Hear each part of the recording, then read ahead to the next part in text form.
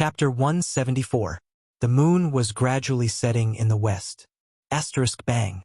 Asterisk a loud rumble came from the center of Shield District. The once insufferably arrogant Hydra, Kalika, had once again dived into the ground and disappeared without a trace. In the endless smoke and dust, a man with only one ear dragged a long metal spear behind him.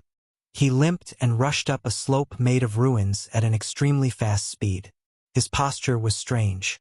Gleeward swept his gaze around him. He could only see a few blood-red tentacles scrambling to crawl into the ground. The boss of Shield District calmly raised the Soulslayer pike and swept the spearhead in all directions. Just as the spearhead swept to the left, the Soulslayer pike suddenly trembled. Asterisk buzz. Asterisk Gleeward no longer hesitated. He took a step forward and rushed in that direction. Asterisk swoosh. Asterisk his pike was faster than a human figure. It instantly pierced into the smoke and dust. Asterisk bang. Asterisk one of the ruins exploded. A disheveled girl revealed herself in the blasted ruins. She avoided the pike by a hair's breadth and flew out. Gleeward did not stop. He chased after Giza and stabbed at her head. The spearhead swept past the left side of Giza's face. The latter's face immediately sizzled as if it was being roasted and began to melt. Damn it! As the blood mystic cursed softly, a few tentacles suddenly extended from under Giza's simple dress. They struck the ground violently and pushed her away.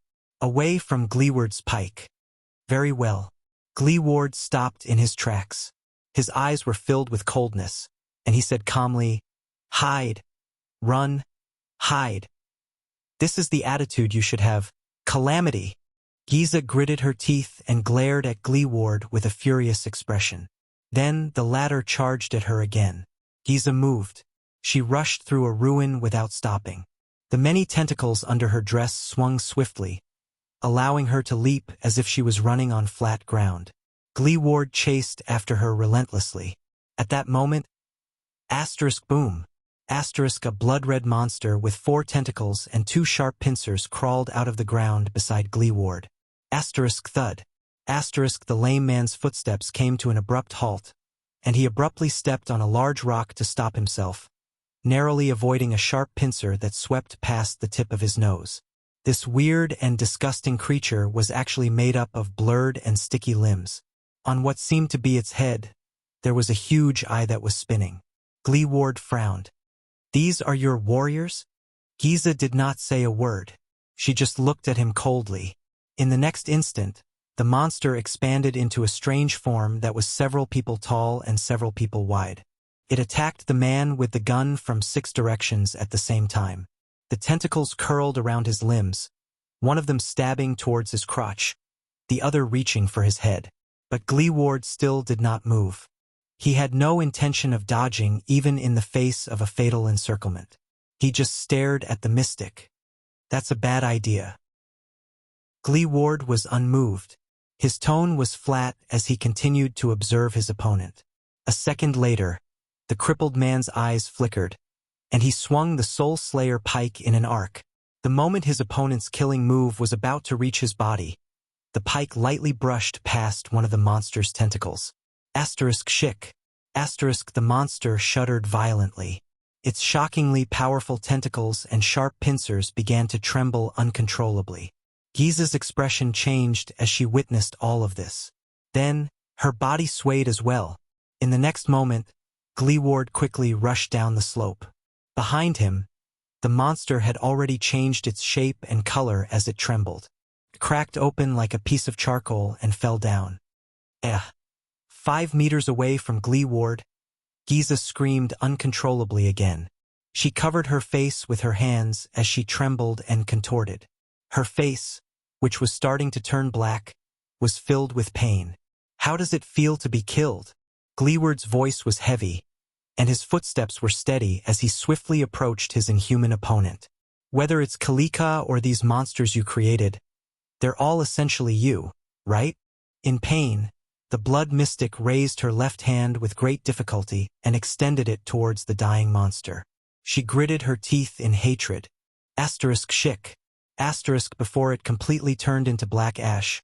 the monster that was stabbed by the Soul Slayer pike exploded into pieces. Blood splattered everywhere. As the monster sacrificed itself, Giza's pained expression lessened as well. However, in the next moment, Gleeward, whose expression did not change but whose killing intent was hidden, had already rushed in front of her.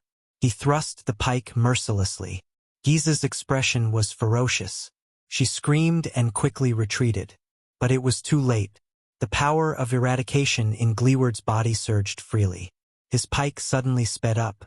Asterisk whoosh. Asterisk the wind howled.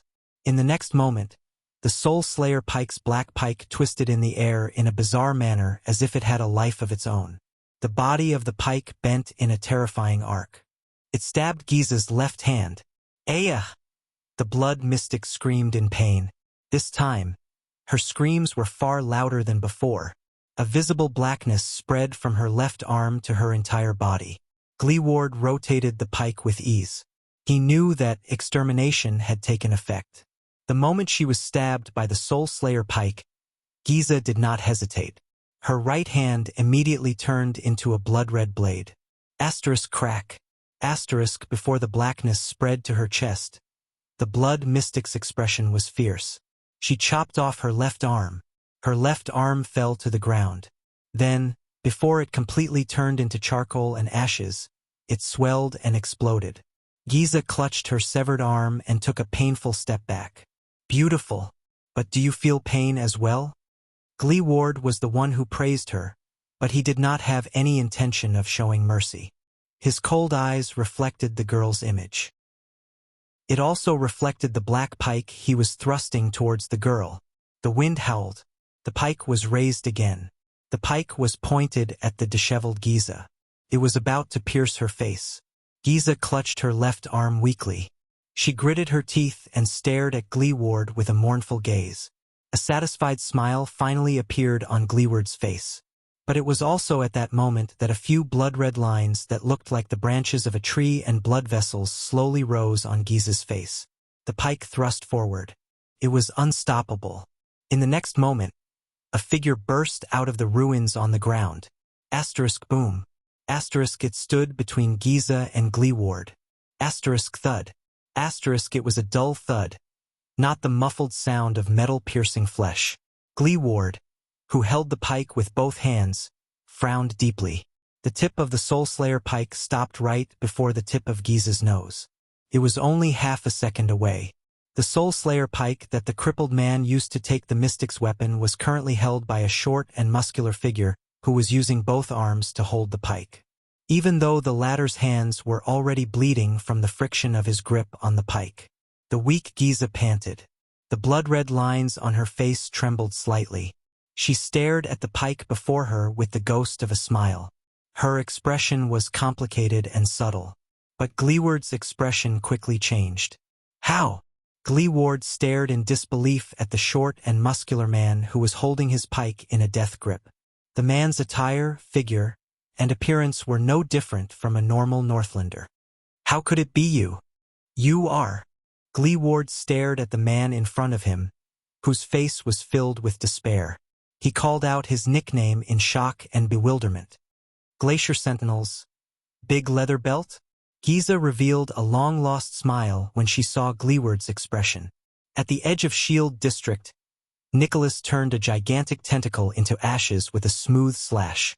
Behind him, the shadows of countless swords and blades could be heard. The elite warriors of the White Blade Guards were carrying out their duty to kill even more smaller tentacles.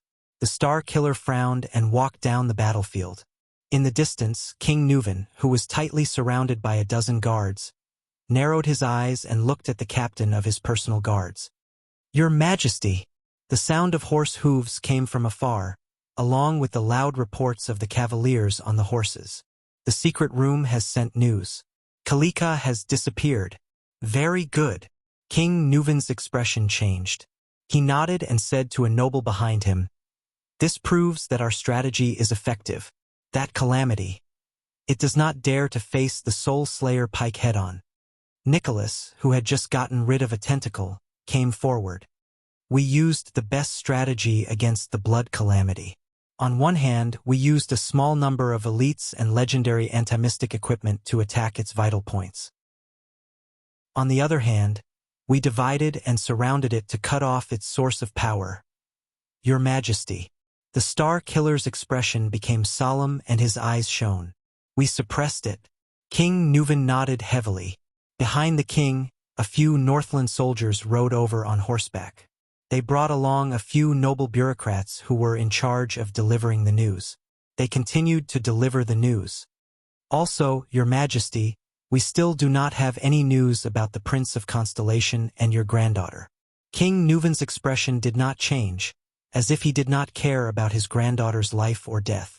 Also, the nobles and the residents of the other districts are talking about it, especially the residents you evacuated. Many of them saw that monster. There are all sorts of comments about the invasion of the calamity. Many of the militias who have been enlisted have asked to immediately change their equipment and join the battle. The situation is a little chaotic, and the patrols are a little overwhelmed. Reply to Madame Kalshan. Continue to monitor that thing and keep the news flowing. King Nuvan turned around and frowned slightly. He thought carefully and then decisively ordered. Also, inform the chief garrison officer to disperse the patrols and pacify the civilians one by one. In the name of the king, this place will be solved very quickly. Ordinary troops without anti-mystic equipment will not be of any use. No one is allowed to recruit or gather troops for any reason. The officials nodded and continued to report the situation. The outskirts of the city are very close. We also received news when we evacuated the residents. Your 6 counts and their vassals have already sent fast horses and messenger crows 3 times, requesting to bring their troops into the city to provide support. Bringing thousands of people to feed that calamity? The king rudely interrupted them. Reply to them that the Waltons have seen their loyalty, but this is no ordinary battlefield. A large number of troops will only make the situation worse. A clerk quickly recorded the king's words, while another worriedly said, in addition, the 4 archdukes have requested your majesty that for your own safety, you should immediately return to Heroic Spirit Palace and explain. King Nuvan nodded and nonchalantly waved them off. Let Lisban deal with the nobles, including the archdukes. Tell them that the king is hunting at the front line. Under such circumstances, it is best for them to shut up. After issuing the order, the heralds rode away on their horses. They actually have a point. You should stay in Heroic Spirit Palace, your majesty, the Star Killer said calmly. The king shook his head.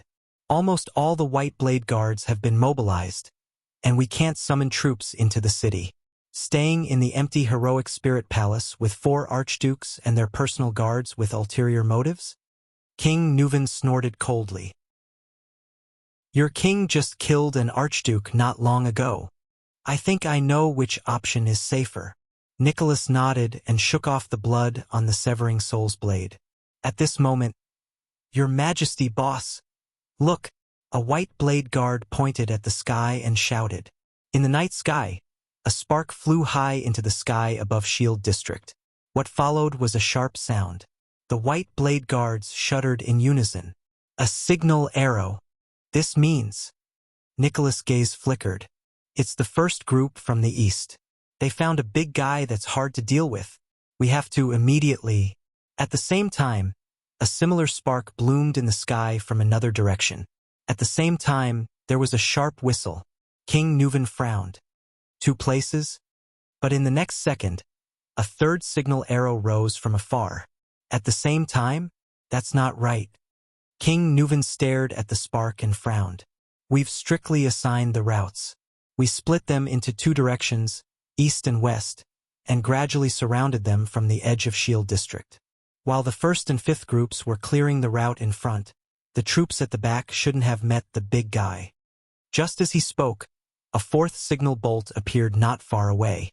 Nicholas' expression changed drastically. So many signals at the same time. There's only one explanation, Your Majesty. A few seconds later, Nicholas panted and said, a new monster broke out from the ground, so other than the 1st and 5th groups, the others also met it. He could not finish his sentence. Asterisk bang. Asterisk a loud rumble was heard. Amidst the smoke and dust, A blurry, indistinct, gigantic creature appeared in the center of Shield District, swinging its countless tentacles. Everyone present stared at the monster, the multi-headed snake, Kilika, dumbfounded. How could this be? King Nuvan gritted his teeth and looked at the nightmare monster that had reappeared. He took a deep breath and looked at the warriors around him. It's such a big target. Isn't it afraid of the Soul Slayer Pike's ability? Gleeward, King Nuvan stopped talking. The old king's expression was unpleasant. He had obviously realized something. There was silence for a few seconds. Then, Nicholas put the Severing Soul's blade into the scabbard on his back and slowly crouched down. He tightened the straps on his legs and nodded solemnly. Your Majesty, I request that we depart immediately. The Star Killer regained his extreme calmness. He said softly, we must slow down the work of clearing these tentacles. I think I need to bring the Severing Soul's blade as soon as possible, to save Gleeward. On the other side of Shield District. Dodge! Black Sword's furious roar was heard. Thales looked at the blood-red tentacle that was charging at them. He gritted his teeth and dragged Little Rascal backwards, but they were far from fast enough. The tentacle slithered on the ground as fast as the wind and instantly slid before their eyes. Then, it suddenly bounced up and shot towards Thales with the sound of the wind. It was as tall as a person. Asterisk whoosh. Asterisk damn it. Thales cursed in his heart as he watched the tentacle lunge at the tip of his nose. I can't dodge it. Little Rascal cried out in surprise. At that moment, that strange fluctuation surged through Thales' body again. Thales felt time slowing down again. In this time that seemed to be playing in slow motion, he could clearly see that the tentacle lunging at him was made up of countless bloody human tissues, from skin to muscles, from blood vessels to bones. In the air, it began to fork from the tip, revealing a section of sharp teeth. It was like a large, abnormally shaped snake lunging at its prey. A wave of nausea surged in Thales' heart. What the hell is this? At the same time, a new surge of strength was born in his body. Thales felt the new strength in his body and calculated where the tentacle would land. The next moment, he pushed Little Rascal away. Then, he pounced on the other side. The tentacle brushed past Thales' right hand and Little Rascal's glasses.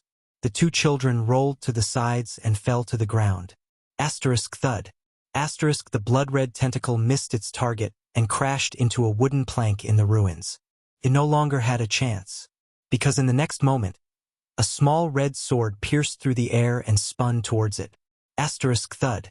Asterisk the blade was powerful and accurate, nailing the tentacle to the wooden plank. It was unable to move. The hilt of the small red sword was still trembling. Although the tentacle struggled continuously, it was nailed by the blade and could not break free. Thales fell to the ground. He seemed to have overexerted himself. His right hand was sore, and he was panting in shock. He turned his head and looked at Black Sword, who was lying on the ground covered in wounds. The latter's right hand was suspended in the air, maintaining the posture of throwing the flying sword. Only then did Little Rascal let out a startled cry. She quickly stepped on her legs and crawled backward. She did not even dare to look at the disgusting tentacle. Thales sat up from the ground and stared blankly at the tentacle struggling weakly by his feet. Well done, little one. Black Sword exhaled weakly and his head fell back to the ground. Your reaction? But Black Sword did not finish his sentence. The part of the tentacle that was nailed to the ground suddenly split open from where the blade had pierced through. Then, it slapped the ground and the tentacle broke free from the blade. Thales shuddered. **T. Be careful, Black Sword yelled. But this time, Thales could not react in time. The tentacle pounced on him and wrapped itself tightly around him. From his left leg to his waist, from his chest to his head. Thales' eyes were also tightly wrapped, and he immediately lost his vision. No! Little Rascal screamed. Thales only felt a shiver run down his spine. It was sticky, greasy, warm, quivering, and occasionally contracting. And a little dizzy? That was what Thales vaguely felt in his daze. It seems quite comfortable. until he felt a greasy, wet, and warm ball slide across the left side of his face and stop at the bridge of his nose. The ball began to tremble continuously, as if massaging his face. This feeling, Thales thought in his daze, is like pressing my palm on my eyelid and feeling my eye tremble in my palm. When he thought of this, Thales shuddered violently. He knew what the greasy, wet, and warm ball that kept massaging the bridge of his nose was. It was someone's eyeball. F***CK. F***CK. F***CK. F***CK. An unprecedented disgust engulfed Thales, immediately waking him up from his hallucination. In extreme panic and nausea, Thales desperately shook his right arm, the only part of his body that was not covered by the tentacle, trying to pull that disgusting thing off. But the tentacle only tightened its grip. Thales clawed at the tentacle in vain, but he only felt that breathing was getting harder and his consciousness was fading. Little Rascal and Black Sword's anxious voices rang in his ears, but he could not hear them clearly. And the eyeball that was quivering even faster? F***CK. His heart beat faster, and the blood vessels in his ears surged more rapidly. Thales, who was suffocating, felt increasingly uncomfortable. Soon he began to see stars. What should I do? A thought flashed through his mind. Right? I still have. He let go of his right arm and reached behind his waist, wanting to touch the JC dagger that Jayla gave him. The dagger. The dagger. But when he touched his waist, he only felt something greasy and warm. The tentacle had also tightly wrapped around his waist. Thales felt as if he had fallen into an ice cave. At that moment, despair overwhelmed him. **T. What should I do? His right hand flailed about behind his waist, but he could not catch anything. What should I do? Then, a hard object brushed past Thales' right hand while he was flailing about. The pain brought Thales, who was on the verge of fainting, some clarity. He mustered the last of his strength and grabbed the long, foreign object firmly. He pulled it out. Then he reached for his head. But the accident happened just like that. The moment Thales lifted the foreign object, a wave of heat from the inside out, from his heart to his right hand, suddenly erupted. It was like the most terrifying flame, roasting his entire body in that instant. Pain, scorching heat, and spasms, these three sensations reached his entire body at the same time. Inside and out, every corner, every tissue, and every cell, illusory sounds appeared in his ears. At first, it sounded like the increasingly loud sound of blood vessels surging. But soon, these sounds changed. Some sounded like waves sweeping across, some sounded like volcanic eruptions, and some sounded like the howling of a storm. Thales opened his mouth, but nothing came out. The only thing that entered his mouth was the fishy, salty taste of the tentacle, and the disgusting organs that slid past his tongue, pieced together from an unknown person.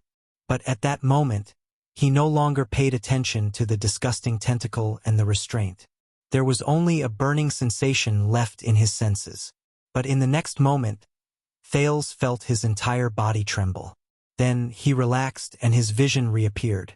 His breathing began to become smoother. His chest was no longer heavy, and the restraint on his face slowly loosened. The tentacle let go of him. Then it slid down silently. At that moment, the burning sensation from the bottom of his heart to his right hand gradually disappeared. Thales panted hurriedly. He struggled to sit up from the ground, gasping for air after surviving a disaster. Then he saw two pairs of shocked eyes. Black Sword and Little Rascal stared at him in a daze. It was as if they had seen something incredible. Thales was shocked. Then he realized that they were not looking at him. He lowered his head and looked at his right hand. Then he could not help but narrow his eyes. At some point in time, Thales' right hand had firmly grasped the weapon Black Sword threw at him. It was the small red sword. But at that moment, the dark red blade of the small red sword was actually emitting a dazzling red light. This is... Thales stared at the small red sword, dumbfounded. He watched as the blade, which was originally dark red and lusterless, gradually became lighter and brighter, becoming a color similar to the blade. It was as if it had just been sharpened. That was not the only abnormality. The disgusting tentacle began to change from the point it approached the small red sword. Thales had seen this change before. It was in the birch tree forest, when the fortress flower was facing the blood mystic. The entire tentacle, which hung limply on Thales' body, began to dissolve, wither, and turn black.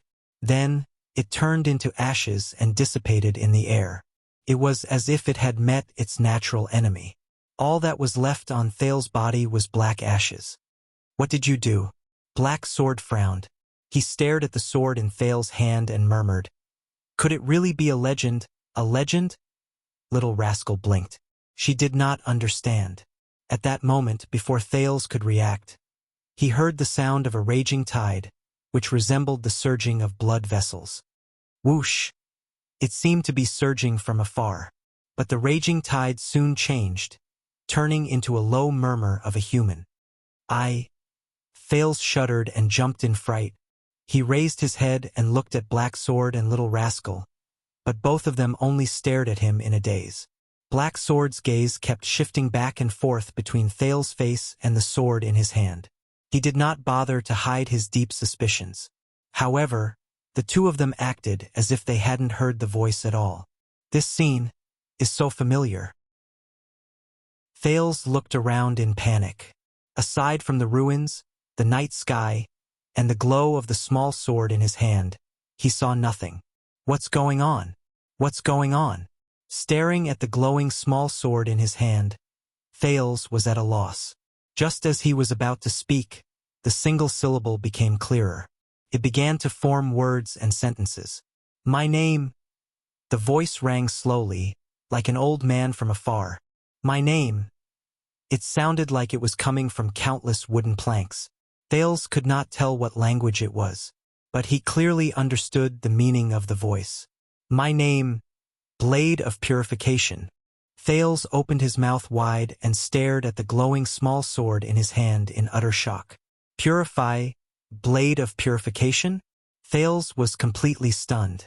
But that was not what surprised him the most. Amid the raging tide, the voice uttered the last two sentences. "It's been a long time," the voice said slowly. "My blood brother." Thales shuddered. Blood, brother, brother? A second later, the voice and the light on the small sword fell silent. Cold snowflakes fell.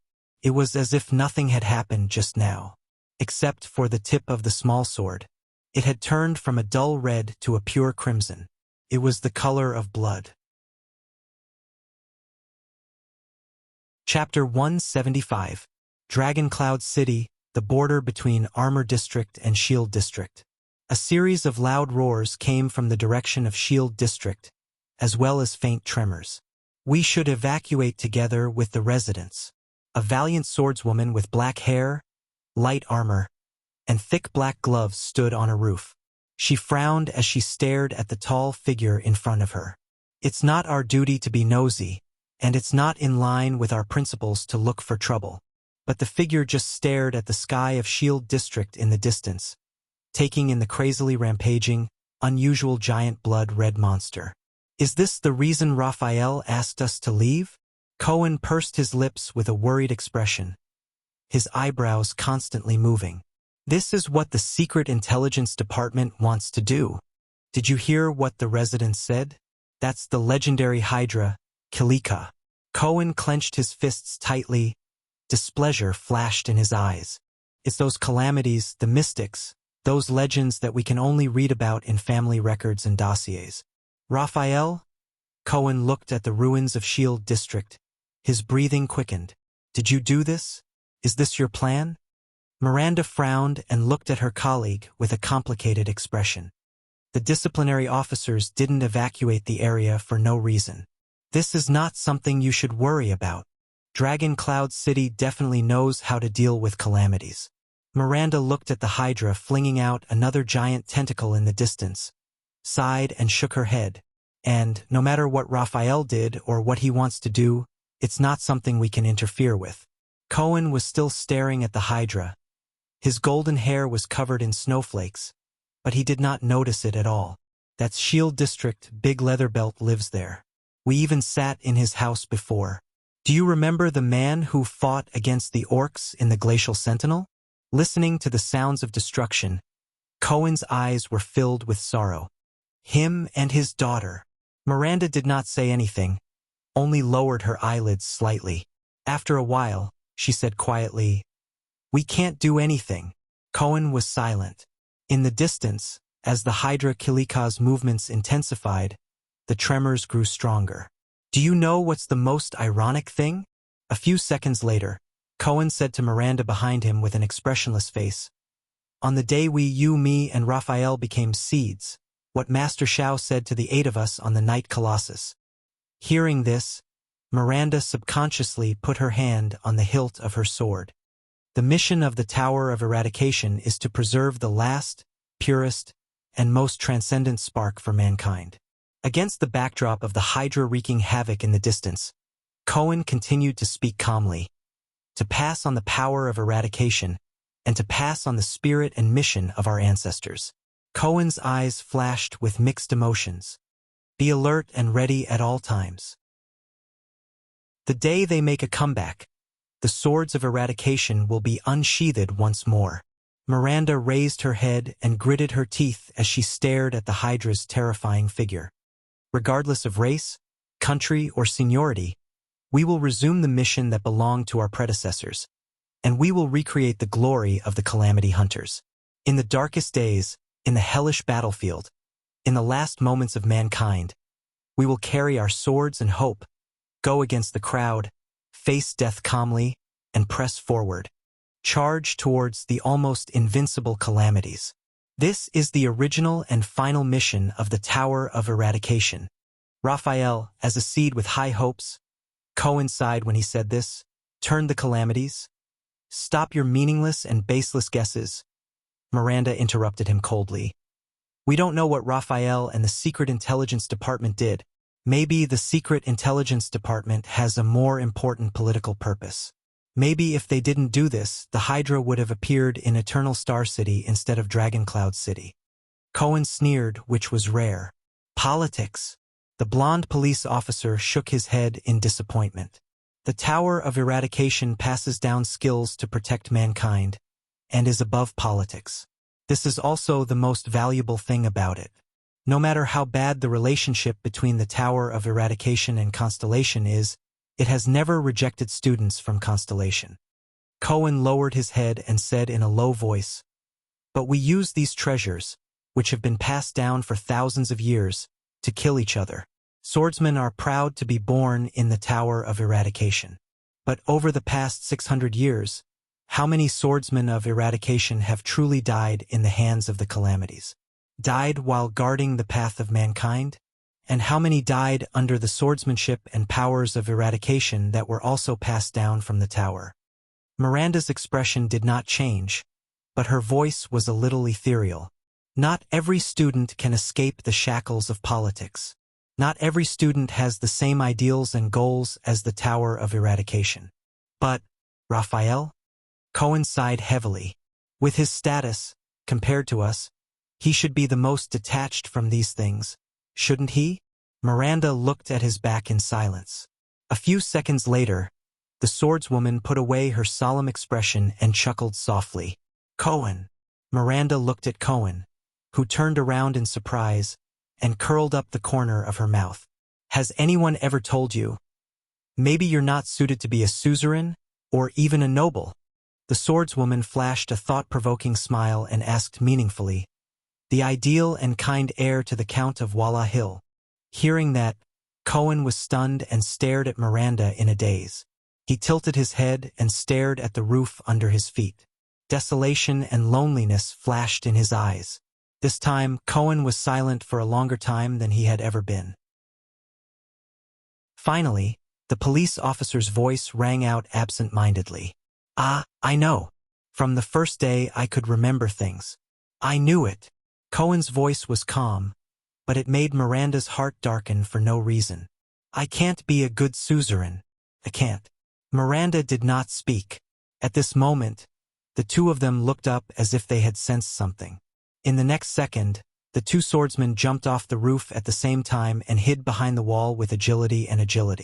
A minute later, two figures flitted past the streets that had already been evacuated. One of the strange footsteps was light, as if he was walking on the ground. The other's footsteps were more normal, and his steps were steady. In terms of movement, Miranda, who was hiding in the dark, thought, both of them seemed to be good fighters. However, both of them seemed to be injured, and their bodies were unstable. I think we should go into Shield District to look for someone, even if that thing is there. One of them sounded very young and impatient, as if he was not satisfied with his companion beside him. I say, can't you say something? Oh, okay. I remember now. Can't you give me some reaction? God. Don't make those gestures that I don't understand. Wait.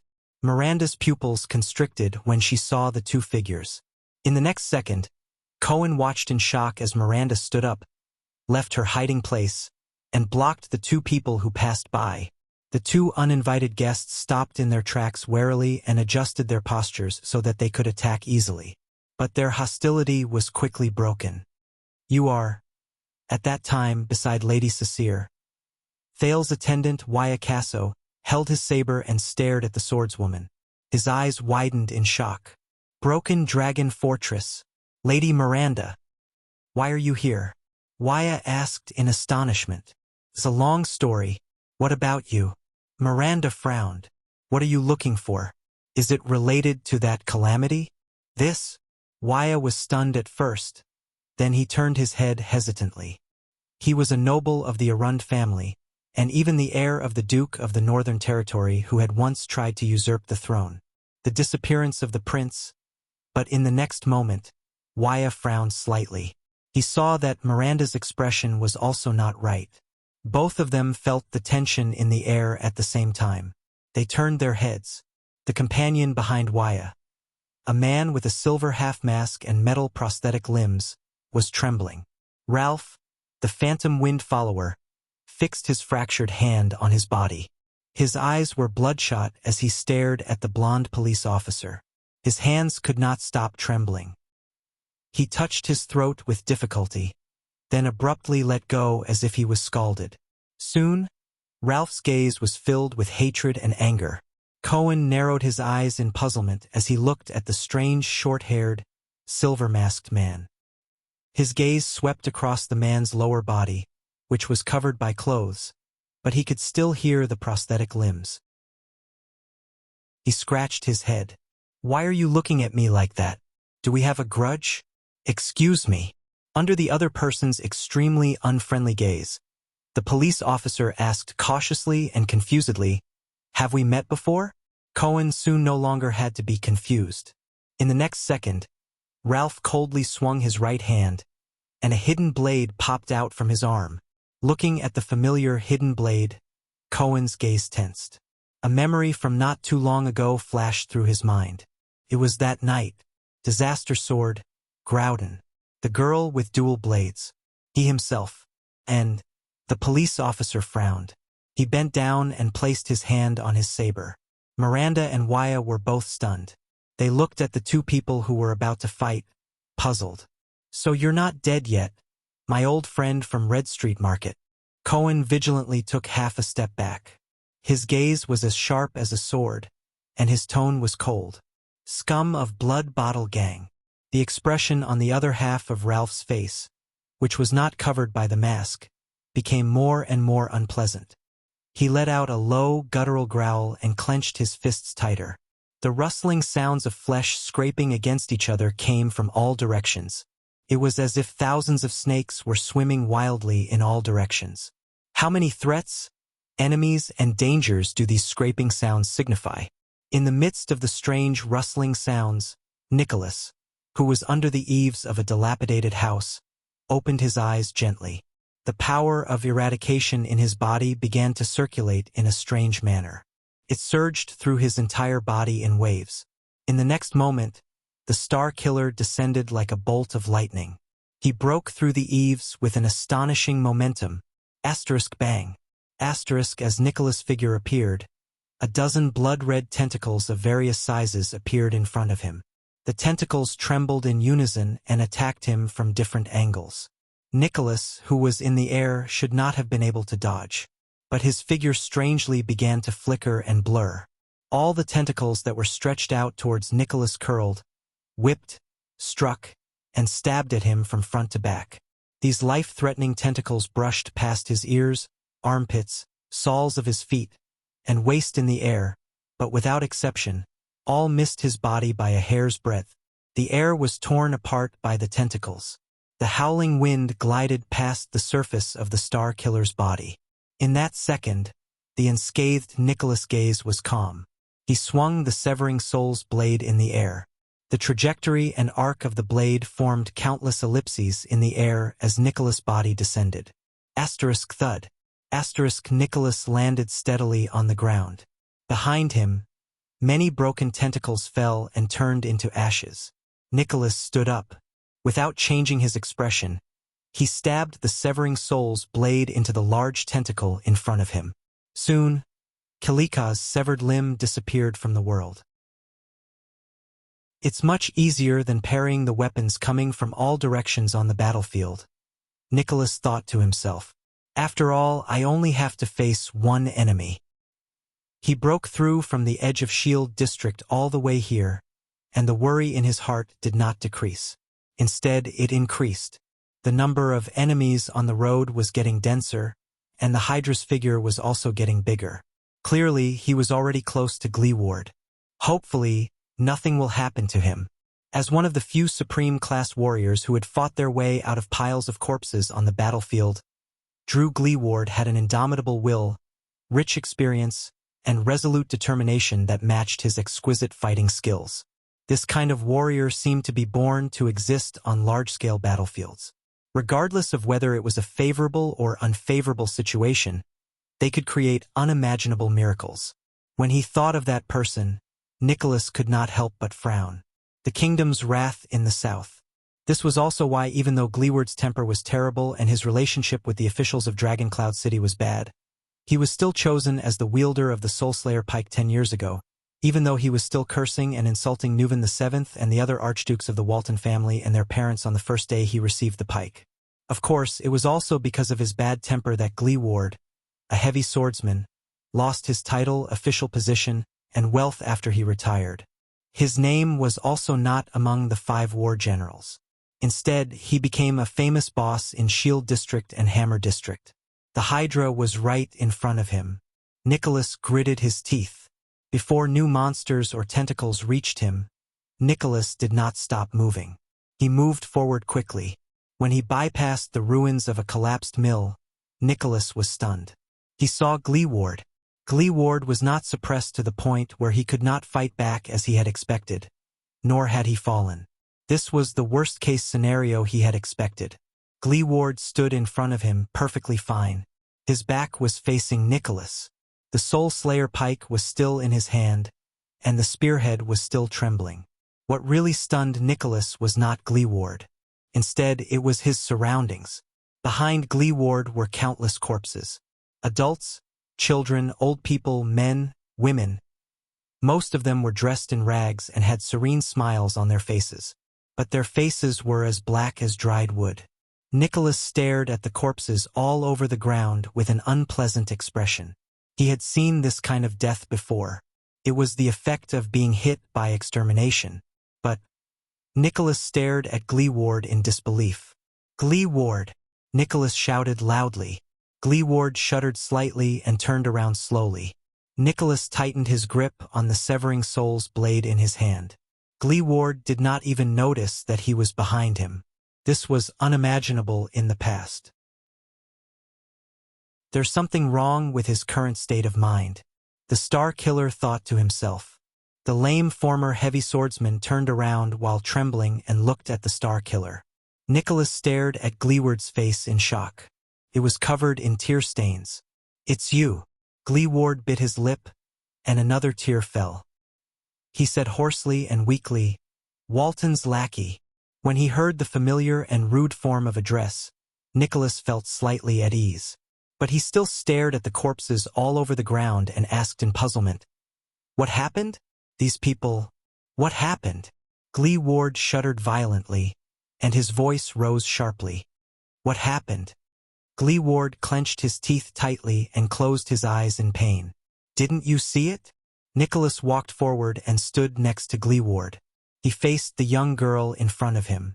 The young girl with a face full of blood-red spots and a gentle smile. Oh! The blood mystic chuckled. Another one? A puzzled look appeared on Nicholas' thin and pale face.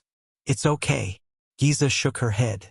Her gaze was relaxed, as if she did not care. I have enough reserves. In the next moment, the mystic gently stroked Kilika behind her. The Hydra shuddered again and released 2 large tentacles.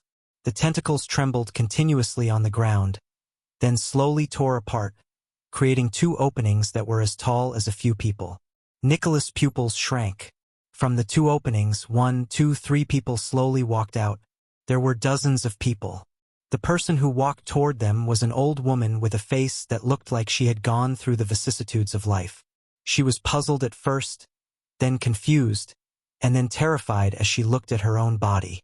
There were dozens of people of all sizes, men, women, the elderly, and the young.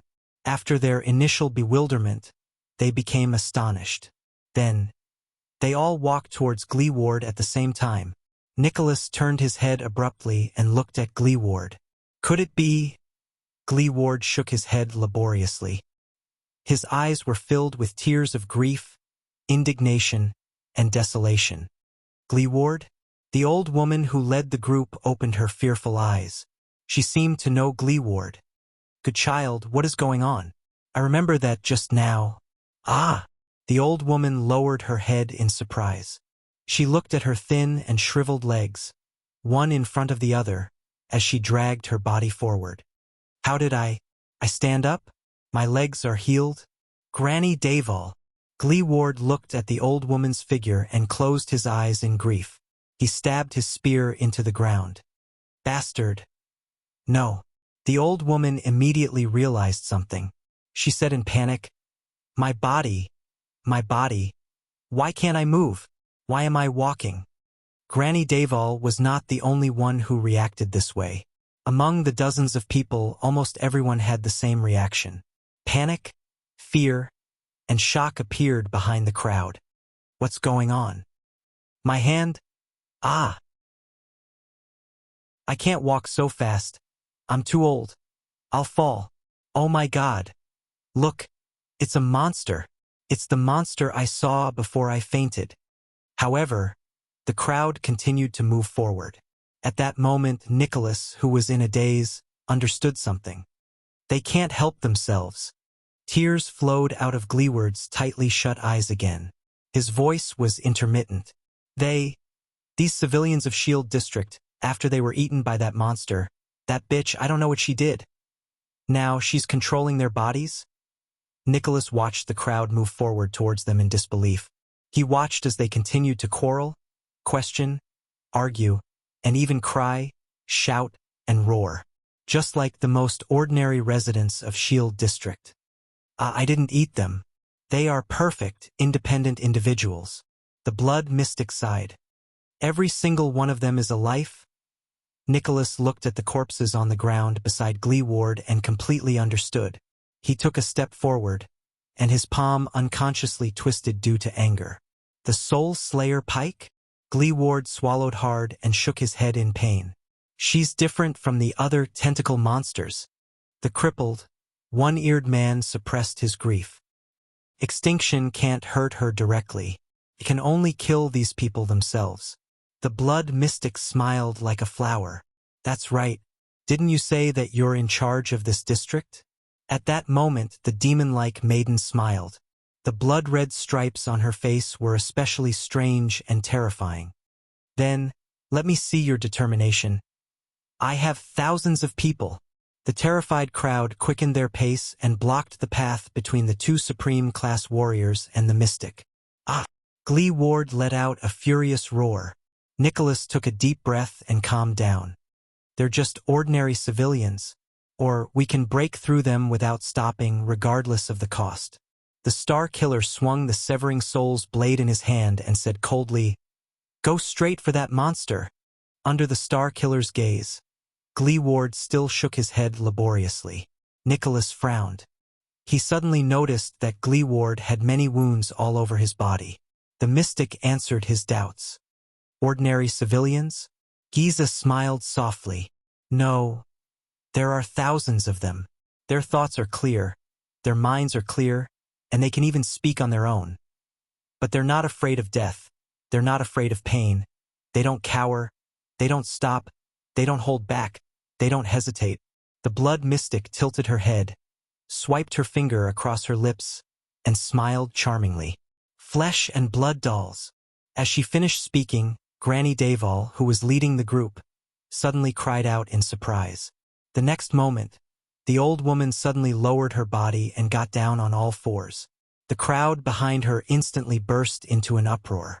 As she cried out in surprise, Granny Daval used her hands and feet like a feline. With agility and speed that did not match her age and body, she leaped more than 10 meters in a few seconds and pounced on Glee Ward as if she was hunting prey. No! Glee Ward roared in pain. He turned the pike around and used the handle to sweep Granny Daval back. As Granny Daval cried out in pain, she flew back to a ruin and fell hard. Asterisk bang. Asterisk the old woman's bones seemed to be very fragile. Just like that, Granny Daval's left hand was bent and deformed. Nicholas widened his eyes in anger. He watched as Granny Daval used her broken left hand to support herself on the ground again and pounced on Glee Ward while she cried out in pain. The old woman's pain screams echoed in Nicholas' ears. I'm sorry. I'm sorry. Glee Ward raised his head abruptly and roared. Aya! This time, Glee Ward widened his eyes in anger. As tears flowed down his face, he trembled as he handed over the pike. Asterisk rip. Asterisk the pike pierced through Granny Daval. Glee Ward child. Granny Daval's face was filled with disbelief. Then, Granny Daval's face turned black. She lost all her life and slowly fell down. The crowd burst into a collective howl of panic. Glee Ward gritted his teeth and panted continuously. Hey, these people aren't as useful as my cuties. The blood mystic covered her mouth and chuckled. The blood spots on her face swayed like reeds in the wind. Of course, you're also much weaker when you face them. Pitiful humans. Nicholas stared at all of this in a daze. Gleeward's eyes were bloodshot. He bit down hard on his lower lip and pulled the pike out of the old woman's body while his entire body trembled. They won't stop. The crippled man gripped the pike in his hand tighter, as if he wanted to leave a palm print on it. No matter how injured or damaged they are, they will only get up again. This was his shield district. They're coming at me wave after wave. These were the people he was supposed to protect. Stop me, kill me. These unarmed, innocent civilians. Unless... Glee Ward roared angrily with a face full of tears. He swung his hands and raised the pike. Kill? The crowd drew closer. Panicked, fearful, and trembling faces that he was incredibly familiar with appeared before his eyes. Kill them? Glee Ward, who was about to break down, was like a trapped beast that had been forced into a corner. He roared in grief, indignation, and despair. Kill them. Nicholas watched the waves of people approach them, then looked at the countless corpses that had already fallen beside Glee Ward. He felt a chill run down his spine. The blood mystic clicked her tongue. TSK, the Soulslayer pike. Is it? Unprecedented anger appeared in her eyes. I know the power of this thing better than you do. The power it can unleash in Rikuru's hands is much stronger than a rookie like you. But I am still standing here in one piece. The blood mystic raised her hands. There was a smile on her face, and her voice was cold. Guess what this proves? The mystic grinned and laughed with her head thrown back. Very well. Giza thought quickly in her abnormally excited state. This way I can at least buy some time. Enough time to search for that boy. Find him. Kill him. Save him. As her thoughts raced, Kalika extended more and more tentacles underground. 2 patches of red appeared on Nicholas' pale face. He spoke slowly and laboriously. So, You've already planned how to face the Soul Slayer Pike from the beginning, right? Starting from absorbing your food. The mystic flashed a bright smile. Gleeward could not stop trembling. He raised his head and looked at the approaching crowd. His eyes were filled with numbness and determination. Nicholas stared at his inhuman opponent. His heart grew heavier. What should I do? Kill all the residents of Shield District who are not dead yet. Kill thousands or even tens of thousands of them. Fight her again? How could this be? The Star Killer took a deep breath and shook his head slowly. The Soul Slayer Pike is recorded in the legend of the world, as well as you and the Hydra, but why is there no record of this scene? I'm not sure about this either. The blood mystic exhaled. Her smile did not fade. But I can make some guesses. Nicholas and Gleeward frowned. Did you know that the Soul Slayer Pike's ability was originally called extermination? The mystic smiled faintly, but later on it was renamed extermination. Gleeward shuddered. Giza chuckled. She raised her head and stared at the cliff of the sky, at the statue of the hero who was holding a pike and staring at the ground. It was a statue of perseverance, courage, compassion, tolerance, and greatness. Originally, Raikuru had a blood heir, the mystic said faintly, his son, his younger brother, his nephew, his uncle, the Extet family who loved each other. Nicholas and Gleeward stared at each other. Their eyes were filled with shock and bewilderment. Until we met on the battlefield. The mystic narrowed her eyes. Her eyelashes trembled slightly. Your so-called human hero. That heartless, cruel, and terrifying man with a heart as hard as stone. Raikuru Extet. In their eyes, the terrifying and cruel blood calamity gently raised her slender fingers and slowly pointed at the advancing crowd, personally lifting the Soul Slayer Pike. Giza's eyes shone with a strange and subtle red light. She parted her cherry lips and revealed a secret that sent chills down their spines. All of them. Did not spare a single one. Killed them all. Chapter 176. Thales stared at the small red sword in his hand absent-mindedly. He did not even notice when little rascal shuddered and moved closer to him. She pulled him up from the ground with all her might. The Blade of Purification. Is that its name? Even under the dim moonlight, the blood-red edge of the sword was extremely bright. Thales tried his best to sort out the thoughts in his mind. He even forgot about the environment he was in. Is this sword a living thing? If it is, why didn't it move in Black Sword's hand? If it isn't, then what is that voice? That voice that came from my ear, no, it's more like it came from the bottom of my heart. Why is it so similar to what happened when the High Priestess of Bright Moon Temple prayed? The moment he touched it, the burning sensation that seeped out of his body reminded him of the scene when his mystic energy went out of control. Is there a connection between the two? It said, my blood brother. What does that mean? It also said, it's been a long time. Have I seen this thing, the legendary anti-mystic equipment, before? More and more questions popped up in Thales' mind, but none of them had an answer. It only made him more confused and confused. What did you do? Black Sword's voice rang in his ear, stern and fierce. Thales was startled. He snapped out of his daze and unconsciously loosened his right hand. Asterisk clang. Asterisk, the small red sword in his hand fell to the ground. Black Sword struggled to lift his upper body with his weak body. He did not know whether it was because of the shock or his injuries, but his expression was very unpleasant. A pair of sharp eyes locked on Thales' face. Why did it suddenly become effective? Thales only reacted then. He looked at the small sword on the ground, took a deep breath and looked up at Black Sword. About that, the second prince forced an awkward smile. I don't know? Black Sword's frown deepened. Little rascal let out a huh. Look, the girl pointed at the ground, her voice filled with surprise. It changed back. Black Sword and Thales were shocked. Their gazes were once again attracted by the small sword on the ground. The small sword that once shone with a red glow in Thales' hand began to change color. The bright blood-like blade on the ground faded once more, turning into the same dull and dark red color as before, as if all its blood had been sucked out. Thales blinked in bewilderment. He was not the only one who reacted this way.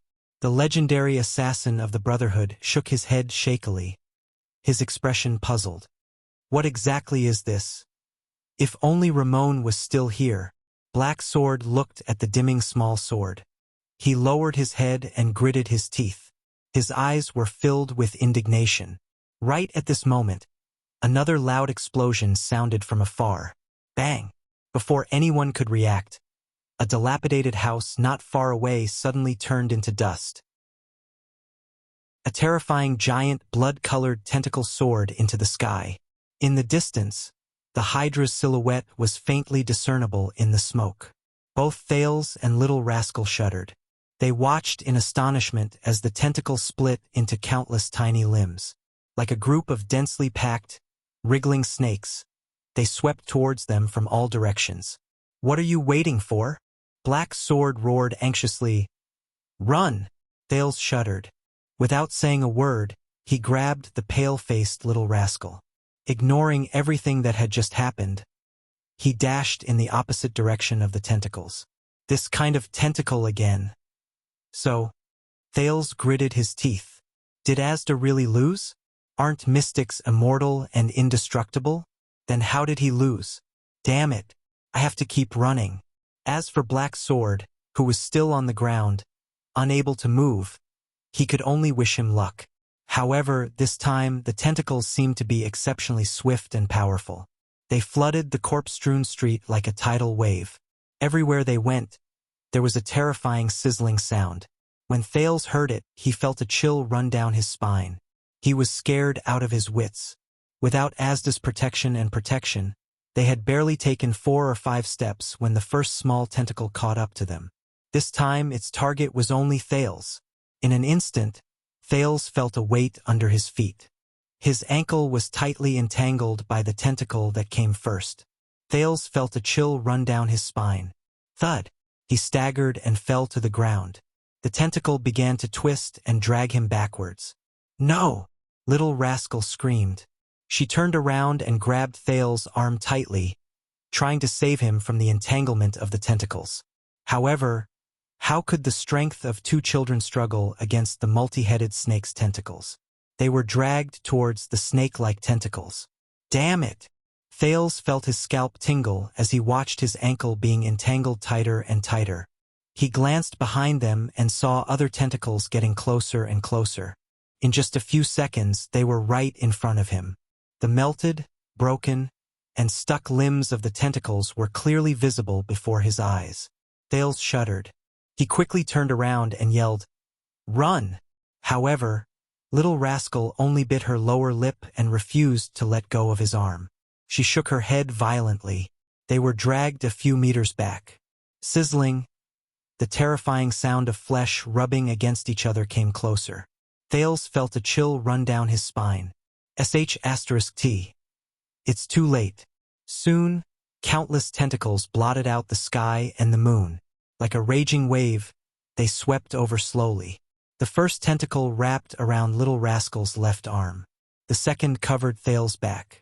The third, the fourth, and the fifth, from his limbs to his body. These tentacles bound him and Little Rascal tightly. No!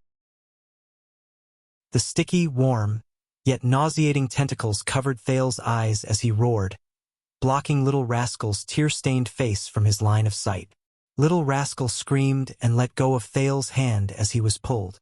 Thales' eyes were about to pop out of their sobs as he watched Little Rascal's sorrowful face disappear before his eyes. No. Thales desperately reached for JC's dagger as the tentacles pulled on him all over his body. At the juncture of life and death, he no longer cared about secrets or side effects.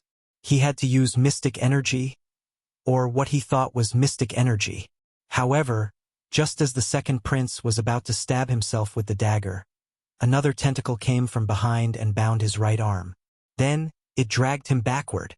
He could not touch the dagger. Thales gritted his teeth in indignation.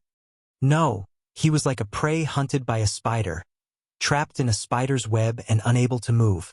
He could only close his eyes and wait for death. But at this moment, Black Sword's low growl suddenly rang in his ears. Ah!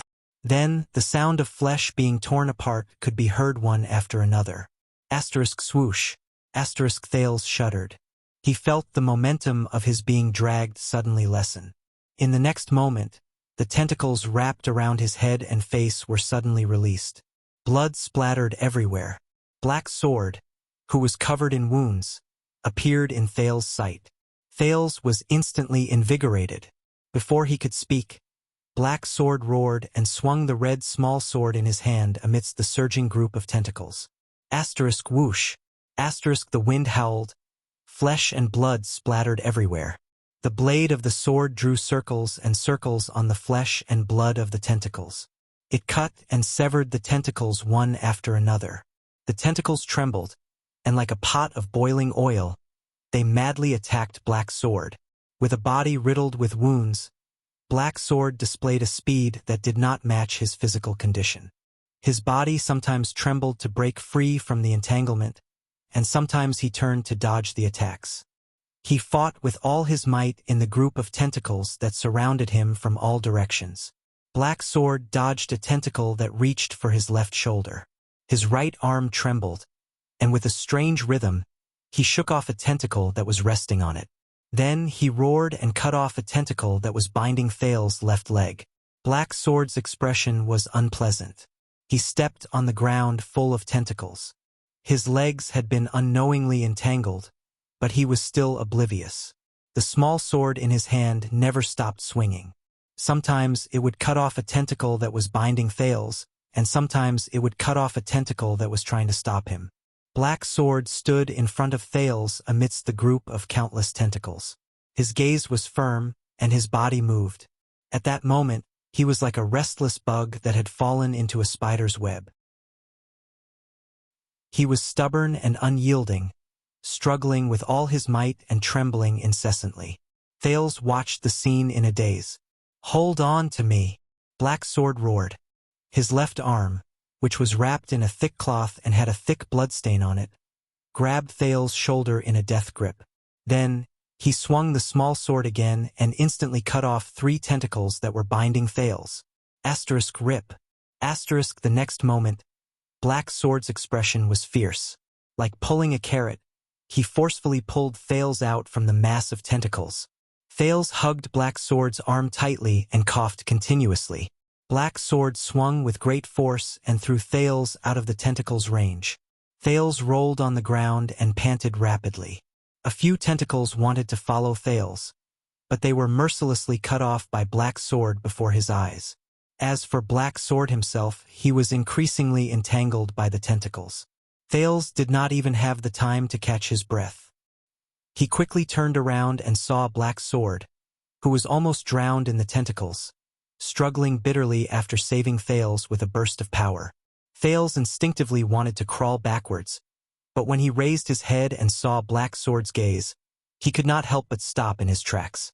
That man was still fighting ceaselessly in the mass of tentacles. This sword, why isn't it working? Black Sword looked at the red small sword in his hand and roared, "These things haven't disappeared." Thales, who had just escaped death, felt mentally and physically exhausted. He propped himself up on the floor and listened to the sizzling sound of the tentacles behind him. The helpless expression on Little Rascal's face when she was finally dragged away appeared in his eyes. He could only feel an unbearable resentment in his heart. How could this be? He gritted his teeth and roared back without thinking. How the F***ck would I know? I was holding it just now and, as soon as the words left his mouth, both of them shuddered. Thales understood something. A tentacle seized the opportunity to wrap itself around Black Sword's neck, causing him to tremble all over. At the critical moment, Black Sword did not swing his sword again. Almost drowned in the tentacles, he gave Thales a deep look. "Little fella." Black Sword suddenly raised his voice. Thales panted and tried his best to stand up. A few tentacles had already bypassed Black Sword and were in front of Thales. However, in the next moment, Thales saw Black Sword move his arm, causing the wind to whistle. A black shadow spun and pounced towards the prince's face. Thales subconsciously narrowed his eyes. He could not help but raise his right hand to protect his head and face. However, the black shadow made a perfect turn and accurately fell into Thales' right palm, which he had just raised. The Prince of Constellation subconsciously clenched his fist and felt a weight on his hand. Thales bent his knees. In a flurry, he caught the small sword that Black Sword had thrown at him. The hilt just flew into his palm. Although I don't want to admit it, Thales took a deep breath. Black Sword's throw was really accurate.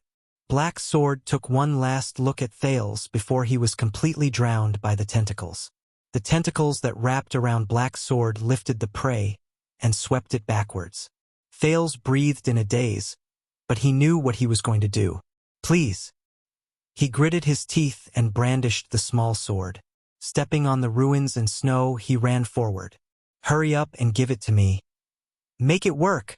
In the next moment, Thales roared with all his might, as if that would calm him down. He swung the small sword at the tentacles that were pouncing towards him. One of the tentacles touched Thales' face, causing him to feel numb. The other tentacle reached for his hands and made an unpleasant sizzling sound. However, in the next moment, that strange burning sensation attacked his heart again.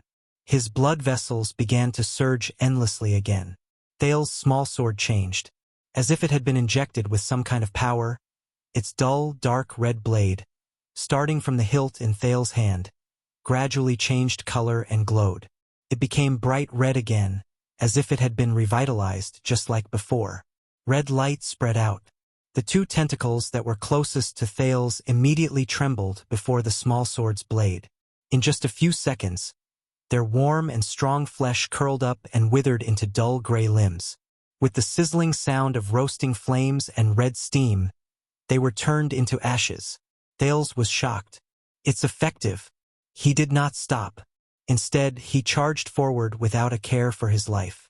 Not far away, the blood mystic, who was facing off against Glee Ward and Nicholas, turned her head and cast a glance in his direction. Giza's tentacles were very memorable. Thales did not want to experience the warm, solid, sticky, and slippery sensation when he bumped into them. It's too disgusting. But this time, Thales only lowered his head, raised his small sword, and charged forward with all his might.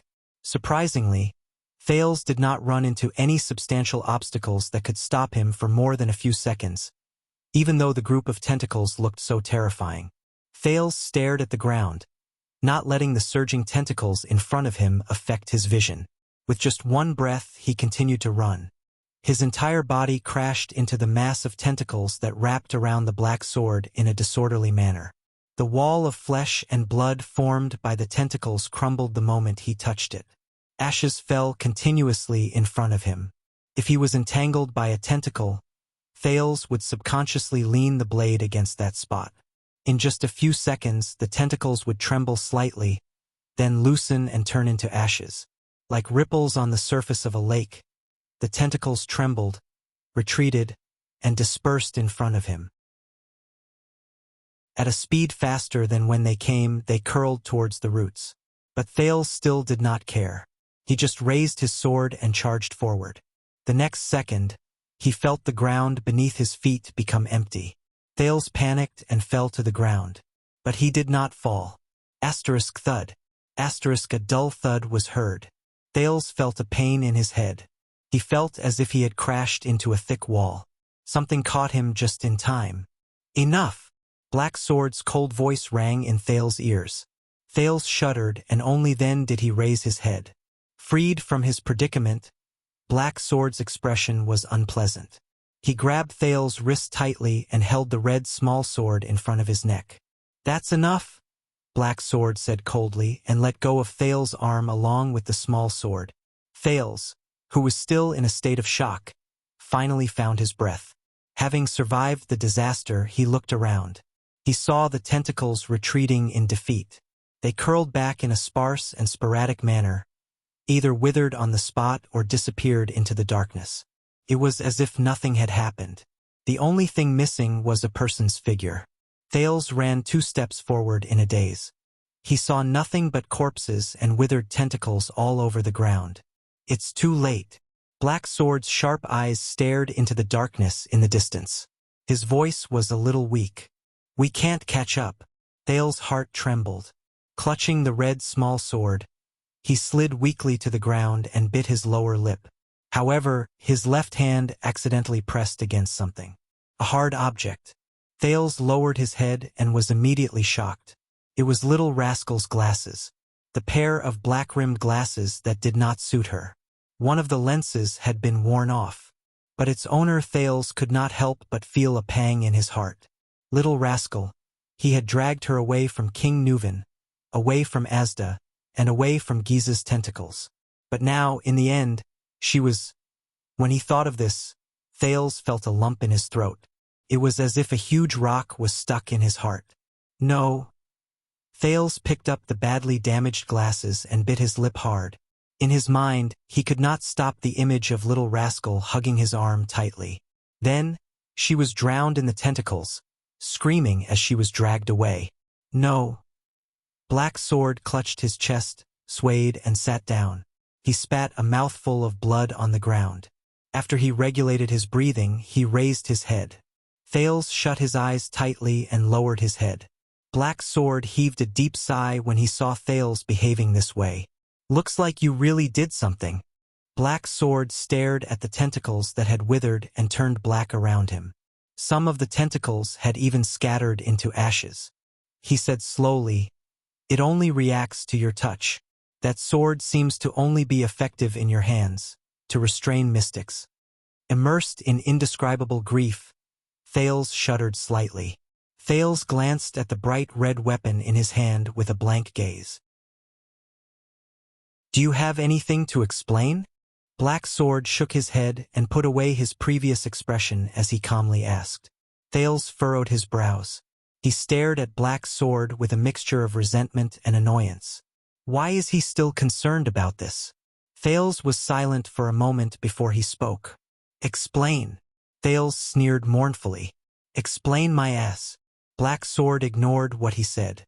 Instead, he stared at Thales' face.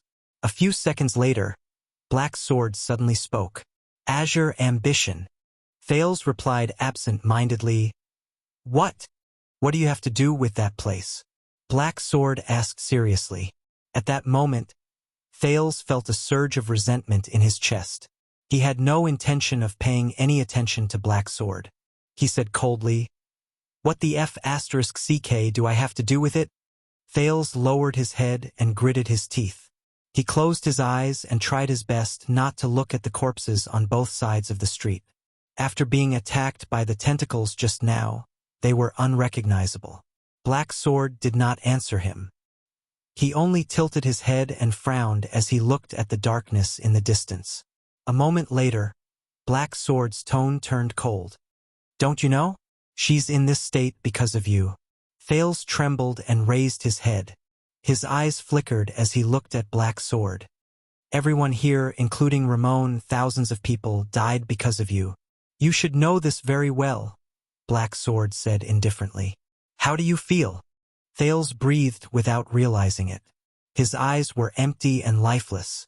"This is the disaster brought about by those monsters," Black Sword said flatly. 12 years ago, I saw such a tragedy. Corpses were strewn all over the place. Countless ruins, companions who were snatched away, innocent people involved, and the monsters' indifferent and hateful gazes, as though no one was around. To those monsters, we're just worms that can think and talk. Compared to their goal, even if it's an extremely ridiculous goal, we're not worth mentioning. Thales gritted his teeth and narrowed his eyes. "What are you hinting at?" "The mystics destroyed the entire city. You and I have to take responsibility for it." Black Sword let out a long sigh. The injuries on his body seemed to have healed a lot. "So, we have to do something, even if it's for the sake of the girl beside you, isn't that right?" Thales pinched the black-rimmed glasses in his hand and regulated his breathing. "You need my help," Thales said with certainty. Black Sword nodded slowly. "This sword can only be effective in your hands." Black Sword stared into Thales' eyes. "Since we've already obtained this weapon, We have to do something. So yes, I need your help. Black Sword repeated his words. What do you want to do? Thale's breathing became erratic. His voice was a little hollow. This time, Black Sword stared at him for a long time before he slowly spoke. Look around us. Look at the ruins they left behind. Black Sword stood up shakily from the ground and gazed into the distance. That thing is still wreaking havoc. I'm guessing that Dragon Cloud City can no longer control the situation. Thale's entire body trembled. He came to a realization. You want... Thales was a little surprised. He followed Black Sword's gaze and turned his head to look at Kalika in the distance. You want to find... the Blood Mystic? We want to end all of this. Black Sword nodded. To end this city's nightmare. If we're lucky, we might even be able to save that girl. If she hasn't been eaten by that thing. Thale's breathing slowly quickened. Otherwise, as long as you're still here, as long as that thing is still here, Black Sword said meaningfully, you and the unlucky people around you won't have peace. Even if that girl is rescued, she'll eventually fall into the hands of those monsters again. Even if you have this sword. Thales furrowed his brows and looked at the small sword in his hand. A few seconds later, he said in a low voice, the blade of purification. What? Black Sword furrowed his brows. Thales stared at the sword in his hand and its blood-red blade. A resolute look flashed in his eyes. The name of this sword is the Blade of Purification. Black Sword looked at him and suddenly laughed. You really do know something. Not much more than you do, Thales said emotionlessly, his eyes lifeless. So, little guy, what's your decision? Black Sword did not continue the topic. He looked at the young prince with a forceful gaze. As the youngest wielder of the legendary anti-mystic equipment in history, Thales took a deep breath. He stared at the blade of purification in his hand. Only the howling cold wind and the faint sizzling sound of the Hydra remained in his ears. Asda's profound gaze appeared before his eyes. Giza's sweet and gentle smile. Little Rascal's tearful expression. The screams of the Northland residents fleeing for their lives rang in his ears. In that instant, Thales' gaze became resolute. All right, I'll go with you. But before he could finish, Black Sword suddenly said, by the way, let me remind you. Thales was stunned. Excessive use of the legendary anti-mystic equipment will put a huge burden on the body, Black Sword said calmly. If you can't control its power, it'll be dangerous. Hearing that, Thales was slightly stunned. He lowered his head and scrutinized the blade of purification in his hand again. Under the moonlight, its blood-red blade looked so bright and dazzling. Dangerous? He said in a daze. Especially for those who have not reached Supreme Class, they can't guarantee absolute control of the legendary anti-mystic equipment. Black Sword's voice continued to ring. And you better think it through. Black Sword's words were extremely cold. Thales frowned heavily. In that instant, he suddenly thought of Gilbert, Yodel, and Gines. He thought of their gazes, even though he had never seen Yodel's gaze. He thought of what Gilbert had told him, that he had to protect himself first when he encountered a calamity. But he also remembered his own identity. Every time I use mystic energy, I have to pay a heavy price, right? And he thought of Giza's smile again, and her gentle but determined gaze. She won't let me go. Thales sneered. You were persuading me to go with you to find the mystic, and now you're saying this? What's your answer? Black Sword raised his eyebrows slightly. Thales' gaze gradually focused. He raised his head and looked at Black Sword's sharp gaze. Then he nodded heavily. Let's go, Thales said flatly. Let's go and see that cute big sister.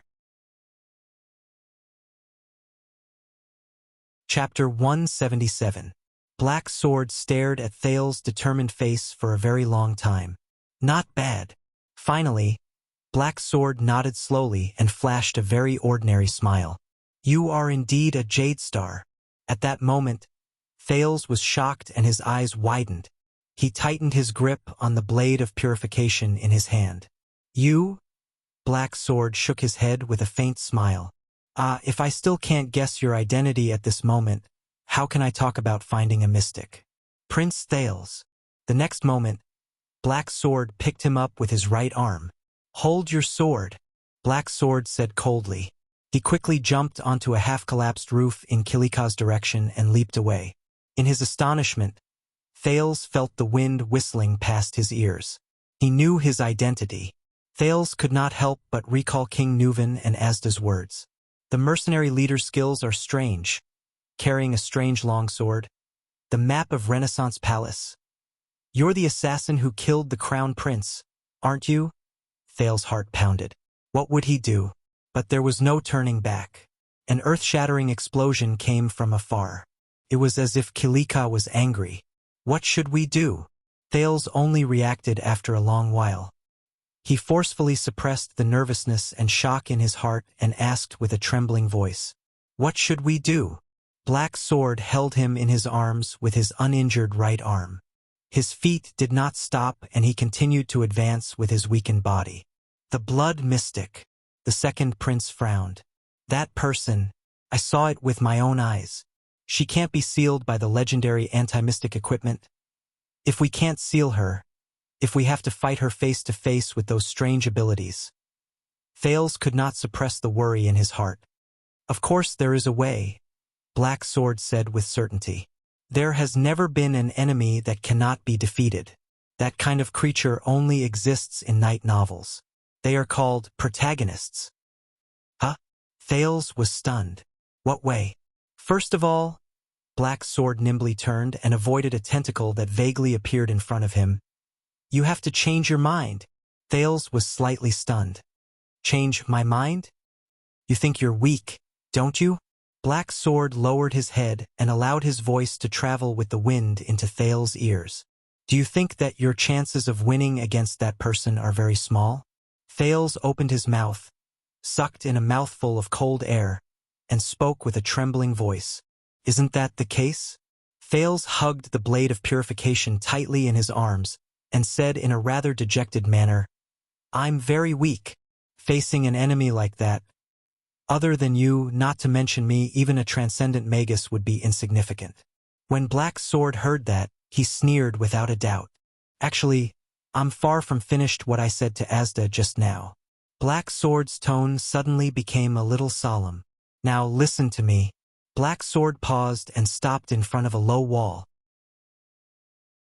Next to them was a pair of lovers who were hugging each other, motionless. No, little fellow. Black Sword's tone was extremely cold. The sound of a house collapsing came from afar. The battle seemed to be very intense. Under Black Sword's murderous gaze, Thales suddenly felt inexplicably nervous. He said resolutely and decisively, You're not weak at all. This time, when he heard Black Sword's unquestionable tone, Thales was truly stunned. Do you think that you're powerless and vulnerable, and that anyone with the slightest bit of ability can manipulate you? Black Sword lowered his voice and hid behind the low wall with Thales, listening to the sizzling sound that came from nearby. Then why are you still standing here? Thales was a little speechless. I'm lucky. I'm occasionally a little clever. I can bluff my way through every time.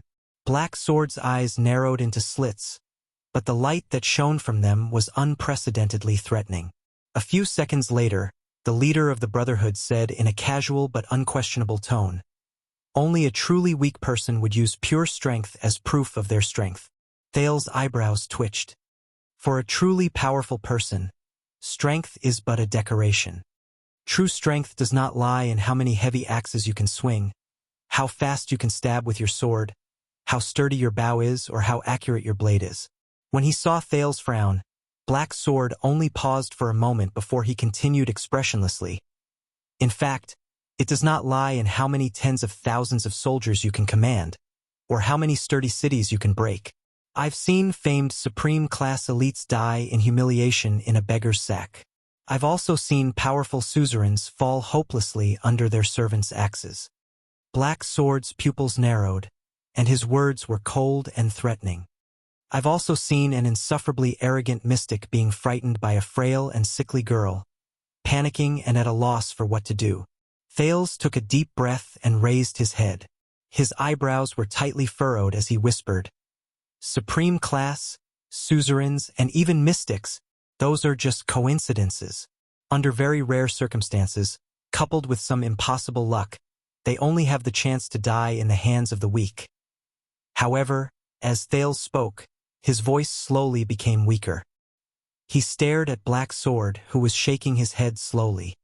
"You're right," the ordinary-looking man exhaled. "Coincidences, circumstances, luck, opportunities, and so on, when all of these are added together, they are the key to determining the difference between the strong and the weak, the superior and inferior, and the difference between victory and defeat." Thales widened his eyes, slightly startled.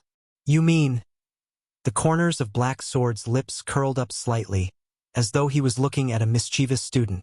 "A truly powerful person views all the factors that determine victory and defeat as their own strength." The sizzling sound disappeared beside his ears. In the next moment, Black Sword's figure rose from the ground again. Thales shut his eyes tightly, feeling the frost and snow blowing against his face. But Black Sword's words still reached his ears without missing a single word. They were clear and unmistakable. A truly powerful person turns disadvantages into advantages, disadvantages into advantages, death into opportunities, and absolutes into uncertainties. They turn their enemy's strength into their weakness, and infinitely magnify their own strength. They seek hope in a hopeless situation, fight for a turnaround in a loss, sublimate a favorable situation into a sure-win situation, and turn unforeseen circumstances and accidents into their own aid. Black Sword stepped over a man who had fallen to the ground. The dead man's face still showed signs of suffocation. They turned into an alley that was missing half of its entrance. The sounds of intense battle ahead were getting closer. As the cold wind blew against his face, Thales could not help but say, But Black Sword did not allow him to interrupt. Instead, he continued, "They unfold a chessboard in the vast world, using all living beings as chess pieces and everything in the world as chess pieces.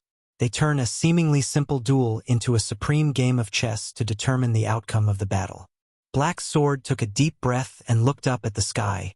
These people turn what the enemy relies on into what they own, and regard factors including the enemy, themselves, the situation, and luck as bargaining chips. These people who grasp everything in their hands, take the world into their hearts, and see the entire situation.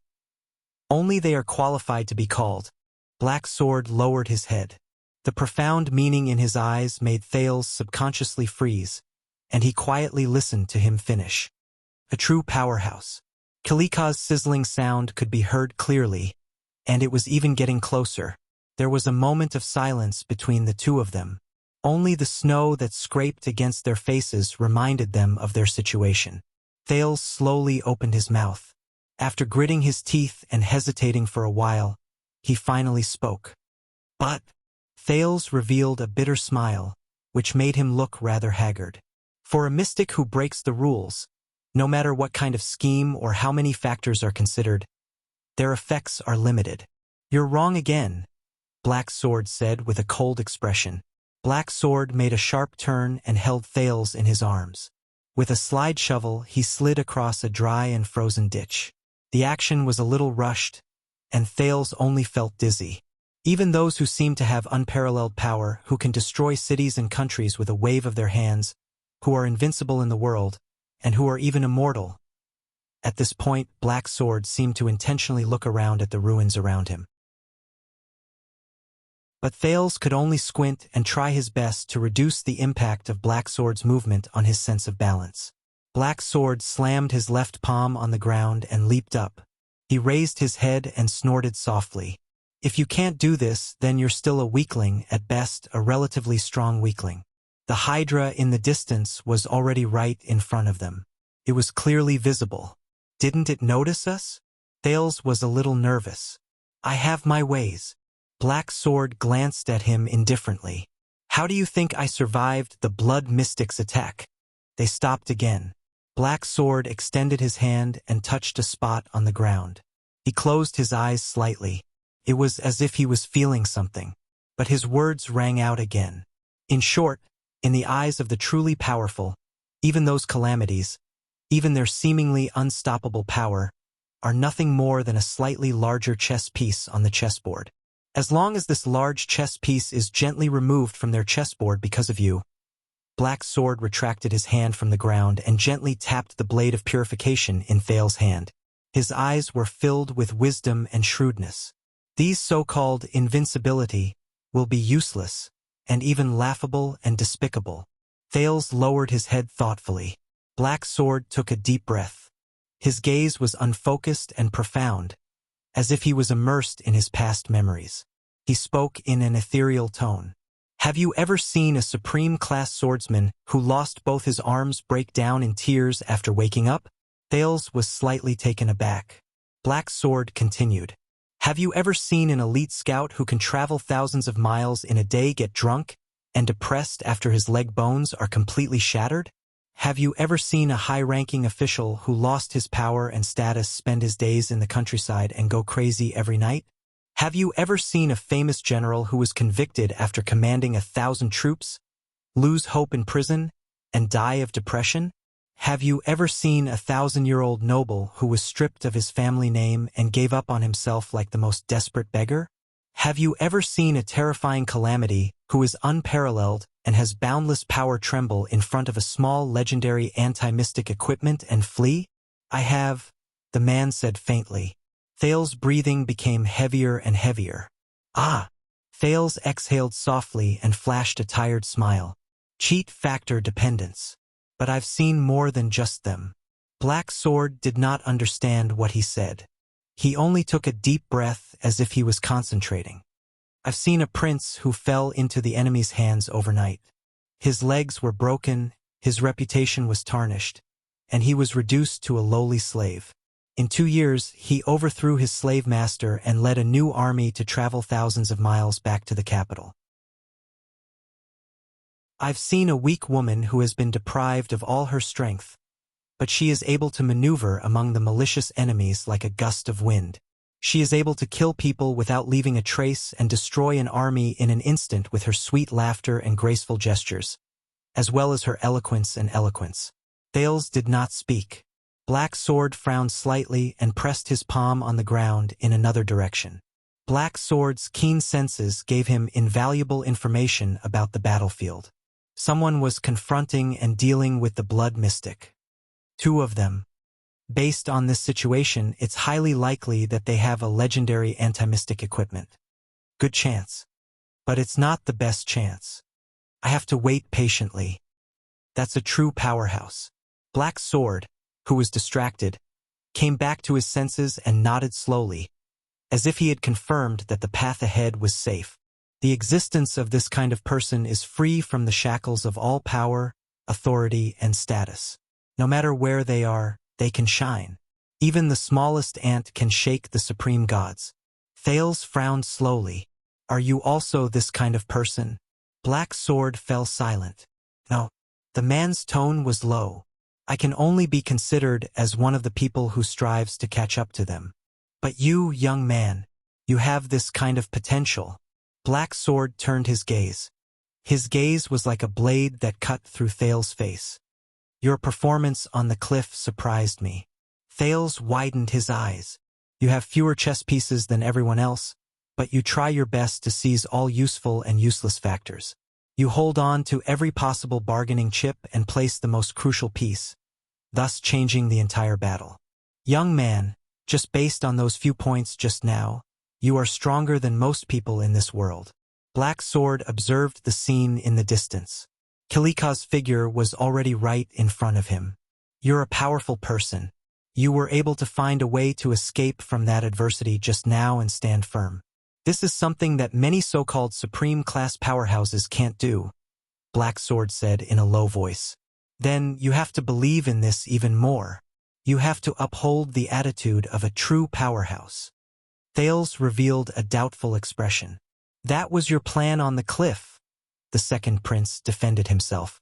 From the initial probing attack to holding me hostage to find an opportunity, I even suspect that you accepted my suggestion in the end. Throwing me off the cliff was also part of your plan.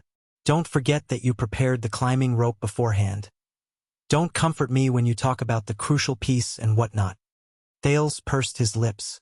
Black Sword's expression froze. I'm doing this to encourage you. Black Sword's expression was unpleasant as he coughed softly. And, don't interrupt. Thales flashed a sheepish smile. Black Sword heaved a sigh. A man's furious roar traveled into his ears from Kilika's direction. Thales was a little hesitant. He wanted to stretch his head out to look at the scene outside, but Black Sword unceremoniously pulled him back down. In comparison, those who regard pure power and authority as a single factor that determines victory and defeat as the supreme scripture to distinguish between the strong and the weak are long outdated. The era of knights dueling one-on-one has long passed. Sadly, in this era where crossbows can pierce through armor, horses' hooves can crush flesh, catapults can break city walls, and mystic guns can roar, most people still think of the ridiculous era of knights. They see battles as comical shows where two people arm wrestle on a table. Black Sword revealed half of his head and observed the outside world. His eyes shone with a brilliant light. Most people still think of the ridiculous era of knights. They see battles as comical plays where two people arm wrestle on a table. Their pitiful vision is locked on their wrists and muscles, on their bodies, on the table, and on their arm-wrestling wrists. Black Sword smiled disdainfully. Just like you right now, your vision is locked on the mystic's inextinguishable myth and unparalleled power. What else can I do? Thales retorted, a little unconvinced. It's not as simple as a big chess piece. It's a big chess piece that can smash through the chessboard. Then work harder. Black Sword cut him off coldly. Let it smash through the chessboard and into the ground. Thales was a little stunned. Is he quibbling? Remember, from what I see, you are not a weakling. Black Sword lowered his head. His tone was very serious and frightening. Never have the doubt that I'm not strong enough. That's for the weak. How did the humans defeat the ancient orcs when they were at an absolute disadvantage? How did they win the battle of eradication? Black Sword's eyes shone with unprecedented determination. Isn't it clear enough? Thales stared blankly into Black Sword's eyes. Those determined, cold, but extremely clear eyes. Northland military sword style. Thales said subconsciously. Black Sword's expression changed. What? I remember now. Earlier on the cliff of the sky when you charged towards Asda, it was the Northland military sword style. Thales narrowed his eyes. The sword style used to defend against the ancient orcs. He quickly raised his head and looked at Black Sword. Why are you telling me this? Black Sword stared at him. The corners of his mouth slowly curled into an ugly smile. First of all, I won't bring along a burden, Black Sword said flatly. Especially a burden who has the potential to be powerful, but is full of the awareness of a weakling, and only knows how to try his luck at a critical moment. This kind of person is the most troublesome. Thales raised his eyebrows in resignation, but he was a little anxious. What are they waiting for? Kilika and Giza are right in front of us. But Black Sword stubbornly finished his sentence. Secondly, only when you change your mind and understand this principle can you make the best use of all your chess pieces. Thales thought of something. He looked at Black Sword, puzzled. Chess pieces? You mean this sword? Thales scratched his head and raised the blade of purification in his hand. Yes, but it's not just this. Black Sword slowly adjusted his breathing. His gaze became colder. You have a strange power, don't you? In that instant, Thales felt as if he was struck by lightning. No way? Strange power? Don't tell me he's talking about my mystic. However, Black Sword's next words stirred up waves in his already shocked heart. It's that power that allowed you to see Asda's air wall, see through its essence, and even warn me. Black Sword's words were like a heavy hammer, pounding on Thales' heart. It even allows you to see further, run faster, have more strength, and have more acute reflexes. Power! Thales stared at Black Sword in a daze. Not mystic energy? Wait a minute. It's that fluctuation? How did he know? It's because of that power that you were able to dodge that tentacle just now, Black Sword said coldly. Thales opened his mouth wide and could not close it for a long time. The silence lasted for a few seconds. You mean? Thales could hear his heart beating faster and his blood surging.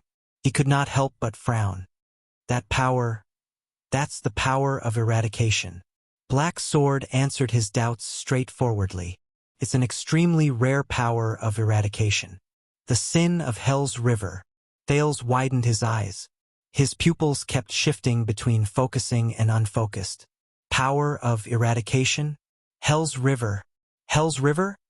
Although I don't know how you obtained it at such a young age. Black Sword took a deep breath and furrowed his brows, as if he was a little disappointed. But there's no doubt that it's one of your most powerful chess pieces. It can even decide the outcome of the battle. Sin of Hell's River? After a long while, Thales came to his senses and said absent-mindedly, "What the hell is this name? I didn't say that its name is nice." Black Sword stared at his expression, as if he wanted to see flowers blossoming on his face. It just needs to be useful. That's enough. Useful. Thales raised his head and tried hard to adjust his chaotic thoughts. He remembered the first time the fluctuation surged in the birch tree forest. He also remembered the moment when he first saw those strange fluctuations on Ramon's body in Broken Dragon Fortress. I don't even know what that is. Thales frowned. Do you? Sparse rumbling sounds came from behind the low wall. A few seconds passed. Under the moonlight, Black Sword's ordinary face actually looked a little frightening at that moment. In that moment, Thales vaguely felt that Black Sword's expression was a little lonely and sorrowful. I don't just know. Thales blinked. As the Hydra's hissing became increasingly noisy, Black Sword spoke softly. We're more of the same kind. The kind of slaves who are cursed. Thales sucked in a breath in shock. Same kind? Slaves? Wait, that power.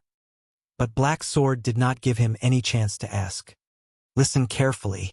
The legendary leader of the Brotherhood raised his head and looked at Kilika's terrifying body that was growing stronger by the second. Using the most ordinary and even somewhat dull tone, he said in a low voice, "Before we make our final move, about how to use the sin of Hell's River." Chapter 178.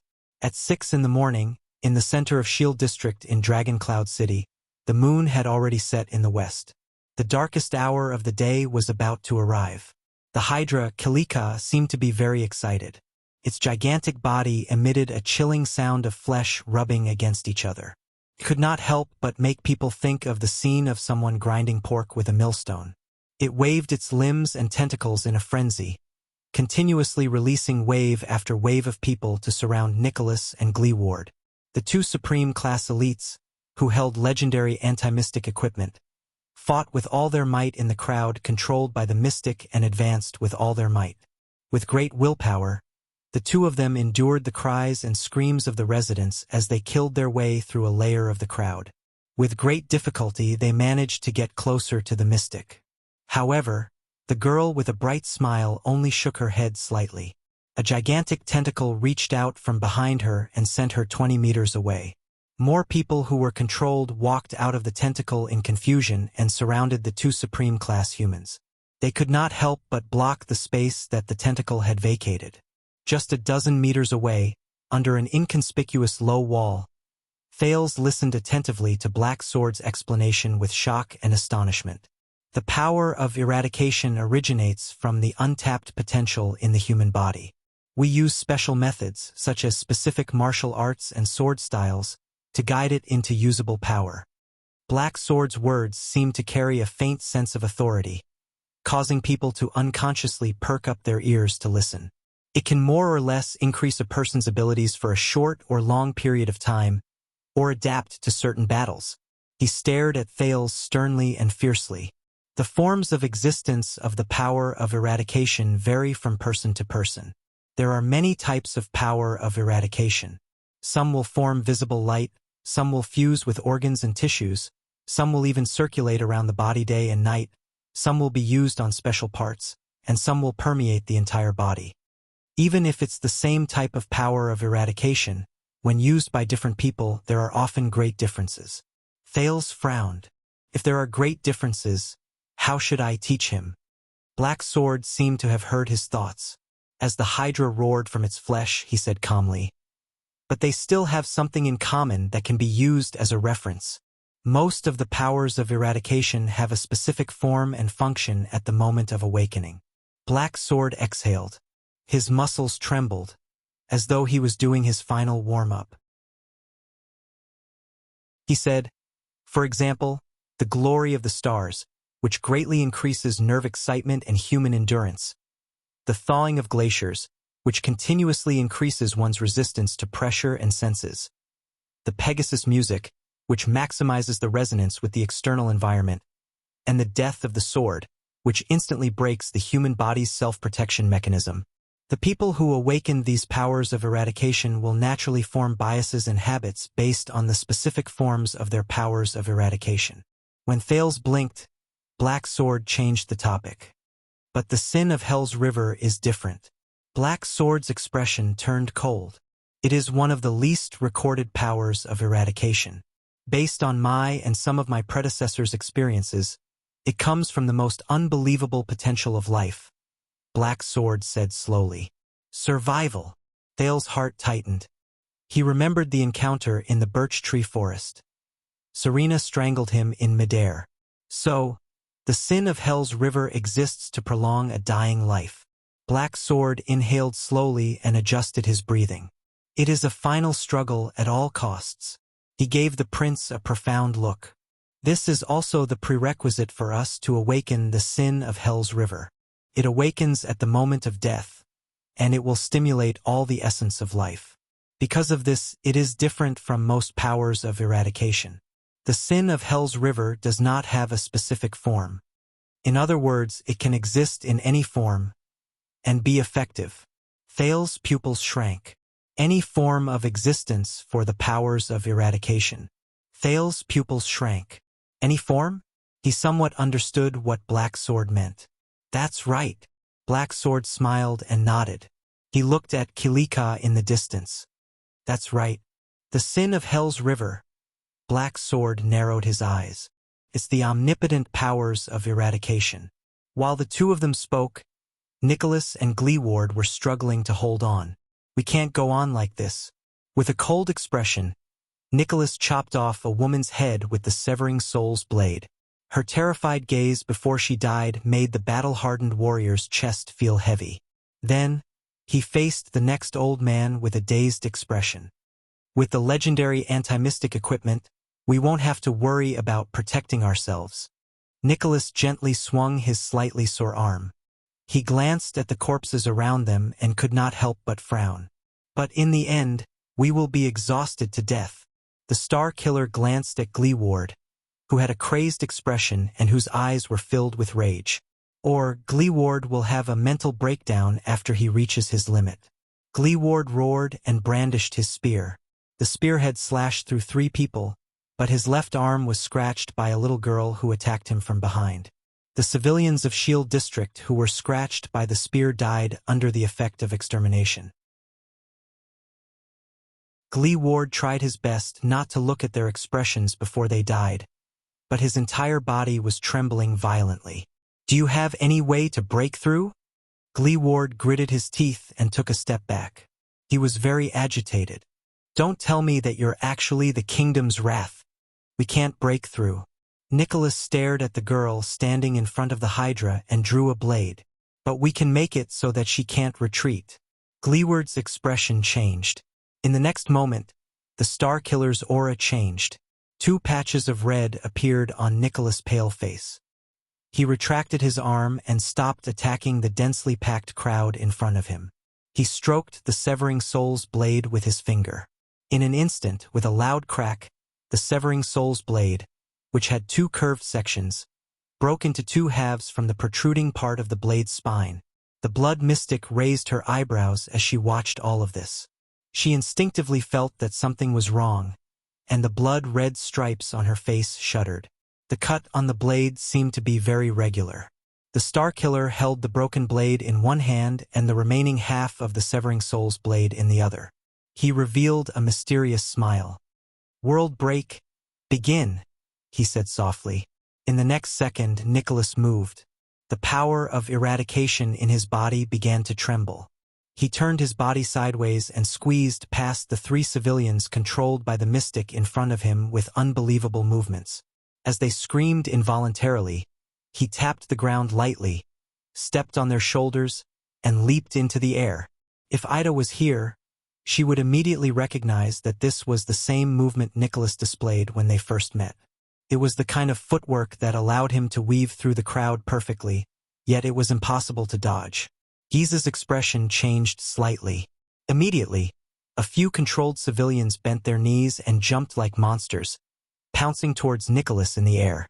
But at that moment, Gleeward's Soul Slayer pike drew a circle in the air, which was rarely seen. Schick. Bearing the injuries on his shoulders and back from the encirclement, Gleeward roared and swept away all the civilians who tried to stop Nicholas, turning them into lifeless corpses. Nicholas leaped into the air without any hindrance. In that second, he cast a profound glance at Giza in the distance. Separated by dozens of densely packed people, the Star Killer shook his arm. The broken blade let out a whooshing sound in the air as it sliced through the air and went straight for the mystic's face. Giza's expression changed drastically. Amid the piercing sound of the wind, she cautiously extended 2 tentacles from her body, struck the ground, and pushed herself backwards. Thud. The blade stabbed into the ground, only a few meters away from the blood mystic. Nicholas' expression did not change. He descended from the air and used the broken blade to block an enemy who was about to ambush him from behind.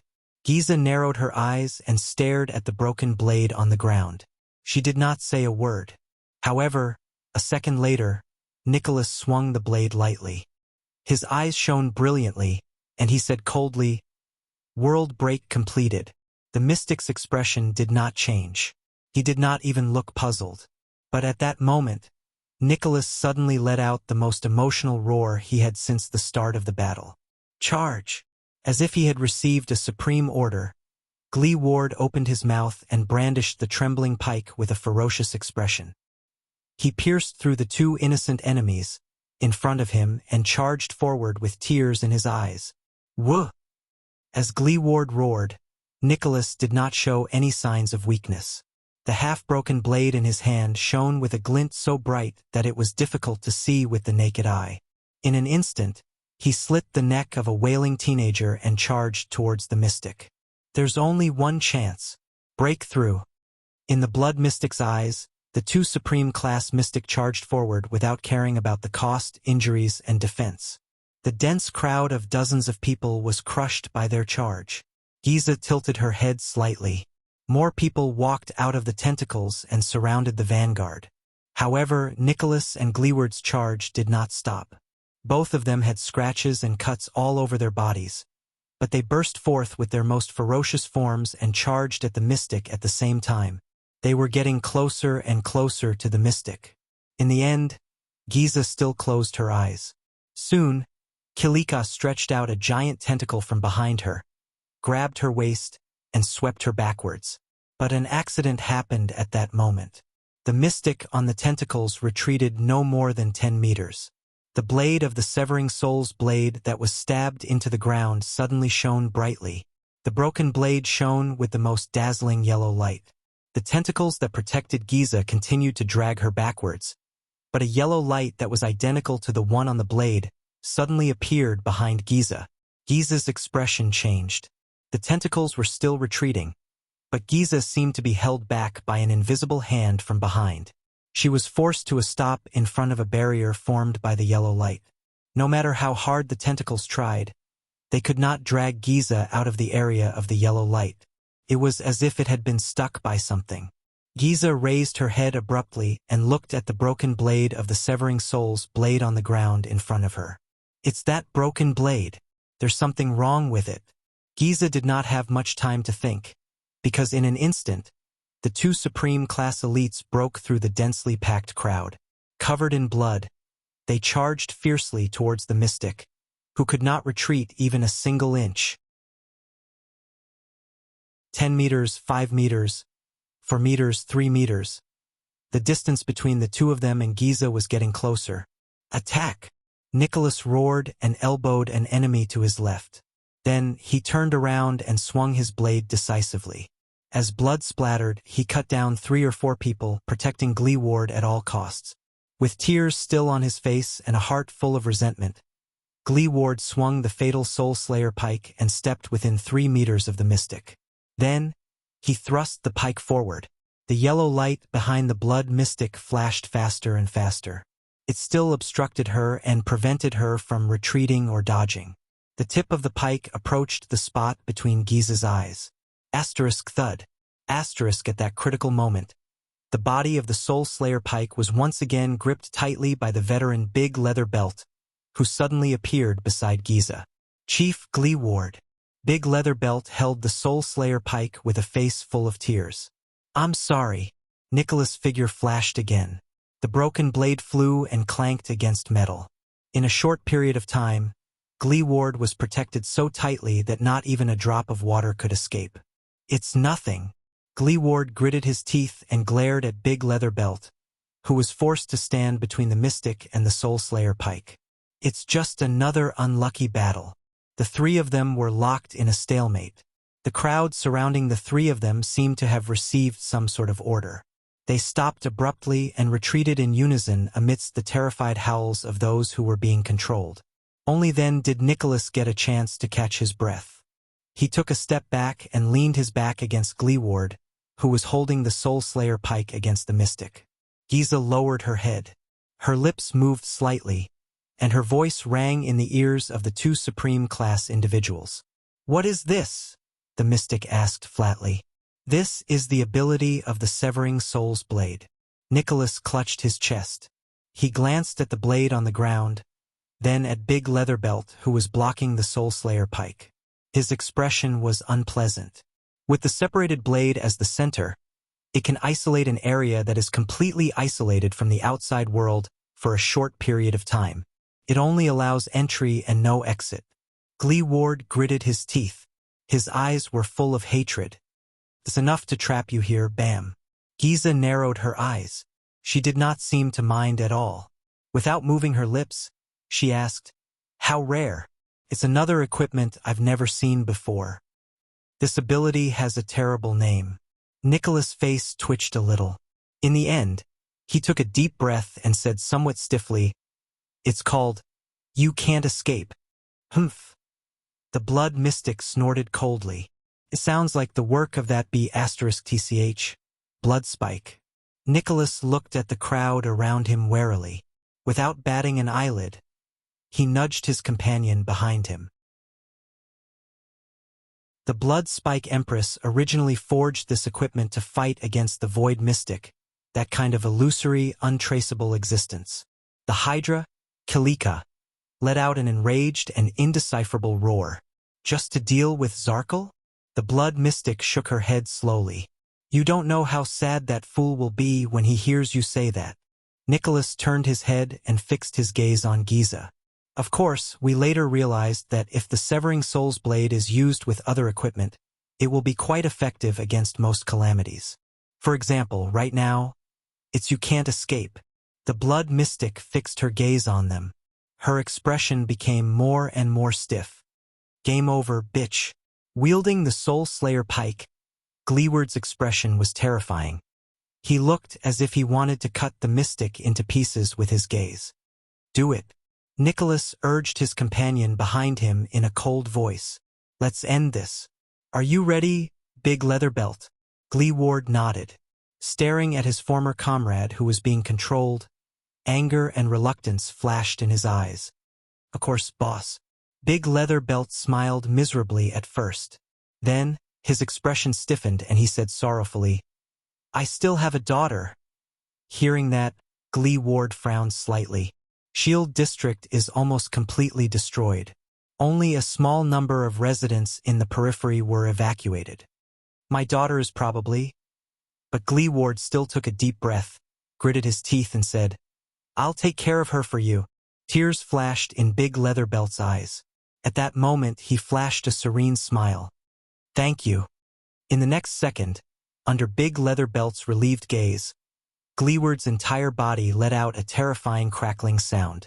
The Soul Slayer pike in his hand seemed to have the strength of 1,000 kilograms.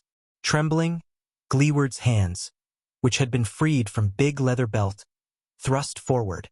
Asterisk thud. Asterisk the Soul Slayer pike pierced through Big Leatherbelt's chest, producing a muffled sound of metal rubbing against his sternum. Big Leatherbelt's relieved smile froze on his face. His entire body turned into a withered corpse. Asterisk rip. Asterisk the tip of the pike pierced through Big Leatherbelt's back again.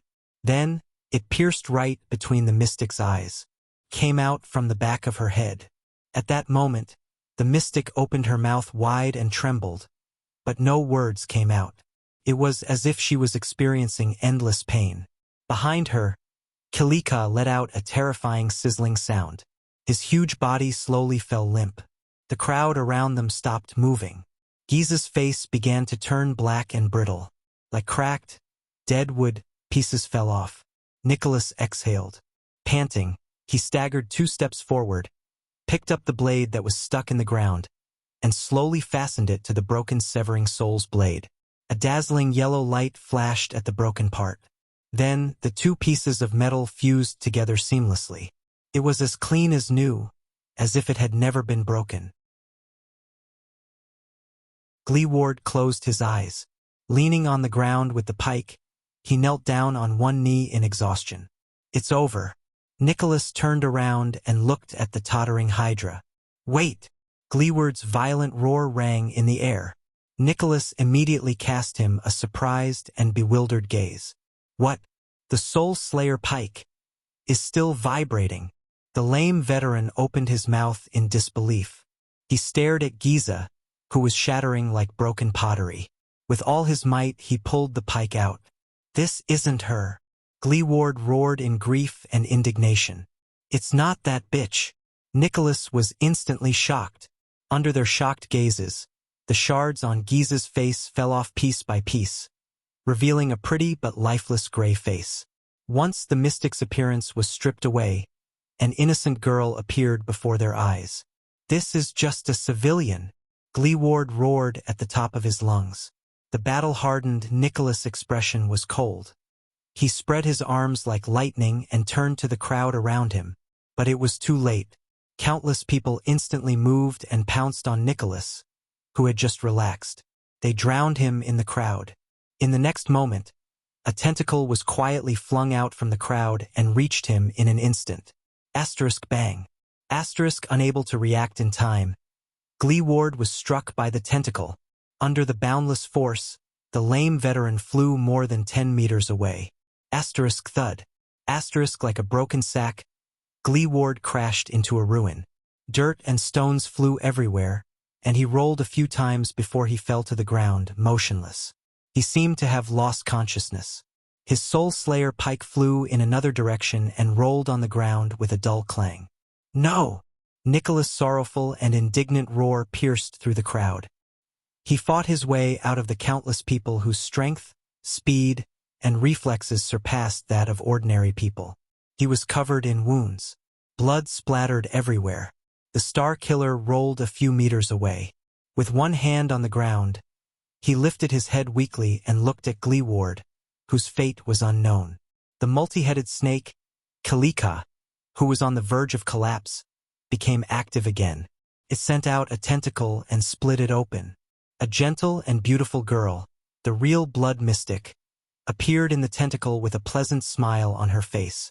With a gloomy expression, Nicholas looked at Giza, then at the substitute who had fallen under the Soul Slayer pike. "No, when did you change your true form?" Nicholas said, trembling in disbelief. Giza only looked at him with a smile, as if she was looking at a naughty child.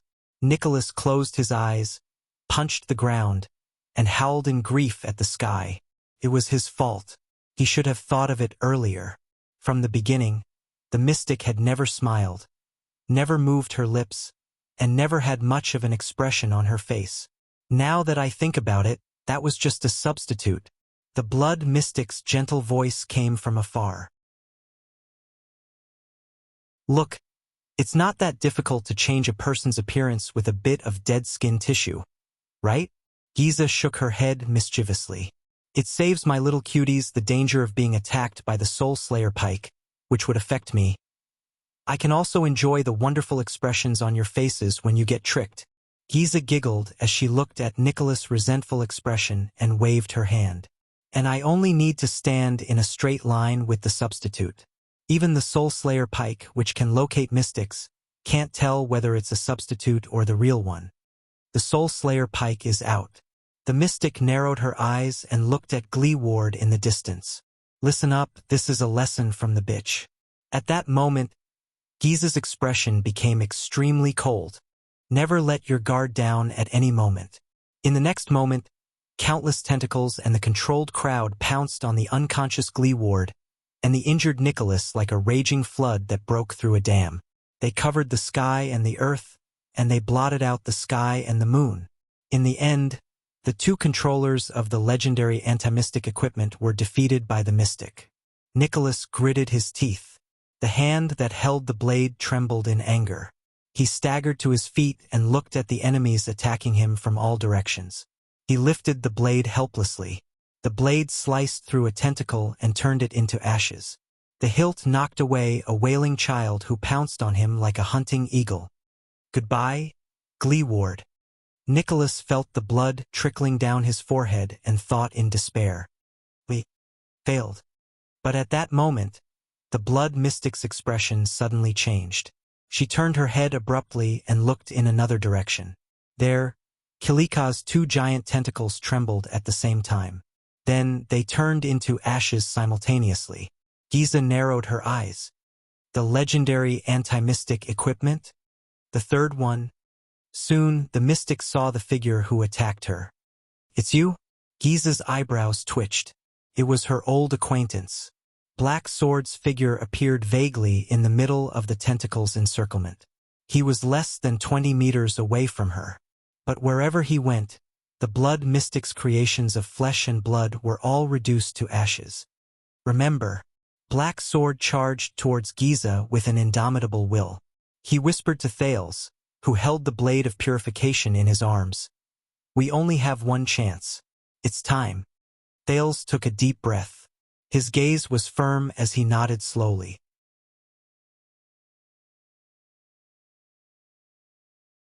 Chapter 179. The battle later will be very intense. If you feel nervous, afraid, and your limbs are stiff, it's very normal. Recruits are like that. When that time comes, you only need to do one thing.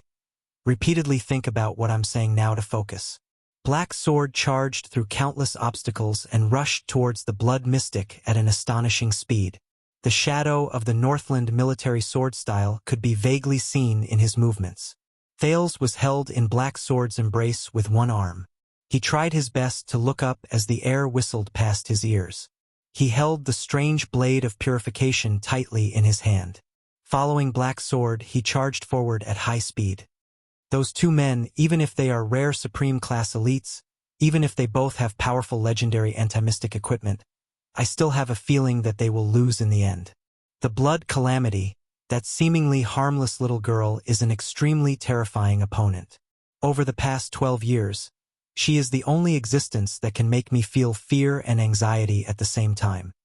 In the howling cold wind that was so piercing that he could not open his eyes, the second prince opened his mouth and struggled to suck in the air that drifted past his mouth to maintain his breathing. He could not help but recall Black Sword's last words before they charged forward. Her fearsomeness doesn't lie in her uncanny power or her infinite power.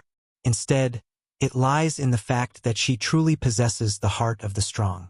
Even as powerful as she is, she remains calm, cautious, decisive, and resolute. She seizes every opportunity and never underestimates any opponent. She reacts quickly and adapts in a timely manner. Even if she occasionally shows madness, it does not affect her attitude and instincts towards battle. That monster has a deep understanding of battle, a perfect understanding, and rich experience. I've only seen it in a few people. When Black Sword took the first step forward with Thales in tow, the prince's mind was blank.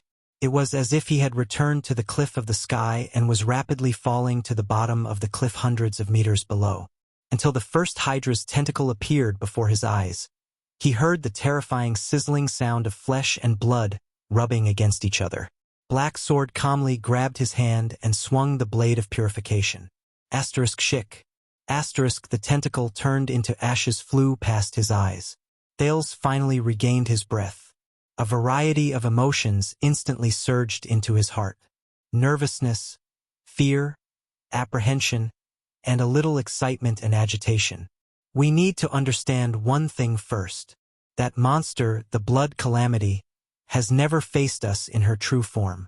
Thales thought of this and gritted his teeth. He recalled Black Sword's words over and over again in his mind, digesting the shock and surprise he felt just now. The her standing before us is a fake body created from flesh and blood.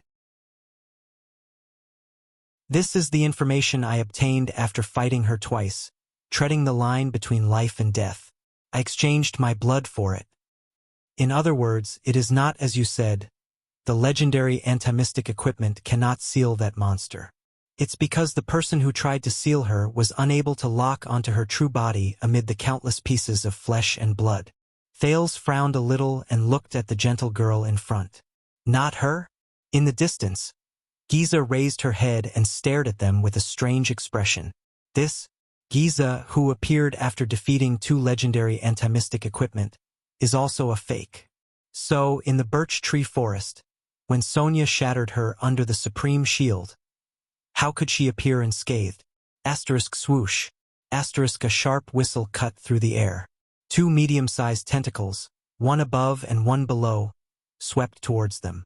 When we face her, we must exhaust all possibilities, seize every advantage, and bet all our chips, just for the final victory. Let's start by finding her true form. Thales felt waves of power surge in Black Sword's body. Black Sword's feet trembled, and he stepped lightly on a short stone block. They rose a foot into the air.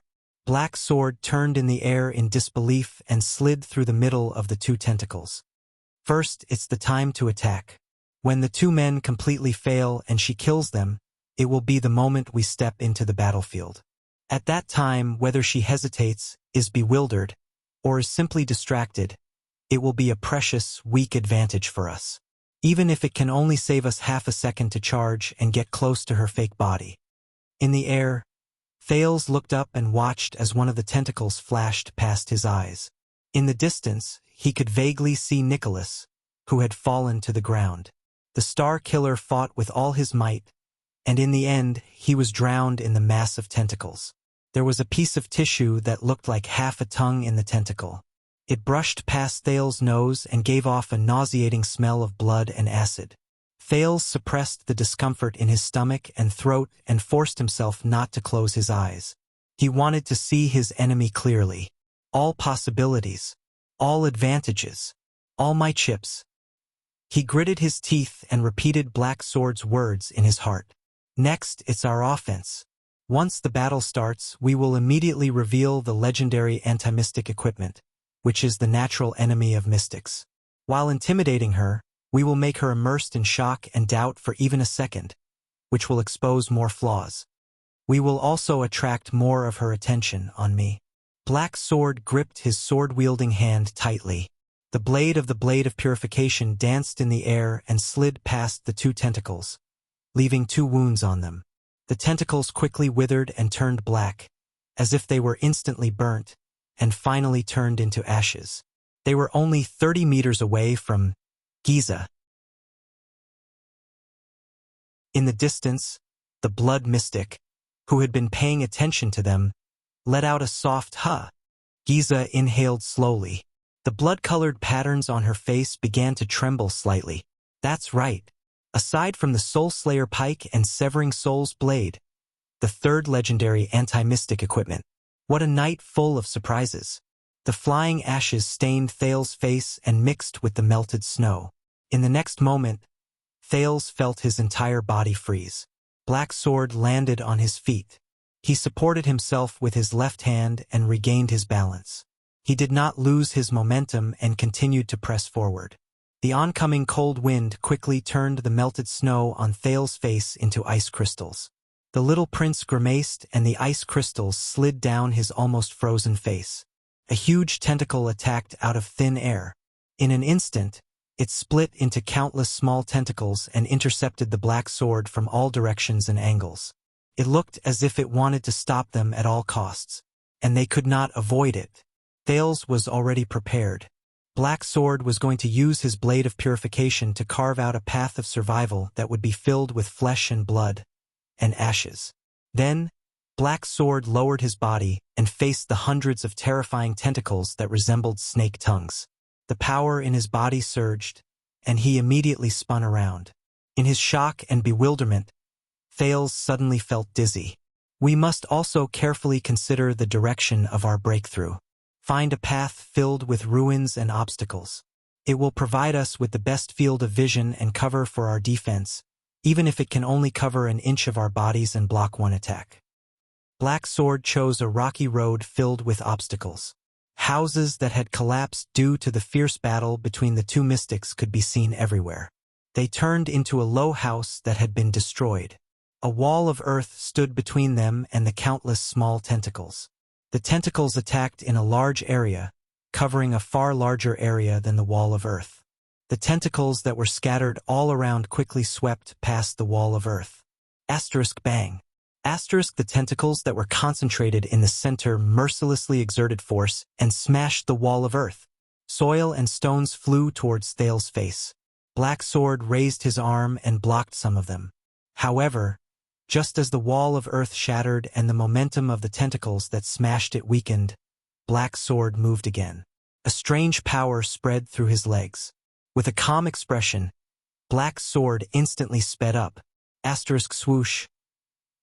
Black Sword charged head-on and broke through the cracked wall of earth. He squeezed into the weakest gap, allowing the flying soil and stones to graze the other parts of his body, leaving behind countless bloody marks. Thales shut his eyes tightly, feeling the dust and soil graze his face. Black Sword held Thales' hand tightly against the flying soil and stones. He swung the blade of purification lightly and cut off 5 to 6 small tentacles in front of the wall of earth. The stench of blood and burning filled Thales' nostrils. The ashes of flesh and blood scattered around them. Black Sword broke through the wall of earth, and they rushed another 5 meters forward. Only by cherishing every opportunity in battle, just like how a traveler in the desert treasures every drop of water, can we accumulate every little bit to make a mickle and build a wall out of sand. Victory and survival are built on the meticulous carving of every detail. Single quote, especially when facing the blood calamity. With the strange and rare power of eradication, Black Sword dodged left and right under the Hydra's frenzied attack. Occasionally, he would use the blade of purification to open a path. The path under their feet stirred up waves of dust. Under the contrast of the flying snow, it became even more hazy. Thales could only grit his teeth and endure the double torture of extreme speed and cold. He only felt that Black Sword's right arm, which was holding on to him, was tightening, almost cutting him into two. However, they were getting closer and closer to Giza. There were less than 20 meters left. When we reach a certain distance, you will enter her field of vision. Giza saw the boy in Black Sword's arms clearly. She then smiled. I see. I was wondering why Kilika couldn't find you after searching everywhere, the mystic said softly. Her clear voice sounded as if it was right beside his ear. Thales could vaguely see the blood mystic's terrifying expression as he moved, dodged, broke through, and fought with Black Sword in a frenzy. My condition is terrible. I can't maintain my charge for too long. Fortunately, we have the blade of purification, which can ensure that we are not affected by her ability. At least, we won't be suddenly captured by her bizarre manipulation of flesh. So you found yourself a new bodyguard. What an amazing child. Giza glanced at the expressionless Black Sword, who had extraordinary skills. She watched as their charging figures closed in. Don't worry. The blood-red stripes on Giza's face branched off again, making her smile look even more bizarre. Everything will be over soon. Thales shuddered. If her target is you, with such a close distance and a weak prey that she is determined to capture, there is a high chance that she will not retreat or evade. She will rely on the advantage of being unable to be sealed, as you said, to kill me and take you down in the shortest time possible. Giza raised her hands abruptly. Poochie! Behind her, the Hydra, Kilika, roared. 6 gigantic tentacles grew out of its body. Amidst the exaggerated tremors and noises, the gigantic tentacles attacked them from the ground, under the ground, and in the air. That will be our chance. A giant tentacle of flesh and blood blocked their path. Black Sword gripped Thales' right hand calmly. At that moment, Black Sword turned his gaze and looked in one direction with a cold expression. Hiss! The tentacles split open. Countless black monsters with long, narrow, tiny limbs and hideous spikes instantly sprang out from the flesh formed by the broken limbs. They were the size of a child and were covered in hideous spikes. The monsters landed on the ground and shuddered one after another. The spikes on their bodies stretched out like blades. Her true body should be hidden in those disgusting creatures made of flesh and blood. Underground, in the tentacles, in that huge monster, or in any other possible flesh and blood. Just like how water melts into the sea and trees are hidden in the forest. We need to find her true body among the countless piles of flesh and blood. Asterisk hiss, asterisk like starving larvae. The monsters opened up an organ in their bodies and let out a terrifying hissing sound. In the next moment, the pitch-black monsters raised their heads and swung their limbs. Some of them ran, some jumped, some rolled, and some crawled. There were even a few monsters who spread their equally ugly black wings in the air. They swarmed towards Black Sword and Thales, covering the sky and the earth. They surrounded Black Sword and Thales in a densely packed manner. At that moment, the smiling Giza in front of them was obscured by these terrifying little things. Asterisk hiss, hiss, asterisk Thales shuddered. He looked at the horrifying scene in front of him and felt his skin crawl. The Blood Mystic is extremely good at gaining experience in battle and quickly turning it into combat power. When she encounters enemies and methods she has used before, such as myself, for the second time, she will immediately have a corresponding new method to counter them. This means, using the same move a second time is ineffective against the remaining fighters. Bah, bah. Thales threw away the unnecessary thoughts and tried his best to focus his mind. He was in the most dangerous battle. I can't be distracted. Thales faced the cold wind that blew against his face. He opened his eyes in pain. He felt as if his heart was about to jump out of his chest as he moved at high speed. He bit his lip hard and could only focus by recalling Black Sword's words. The first time we fought, I used Tremor, a move I learned from a Supreme Class assassin and modified. I slid her tentacles away. However, the second time we met in the alley, once I used Tremor again, she immediately changed her strategy and used a new method. She transformed her flesh and used sharp bone spikes to break the move. Did you see that? The monsters with bone spikes. Black Sword's words traveled into Thales' ears intermittently amidst the sound of the wind. They exist to suppress my tremor. Thales sucked in a deep breath and focused his gaze on the black monsters. They were hideous in shape, but when they were combined with their shocking numbers, Thales felt a chill run down his spine. That feeling was like a group of child-sized black locusts, tens of thousands of them, blotting out the sky and covering the earth as they pounced towards him. Without hesitation, Black Sword rushed towards the group of monsters in front of him, as if the danger before him was not life-threatening, but a beautiful dream. So, the second time we fought, I was suppressed by her in just a few seconds. I almost died in the hands of these little monsters. This time, Black Sword did not hold back. He did not use tricks or save energy. Thales felt Black Sword's body tremble beside him. A pulsation that seemed to have a substance surged from the depths of his body. He knew that this was the sin of Hell's River. It was the sin of Hell's River that belonged solely to Black Sword, and it was 10,000 times stronger, more skillful, and more effective than Thale's own power. The chill that surrounded the surface of his body seemed to have a substance that seeped into Thale's heart, causing him to tremble. Thales felt that the man beside him had become different. Black Sword's expression became solemn and gloomy. His faintly discernible aura began to become fierce and violent, and the muscles on his body began to swell. Black Sword's pupils, which were already firm and fierce, slowly widened as more and more light entered his eyes. At that moment, Black Sword was like a fierce beast that slowly opened its eyes and bared its claws and teeth. Finally, the first pitch-black monster attacked from the air. It was only a foot away from Black Sword's head. The bone spikes on its body trembled slightly and seemed to have become sharper.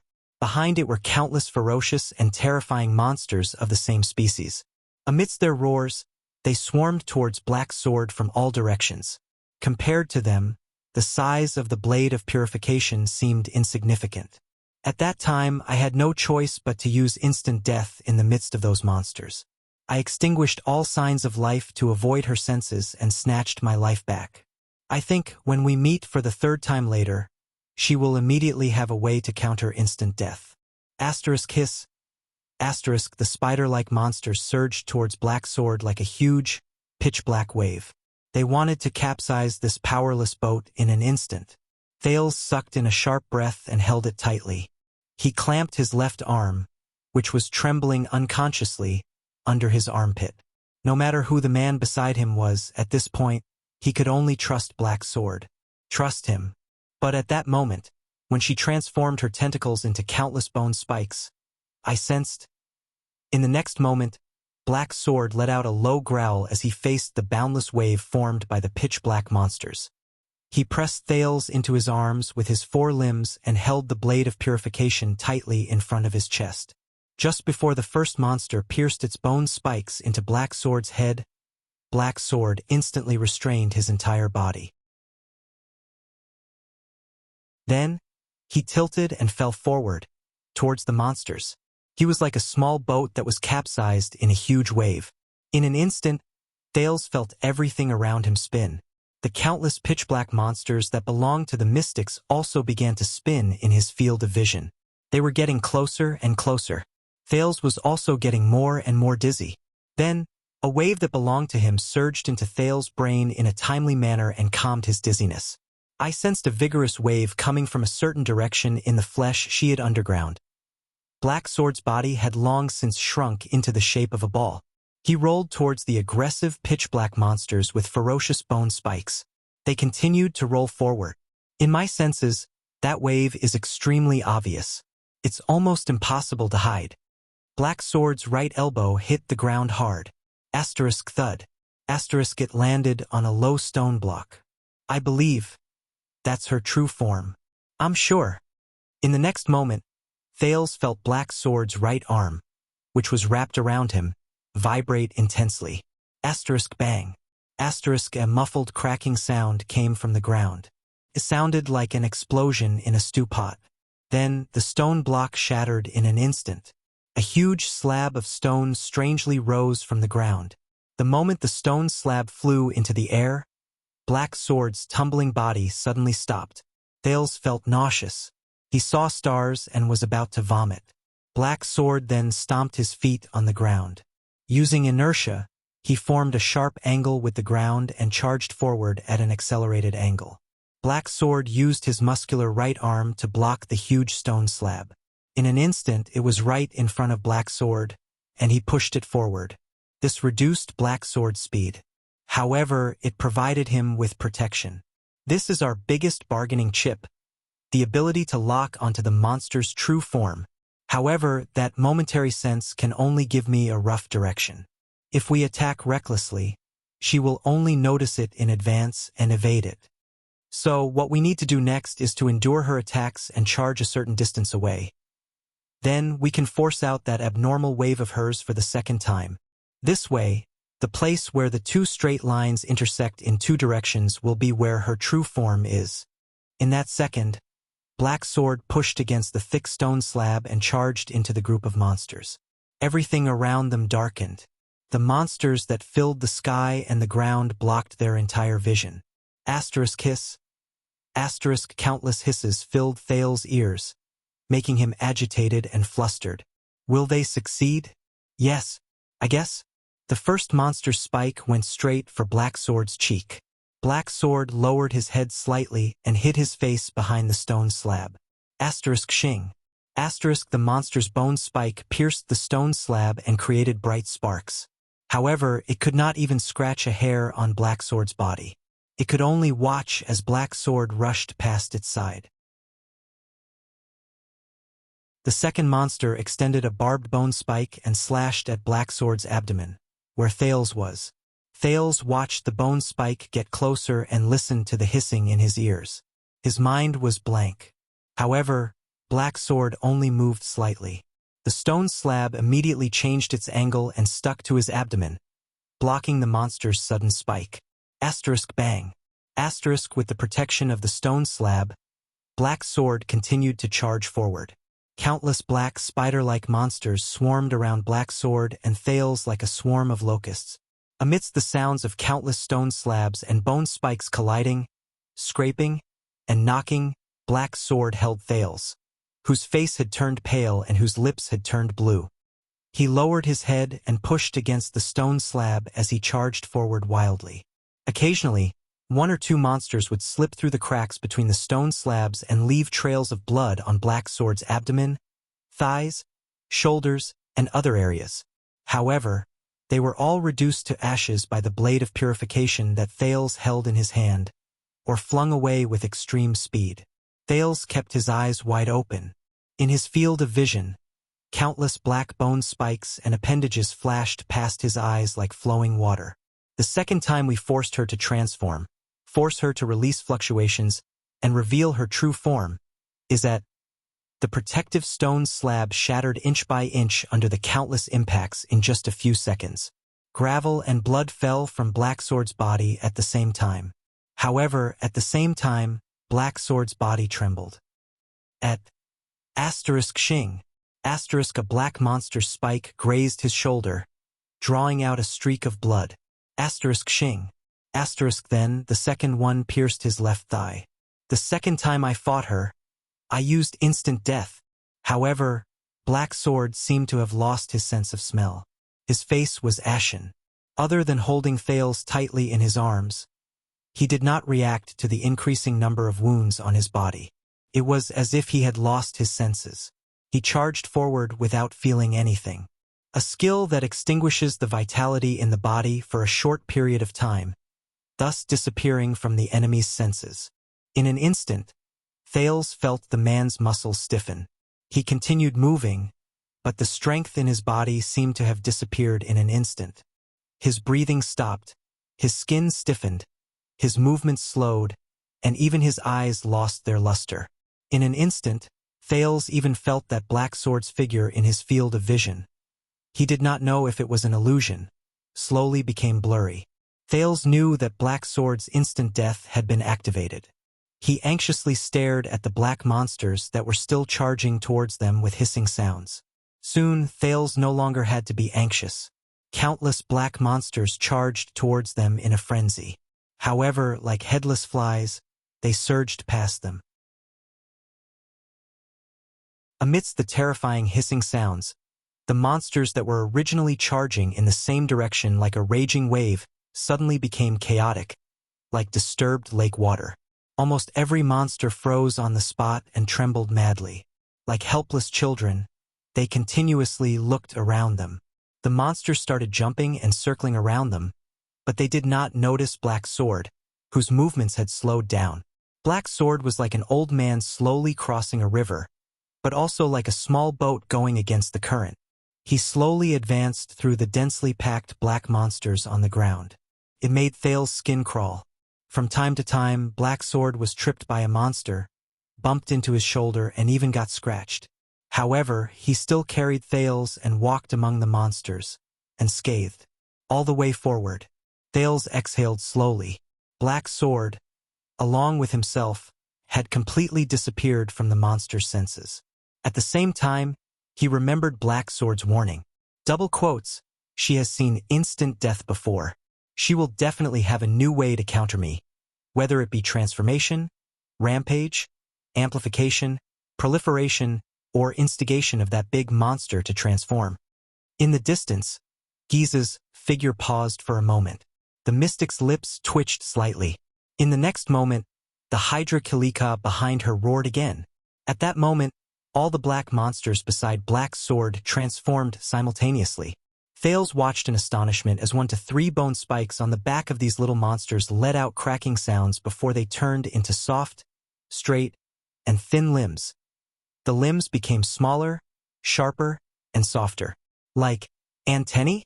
The monsters that had transformed into antennae seemed to have suddenly seen light in the dark. They no longer trembled and spun around like headless flies. Instead, they raised their antennae and slowly turned them around. The monsters' antennae trembled slowly as if they had a life of their own. They swept towards Black Sword and Thales in unison. Then, they slowly stopped.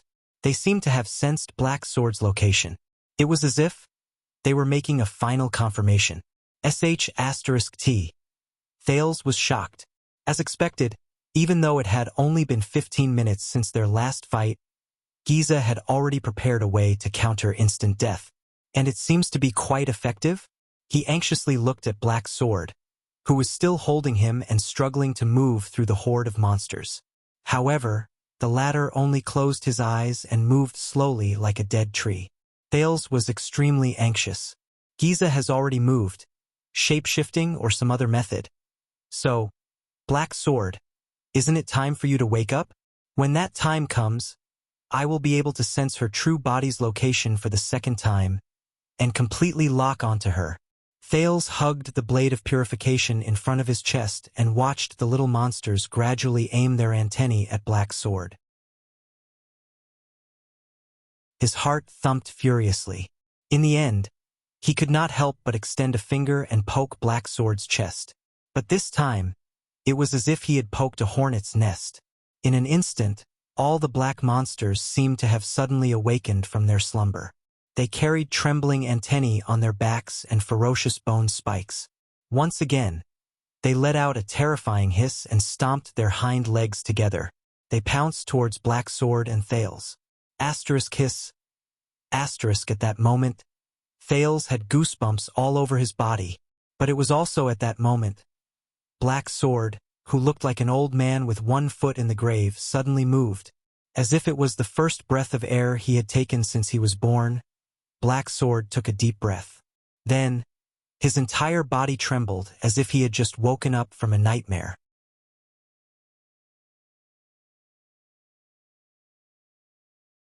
Chapter 180. Black Sword, who had just woken up from instant death, calmly looked around at the countless monsters that were pouncing on them. In a fraction of a second, Black Sword suddenly let go of Thales and crouched down. His right arm stretched heavily towards his feet and into the ruins of a pile of wooden planks. The next moment, Black Sword abruptly raised his right arm from the ruins. The worn-out wooden planks fell. Black Sword grabbed a strange black sword that Thales was very familiar with. It was the weapon that the Blood Mystic had seized in the battle just now. "How did you find this?" Thales was shocked. He suddenly realized that they were in the alleyway from before. However, the surrounding buildings had been flattened by the Mystic's battle. There was no time for them to discuss. In the next moment, Black Sword grabbed his own weapon. Facing the encirclement that had no blind spots, he suddenly turned around and swung his sword. Just like when they were on the cliff of the sky, Black Sword was like a dancer as he spun around twice in an instant. Thales only felt his vision blur. The sounds of metal clashing entered his ears in an endless stream. The dozens of black monsters that were the first to pounce on them were sent flying backwards in the air. They fell into the midst of their comrades. "Didn't I tell you just now? You must have a clear sense of the environment and," Black Sword said coldly, "make sure you have the most suitable weapon in your hand, the first rule of the battlefield." And Thales looked at him anxiously. Black Sword lowered his head and gave Thales a deep look. "Found it," the ordinary-looking man said concisely. He raised his head and looked in another direction. Thales shuddered violently. "You mean—" The second wave of monsters pounced on them in a densely packed manner. Before Thales could react, Black Sword extended his injured and weak left arm without hesitation and grabbed the back of Thales' neck with a trembling hand. Then, he charged in a direction that was far from where Giza was. He rushed out recklessly. Ah! As Thales screamed, Giza's expression froze in the distance. What? That direction? In that instant, the pitch-black monsters beside Black Sword no longer maintained their coordinated wavy attack rhythm. Instead, they swarmed toward Black Sword as if they had gone mad. From time to time, monsters would collide with their own kind, but they would still crawl up from the ground and charge at Black Sword at all costs, just to stop them. This time, Black Sword's charge was especially fast and unstoppable. He was also determined to pay any price. Black Sword dodged most of the obstacles in his way as he spun rapidly. He swung his strange sword repeatedly and knocked away other obstacles. Even when he was occasionally injured by the monster's attacks and left a long trail of blood behind him, Black Sword did not stop. He continued to charge forward without a care. A second later, the blood-red stripes on Giza's face rose at an unprecedented speed. Behind him, Kilika also began to thrash about madly. Disregarding everything else, it extended its giant tentacles towards Black Sword. Soon, more and more tentacles, as though they had gone mad, swam over from nearby or afar, above or below ground, and joined the ranks of those who surrounded them. Giza's expression quickly changed again, because this time, Thales closed his eyes and thrust the blade of purification in front of him. Black Sword waved his strange sword with one hand, pushing away most of the obstacles and forcing them to retreat. With his other hand, he grabbed Thales and used his legendary anti-mystic equipment to deal with the obstacles that could not be avoided. The blade followed Black Sword's charge and moved forward. It turned the pitch-black monsters into ashes. It turned the intercepting tentacles into ashes. It would turn all the blood mystic's toys and flesh into ashes. Soon, Black Sword rushed out of the pitch-black monster's encirclement. Behind him, he left behind a trail of ashes and creatures made of flesh and blood that chased after him in a frenzy. Thales opened his eyes as he breathed rapidly. He lowered the blade of purification slightly. They charged towards a gigantic dark red tentacle. The strange thing was that this tentacle did not act like its kind and stop Black Sword at all costs. Instead, it slithered forward and kept retreating. Thales furrowed his brows. It's afraid? As he watched the tentacle flee for its life, Thales understood what was going on. He gritted his teeth lightly. They found Giza's greatest weakness, her true form. However, in the next moment, the situation changed again. A limping figure appeared on the path in front of Black Sword. Black Sword's pupils froze. The wielder of the Soul Slayer Pike, the boss of Shield District and Hammer District, Northland's heavy swordsman Gleeward stood in front of them with an unpleasant expression. "Run!" Gleeward gritted his teeth and said hatefully, "That monster is controlling me." Black Sword frowned. Thales, on the other hand, opened his mouth in shock. That's the Supreme Class Elite from just now. He's actually being controlled by that monster? Is he just being controlled by his limbs? Or... Thales recalled the scene in the birch tree forest where Serena and Katerina involuntarily walked towards Giza. He could not help but have goosebumps. In the next moment, Gleeward's entire body trembled. He lowered his body and kicked horizontally. Black Sword's expression changed. The strange sword in his right hand drew an arc that was difficult to dodge as he swung it mercilessly. However, Gleeward retracted his limping leg and kicked the spine of Black Sword's sword, causing the latter's sword to freeze in place. A strong force traveled into Black Sword's body as Gleeward stepped on the strange sword firmly. Then, he followed up with a heavy punch. Black Sword had no choice but to put Thales down. He swung his weak left arm and withstood Gleeward's heavy punch. Behind them, the monster and the tentacles that were chasing them were getting closer and closer. I am a heavy swordsman. The instinct that is carved into my bones is to intercept and kill. Gleeward and Black Sword were in a stalemate. He said angrily, "And after I reached Supreme Class, you better run. Don't let her have her way. Black Sword trembled as he withstood Gleeward's attack. Sensing his opponent's great strength, a solemn expression appeared on his face. He looked at the enemies who were chasing them from afar, and his breathing grew heavier. Humans controlled by the Calamity's ability? If I used the legendary anti-mystic equipment, I should be able to undo it? Black Sword took a deep breath and glanced at the pursuers, who were about to arrive behind him. Then, he looked at the giant tentacle that was fleeing further and further away. He sighed. It's too late. In the next second, their figures intersected and they let go of each other. Thales felt a chill in his heart. Black Sword's words rang in his mind again. The most ideal situation would be for me to break away from instant death as soon as I find her true body. Then, I'll bring you to attack her vitals and seal her true body before she can react and escape. But as I said before, the Blood Calamity is an expert in combat. She has an endless stream of strange tricks up her sleeves. Besides, I'm far from being in my best condition. Hence, there will definitely be accidents in my plan. We have to minimize these accidents as much as possible. For example, consciously gather these accidents at the places we want them to happen. For example, me. Thales' heart rate increased without him realizing it. In that instant, Black Sword had already exchanged several blows with the empty-handed Gleeward. The unarmed Gleeward had the flesh and blood granted to him by the mystic.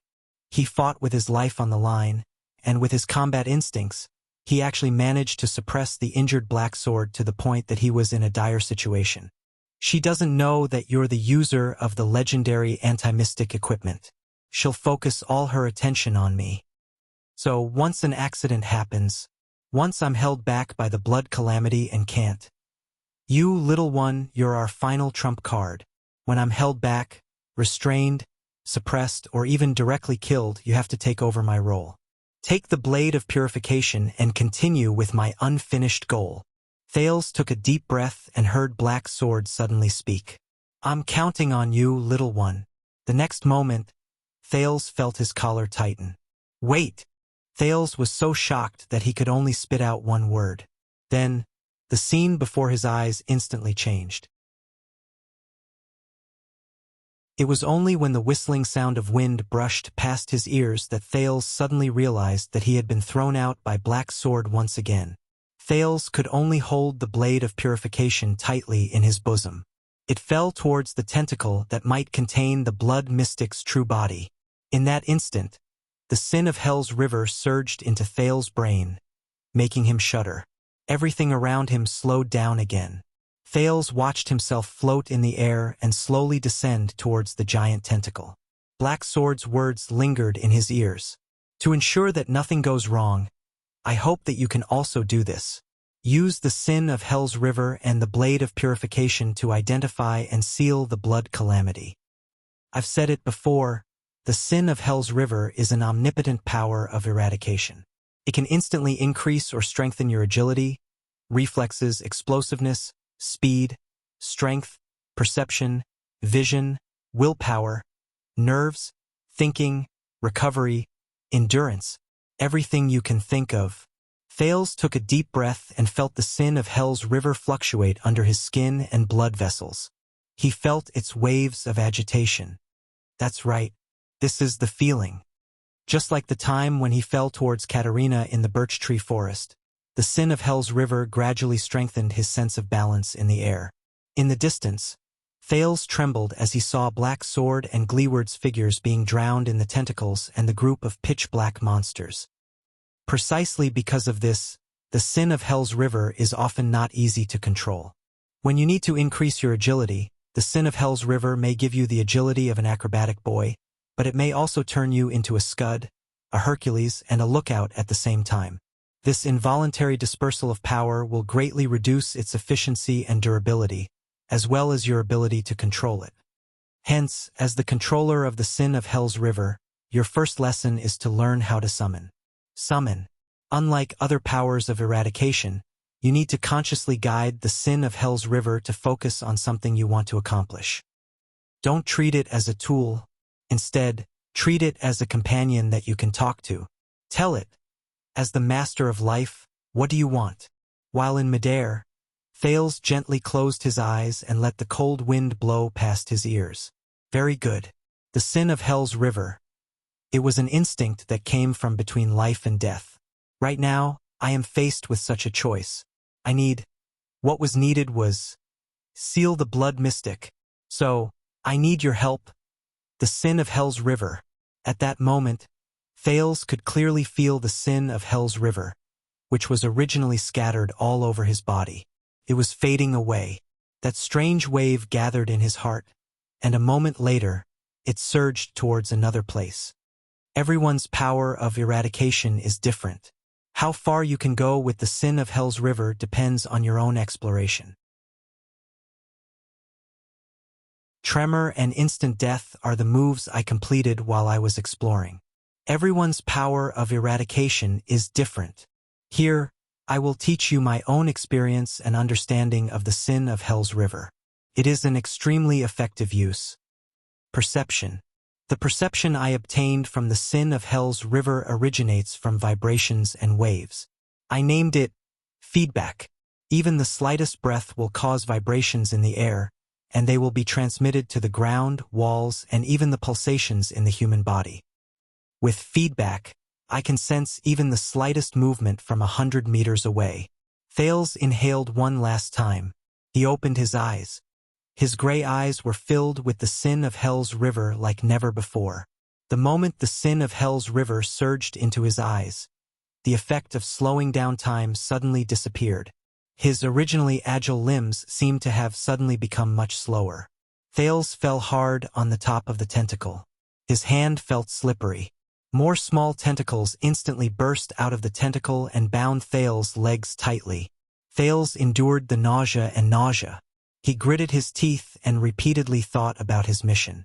Little Rascal's tears flashed before his eyes, and the countless corpses on the streets of Shield District.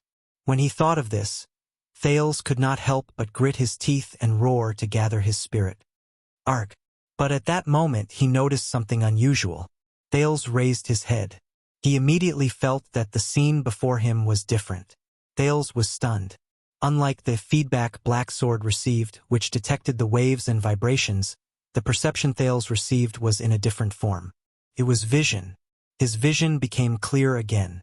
This time, the sin of Hell's River gave him another world. It was colorful, but the details were vivid and full of life.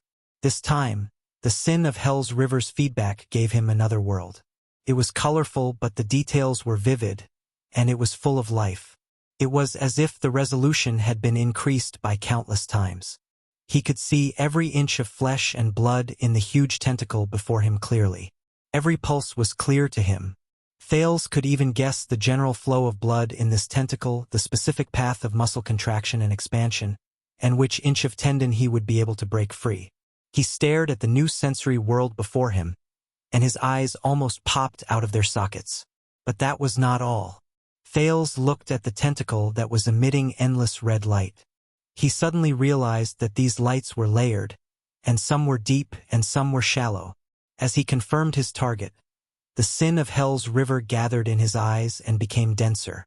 Soon, in the deepest part of the tentacle, a spot of light that was so red that it was almost purple was slowly shrinking and pulsing.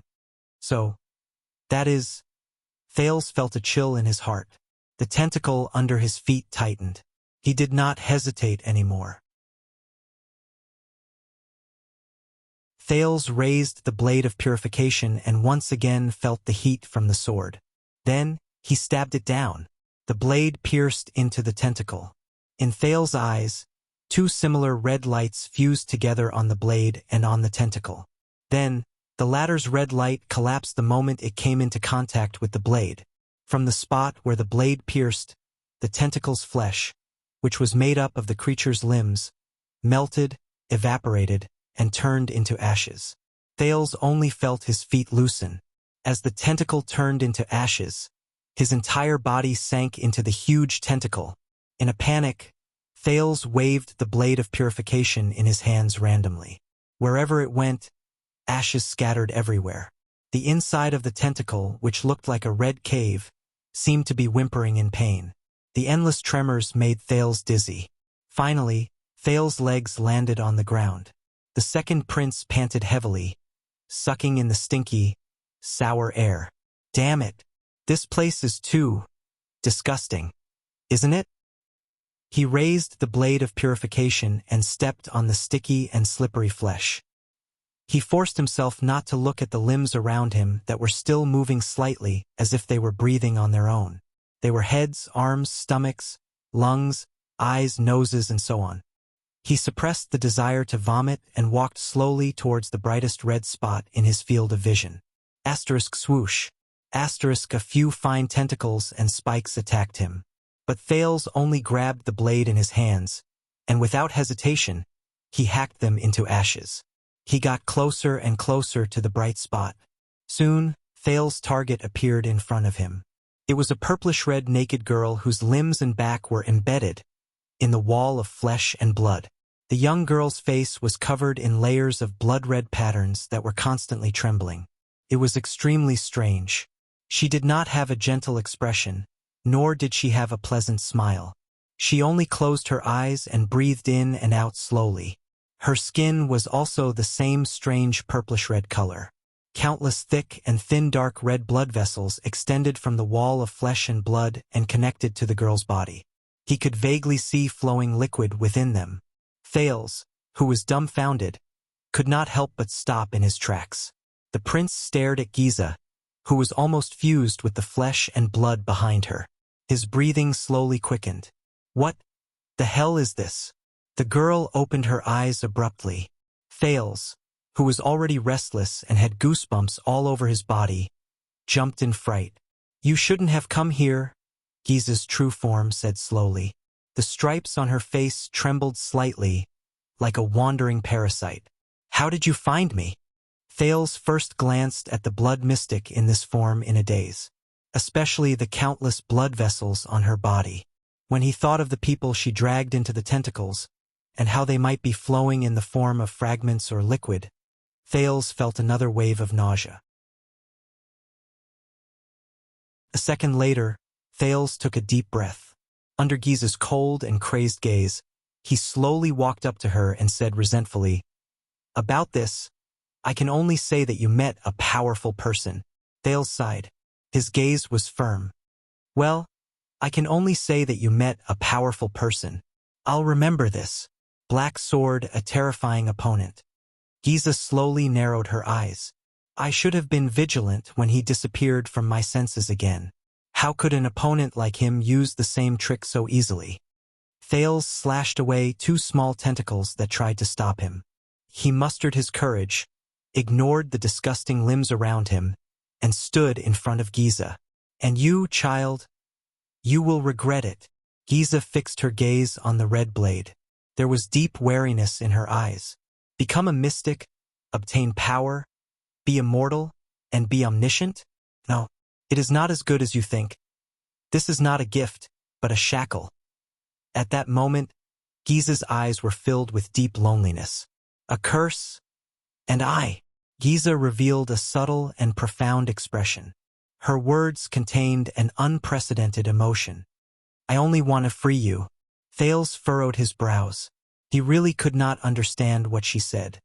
Otherwise, Giza said slowly, from the day you found your name of origin, you will never be free. Thales shook his head to clear his mind. The heat from the blade of purification in his hand reminded him of his current situation. Very well. Thales ignored her words. He looked at Giza, raised the blade of purification in his hand, and aimed it at Giza's abdomen. He spat harshly. Then I will free you first. Giza only looked at him gently with a sad and pitiful gaze. It was as if she was looking at an ignorant child. This threw Thales into chaos. No. Thales gulped. Thinking about Dragon Cloud City, thinking about Little Rascal. I have to end this. In the next moment, Thales gritted his teeth, threw away all his thoughts, and thrust the red small sword in his hand. But his sword suddenly stopped halfway. Thales raised his head in shock and looked at the person in front of him. Person stopped in front of Giza. Little Rascal was trembling. Her eyes were wide open, her arms wide, and she used her throat to block the blade of purification. "I!" Little Rascal's eyes were almost swollen from crying. "It's not me." Thales only hesitated for a moment. In the next moment, Little Rascal pounced on Thales. Thales looked at Little Rascal's tear-stained face. His arm involuntarily trembled. He wanted to bypass her and stab Giza, but he did not have the chance. Thales only felt a violent tremor under his feet. Following that, layers upon layers of tremors continuously attacked from beneath his feet. The moment panic rose in his heart, Little Rascal, who could not stand steadily, pounced on him. Both of them slid on the ground made of flesh and blood. No, in the chaos, Little Rascal was on top of him.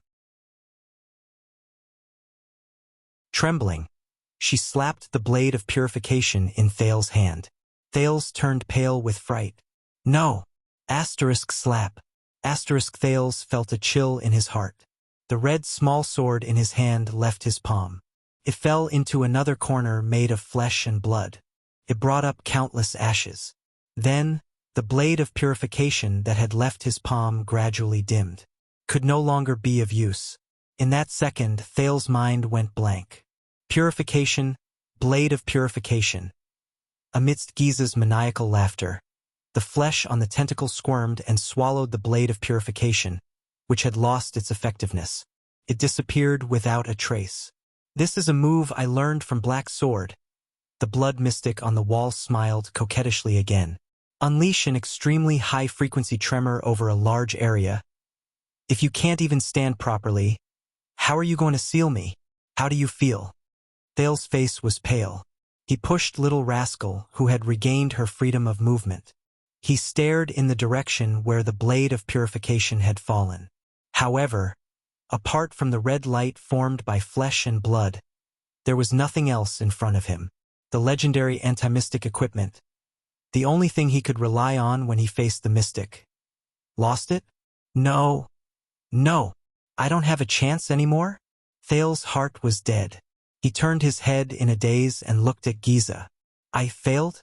Beside him, Little Rascal hugged him tightly and kept sobbing. Giza inhaled slowly and narrowed her eyes. Two tentacles extended from the inner wall of flesh. As Little Rascal screamed, they wrapped around Thales' arms and legs and pulled him up. Thales struggled with all his might, but like an insect caught in a spider's web, his efforts were futile. More tentacles grew from the inner wall. As Little Rascal covered her mouth to stifle her sobs, the tips slowly sharpened and hardened. They became ferocious, sharp, and deadly thorns. "I'll give you a piece of advice." Giza stared at Thales, who was pulled before her. His face was ashen and he was in despair. She flashed a pleasant smile and enunciated her words like orchids. "In battle, abandon unnecessary emotions.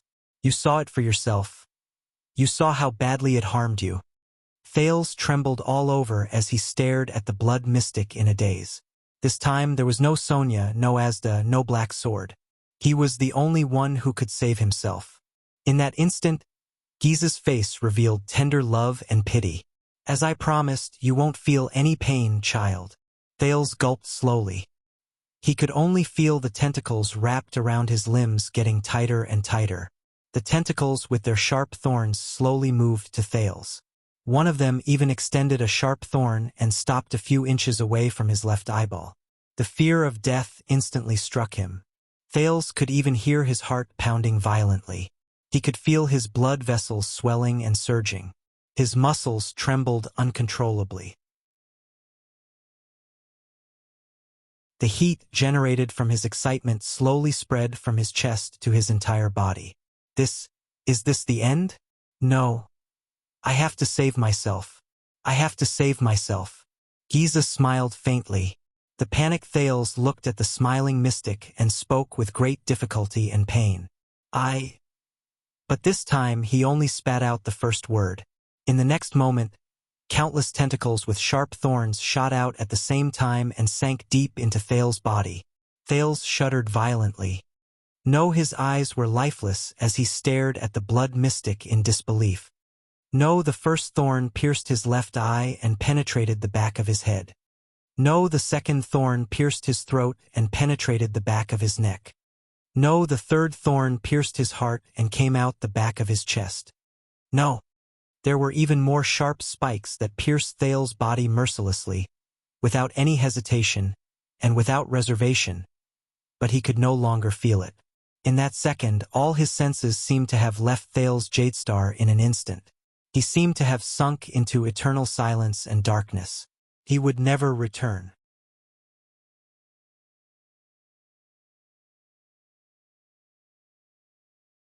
Chapter 181. I said I'm done. Why am I still reading? Thales opened his eyes gently. Where is he? It's not important. What's important is that he felt something. His thoughts seemed to have changed. They seemed to have become unorganized, like the gurgling water behind a veil. He seems to be indifferent to everything? How could this be? Thales vaguely knew his own situation, but he did not want to change this feeling. This is good, isn't it? It's like I've entered another realm. Thales looked up. In front of him was a gray, round grain. Yes, Thales saw a gray stone grain. No, it was not one. It was one of the countless stone grains embedded in it. Amazing. These stones were so far away from each other that no matter how much time passed, they would not be able to get closer to each other by even an inch. But they were so close. They were closer to each other than most of the existences in the world. They were so close that they were almost connected. For thousands of years, tens of thousands of years, or even hundreds of thousands of years later, they maintained this distance between them. Sometimes they were as far as the heavens, and sometimes they were so close that they were almost face to face. What a magical world, isn't it? There's such an interesting and vivid relationship between two solidified stone grains.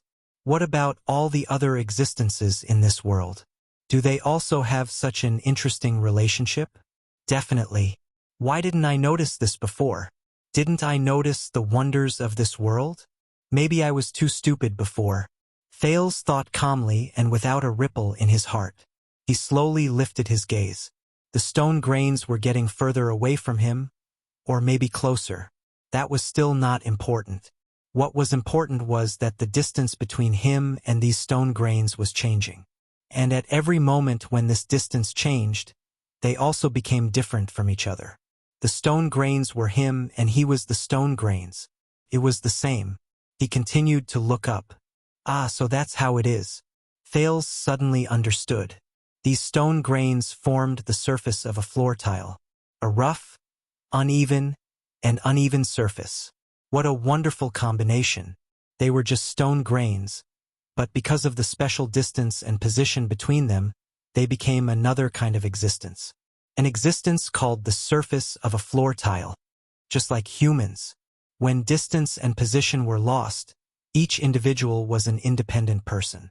But when they increased or decreased the distance between them, changed their positions and stood together at the same time, they stood in the same dimension, in the same region, and in the same society. They became different existences. An existence known as the crowd. Wait a minute. A small voice told him in Thales' senses. Maybe it's the other way around. It's precisely because of their existence that the location and distance are determined. How did he know all this? Forget it, it's not important. The important thing is, it's fun. Let's see more. Thales saw it. It was a grayish-black octagonal floor tile, and it was connected to countless other floor tiles of the same shape. Are these tiles made by people? That was why the distance between the floor tiles was so uneven. Or perhaps the person who put them together thought that they were very even. Because they could not perceive the beauty of uniformity, the beauty of balance? Or perhaps this was what they meant by evenness. That's right, if you zoom in a little further, wouldn't these tiles be a very even floor? Thales raised his gaze to the highest point. He knew that it was daytime. This was because the existence known as day was defined by the position of the ground and the sun. The sun had already passed its zenith, forming a beautiful angle with the ground. In front of him was an exotic house. The four corners of the strange, flaky eaves curled up. The door was made of heavy, sunken wood, and the windows were made of glass and crystal drops. There were also black-haired and black-eyed humans dressed in flowing robes moving in and out of the gorgeous house from time to time. Without exception, they all looked nervous. Why are they nervous? Thales's thoughts moved a little. He knew why. In that house there was a woman, a young woman with black hair and eyes. She was surrounded by a group of women, and she was crying out in pain in a pool of blood. The woman's lower abdomen was swollen. She was in labor. They did not have to be nervous. He saw that the life in the woman's abdomen was strong, and it was moving its limbs continuously. She would give birth naturally. And a man who looked like the woman's husband, who wore elegant and noble clothes and accessories, was blocked outside the house by another group of men. He had a difficult expression on his face.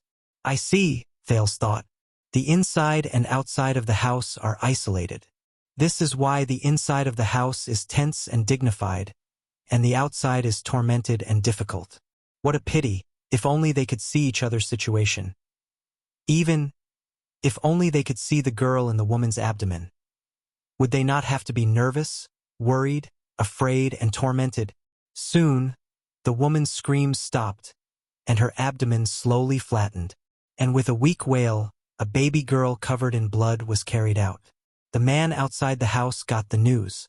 He broke through the blockade and rushed into the house without a care for anything else. The man trembled as he knelt in front of the bed. He held the woman's weak hand and comforted his wife nervously and anxiously in a language he did not understand. The woman smiled. Finally, someone respectfully handed the baby girl, whose eyes were tightly shut, to the man. The man trembled as he took his daughter. Oh my God! Thales, who was watching all of this from the side, looked at the excited man with black hair and black eyes, then at the woman with black hair and black eyes, who had a gratified expression on her face. He could not help but want to laugh. What would happen if they knew the truth? The baby girl slowly opened her eyes and looked at the first person she had ever seen in the world. The man who was holding the baby girl trembled when he saw the baby girl clearly. The man raised his head in shock and looked at the people around him in panic. He spoke in a language Thales did not understand, as if he did not know what to do. Someone walked forward with a frown and glanced at the baby girl. Then he froze on the spot. There was an uproar in the house. Then, the woman's trembling screams and wails, the servant's anxious comforts, and the man's roars came one after another. Thales laughed as he watched all of this. Yes, he looked at the baby girl and her blue eyes. Her crystalline blue eyes were completely different from the black eyes of her father and mother. That man probably did not expect that his wife's daughter was not his daughter, right? How ridiculous. Thales looked away, and the thoughts in his mind turned over like a machine. If the man had seen that his daughter had a pair of blue eyes that were not inherited from him a few months ago. No, that's not all. The baby girl's skin was obviously fair, her hair was curly, and the bridge of her nose was a little high. This was already very obvious before she was born. Unfortunately, the man did not know. If he knew, then, do I still need to be like today, after being filled with anticipation, worry, torment, and wait, to be greeted with disappointment, pain, resentment, and anger? No, I don't need it. But the man can't see through his wife's belly, so he can't see his wife's betrayal. So he's destined to experience all of this. His vision is too narrow, and his knowledge is too limited. This is the price of stupidity and ignorance. Sad and ridiculous. Thales was tired of all this. He turned his head. That's not right. He was looking forward to seeing the inner walls of the mansion. But what did Thales see? The rising sun. And black, perhaps with a little white? No. Black is the color of water.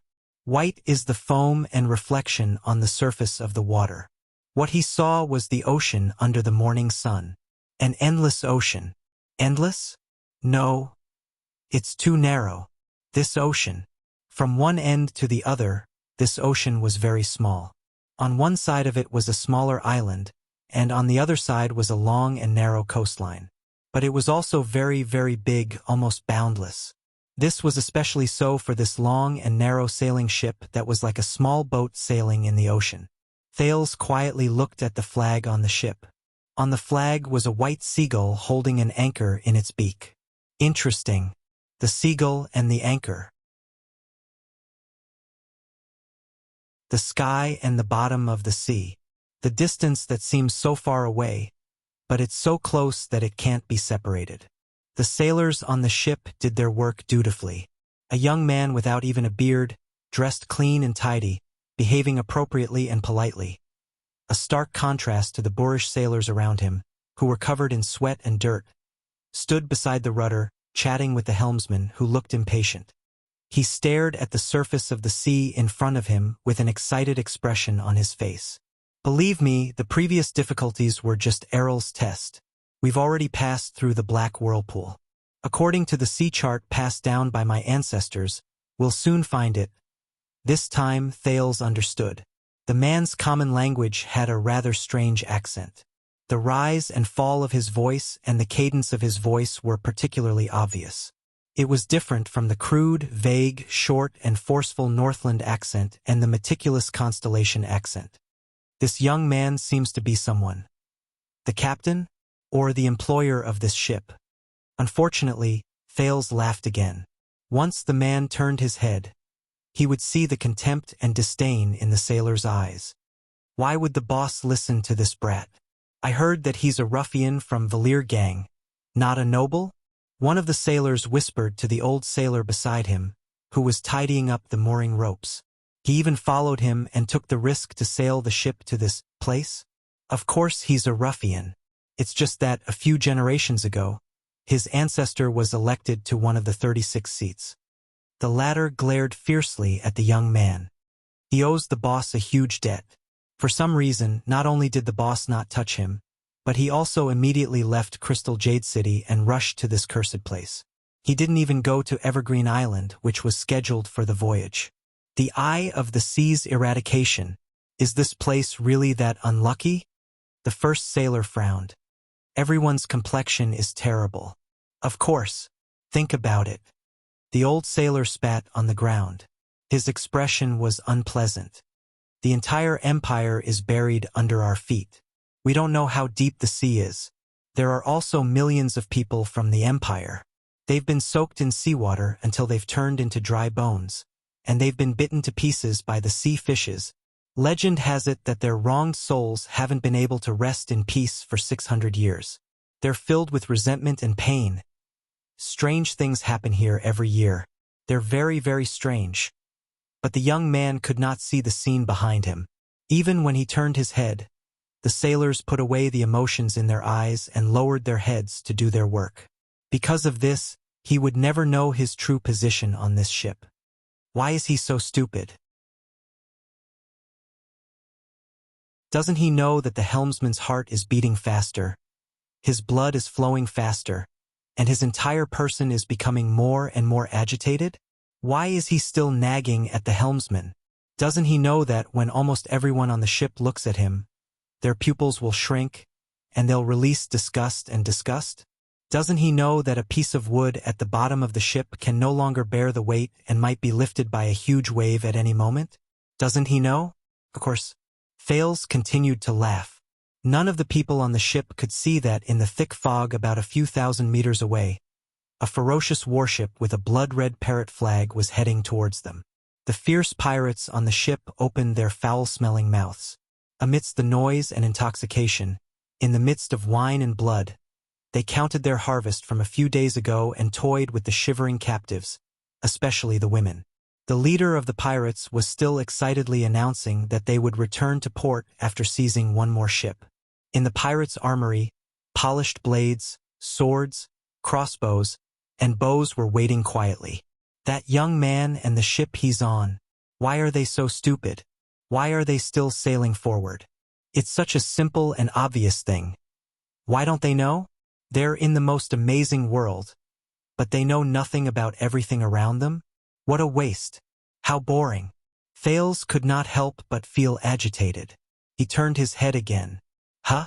He saw a grain of sand under the moonlight. Sand. A wonderful creation. It was stacked together with countless others of its kind, and with the same wonderful and average relative positions, it formed an entire desert. Just like that, countless grains of sand rubbed against each other, squeezed against each other, and stuck close to each other. Just like that, countless grains of sand pushed, resisted, and moved away from each other. Thales looked at every grain of sand in the desert and sighed in his heart. They form an equally wonderful desert. He turned his head again. I see, a leaf in the dark? This time he had experience. It's not just leaves. It's a forest. A dark forest under the night sky. Pairs of fluorescent eyes could be vaguely seen in the forest. They were the eyes of countless animals that were either hunting or being hunted. But they're still too pitiful. Thales sneered in his heart. A badger happily dug an ant's nest next to the wet soil. There was a huge beetle in the nest, which made the hungry badger overjoyed. Unfortunately, it did not know that hundreds of meters away, its companion, who had a night of pleasure with it, had already become prey in the mouth of a lone wolf. And an old lone wolf, who had hunted a badger and was excited about its dinner, did not know that a wolf of its kind, who had been in the same pack as it, was being hunted down by a forest panther from a branch under another tree. The panther also did not know that the offspring she gave birth to 6 years ago was dying under the hooves of an angry giant rhinoceros by the stream. The giant rhinoceros also did not know that in the upper reaches of the stream, a group of fully armed humans were excitedly skinning the remains of its cousin, keeping the bones and extracting the flesh. And this group of humans also did not know that in the dense forest behind them, countless eyes that flashed with a faint purple light were coldly staring at them, and in the dark they silently drew their bows and arrows. These purple-eyed, sharp-eared creatures probably also did not know that in a sentry post in the forest several miles away, one of their kind was engaged in a life-and-death battle with another white-skinned, sharp-eared creature with a machete and a sword. At the last moment his chest was pierced by a sword. The white-skinned, sharp-eared victor spat on the ground and left in disdain, leaving the purple-eyed corpse on the ground to slowly rot. Then it was turned into food by a group of ants beside it. This group of ants had only migrated here a few days ago. Their faces were covered in dirt, and they were the losers of another war. Another powerful ant colony had chased them here, but perhaps they would be very happy to know that the group of old enemies who chased them out of their habitat had just brought back the carcass of an old beetle when they were killed by the claws of a mischievous badger. Thales watched quietly as the most complete food chain dominated everything in this place. These creatures don't know about all this? This is really interesting and sad. At this moment, Thales suddenly felt a strange heat flow from his entire body. His entire body. Thales suddenly realized a problem. Where's my body? In the next moment, a strange feeling was transmitted to every one of his senses. Countless scenes flashed before his eyes at the same time, like rapidly flowing water curtains. Eves with different styles. A ship sailing under the sea. A quiet desert under the moon. A forest full of life. Thales watched everything without blinking. Interesting. Fun. Wonderful. More and more scenes flashed before his eyes. A glacier in a blizzard. A castle on a sea cliff. A warm wetland. A grassland under the setting sun. A vast plain at dusk. A fortress at night. The sea reflecting the moonlight. Soon, Thales felt that the world in front of him became clearer and clearer. It became stranger and stranger. He also became more and more excited and satisfied. Everything in the world was displayed in front of him. He saw and heard everything. He knew everything like the back of his hand. No, not only that, he knew everything. It was as if he was standing in the place where everything happened. He was in everything.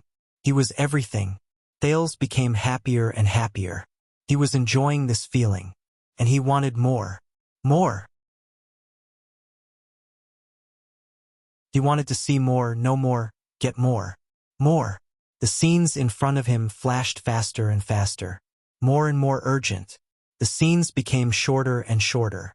In the next moment, boom. It was as if thunder exploded in his ears. Thales only felt his vision go black. All the scenes no longer changed. Instead, they were fixed in front of him. It was as if he was watching countless movies at the same time. The movies showed everything in the world. It was as if he was standing in all corners of the world at the same time. It was more than that. It was more than that. Thales suddenly felt a heavy pressure on his senses. In the next second, all Thales could feel was a violent tremor. A dull sound reverberated in his consciousness. His consciousness seemed to have bumped into something. Thud. This sound was like someone knocking on the door. Thud. His consciousness swayed again. Thud. The third sound. Thales trembled slightly. After an unknown amount of time, Thales suddenly felt that everything around him moved in an instant. At that moment, it was as if a door had been pushed open. He entered a new world. In this new world, his senses were extremely clear. From the tiniest particles, the deepest underground, to the vast sea, the boundless sky, he not only saw everything in the world. At that moment, it was as if he was the world. But it was also at this moment that an accident happened. A tingling sensation that irritated his skin approached his consciousness. Thales trembled slightly. A faint doubt rose in his heart. What's wrong? His consciousness seemed to have suddenly risen into a silent and dark void. Almost at the same time he entered this void, Thales immediately sensed something strange. It was like instinct, right? Felt as if someone was spying on me. He did not know how he sensed it, but his instincts told him that there were a number of strange gazes behind the darkness of this void. Thales subconsciously raised his gaze, wanting to see through the darkness. However, the moment he thought about it, he sensed the existence closest to him without warning. It was a ball of light, a colorless ball of light. Thud! There was another violent collision.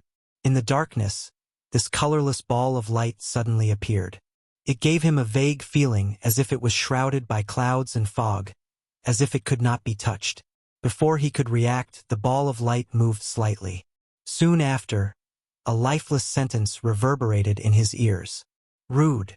Thales' vision swayed. What? This ball of light has a consciousness? Ha! At this moment, the colorless ball of light asked. Its words were still dry. I have never seen you before. Where is your name of origin? Name of origin? Mystic. Mystic. The first mystic covenant.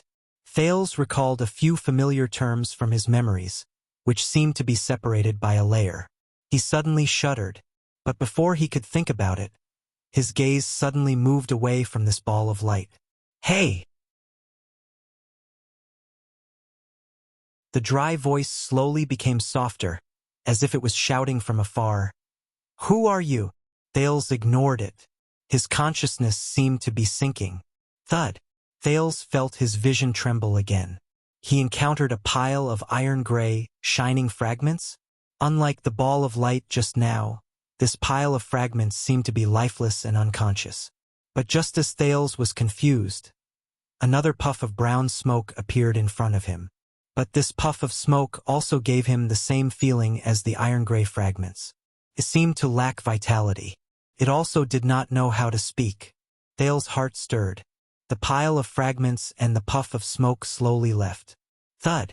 There was another collision. Thales was already somewhat used to it. Soon, a green light appeared before him. But this time, this light was conscious. The green light had an ever-changing silhouette, from a circle to a rectangle, from an oval to a long strip. Aya! A gentle but rude voice came from the green light. Just like its owner, the voice floated around. Which idiot is it? Is his brain damaged? Knocking on the door? Boss Fruland? Little Asda Dummy? Old Devil Zarkle? Fierce Kyrie? Cute Top Student L? Or the flat-chested Giza? These names sound familiar? A few questions rose in Thales' heart. This is... Where am I? What am I doing? Why can't I remember anything? Hey. The voice from the green light continued to laugh. Don't tell me you're the legendary Taurus. After thinking of a few questions, Thales' thoughts suddenly became chaotic. In his panic, the green light suddenly disappeared before his eyes. Hey, why did you leave? You can't really be Taurus, right? The green light's voice came from afar. Don't be in such a hurry to leave. You're my idol. At least leave an autograph. Thales crashed into the door twice more. He encountered two strange, lifeless, and soundless existences. One was a silver wall of light, and the other was a golden cube. While Thales was at a loss, a faint purple light appeared before his eyes. The purple light flickered slightly, but it gave him a sharp and fierce feeling. He could not look at it directly, and its reaction was very simple. Get lost. It seemed to be a bad-tempered fellow. Get lost. The fierce voice continued to travel into his ears. Immediately after, the faint purple light disappeared. Thales was slightly taken aback. A question emerged in his mind as he drifted about. What's going on? The next second, thud. After another crash, Thales arrived in front of a glowing human silhouette. A human silhouette? It flashed with a familiar blue light. Another one? This feeling is like it's flowing endlessly, and it's everywhere. However, a familiar voice slowly traveled into his ears from the silhouette. Stop knocking on the door, Thales. A thought appeared in Thales' mind. It knows me? This familiar voice. All of us can feel your presence. All of us? My presence? Me? At that moment, many memories seemed to suddenly return to Thales' mind. Thales thought of something. Wait a minute, you are. Thales stared at the ball of light, puzzled. A vague name emerged in his fuzzy mind. You are Asda? The blue silhouette flashed slightly. Thales confirmed his guess. I was trapped underground. I don't know what happened to you, and I don't know why you can knock on the door directly. The air mystic Asda Sakurn's pleasant voice traveled slowly from the ball of light. It sounded calm and steady, without a hint of extra emotion. But this is too dangerous. You must immediately leave your original form. Thales revealed a puzzled expression. What? But Asda did not respond to him. He only heard the mystic say anxiously, Listen, they sensed it too. They will definitely come for you, before you are completely locked onto.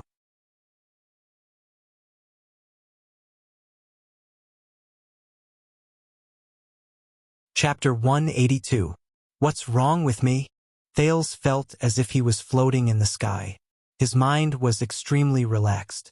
He asked faintly, Where am I? Listen to me. Asda's faint voice seeped out from the glowing silhouette. I don't know how to explain your current state. You're just a contactor.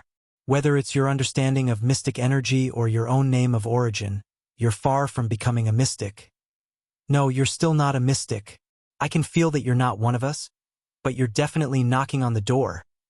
Just like a newborn baby who can't even control his limbs being suddenly sent 10,000 meters into the sky. The air mystic's voice was a little unsteady. You're in great danger now. Danger?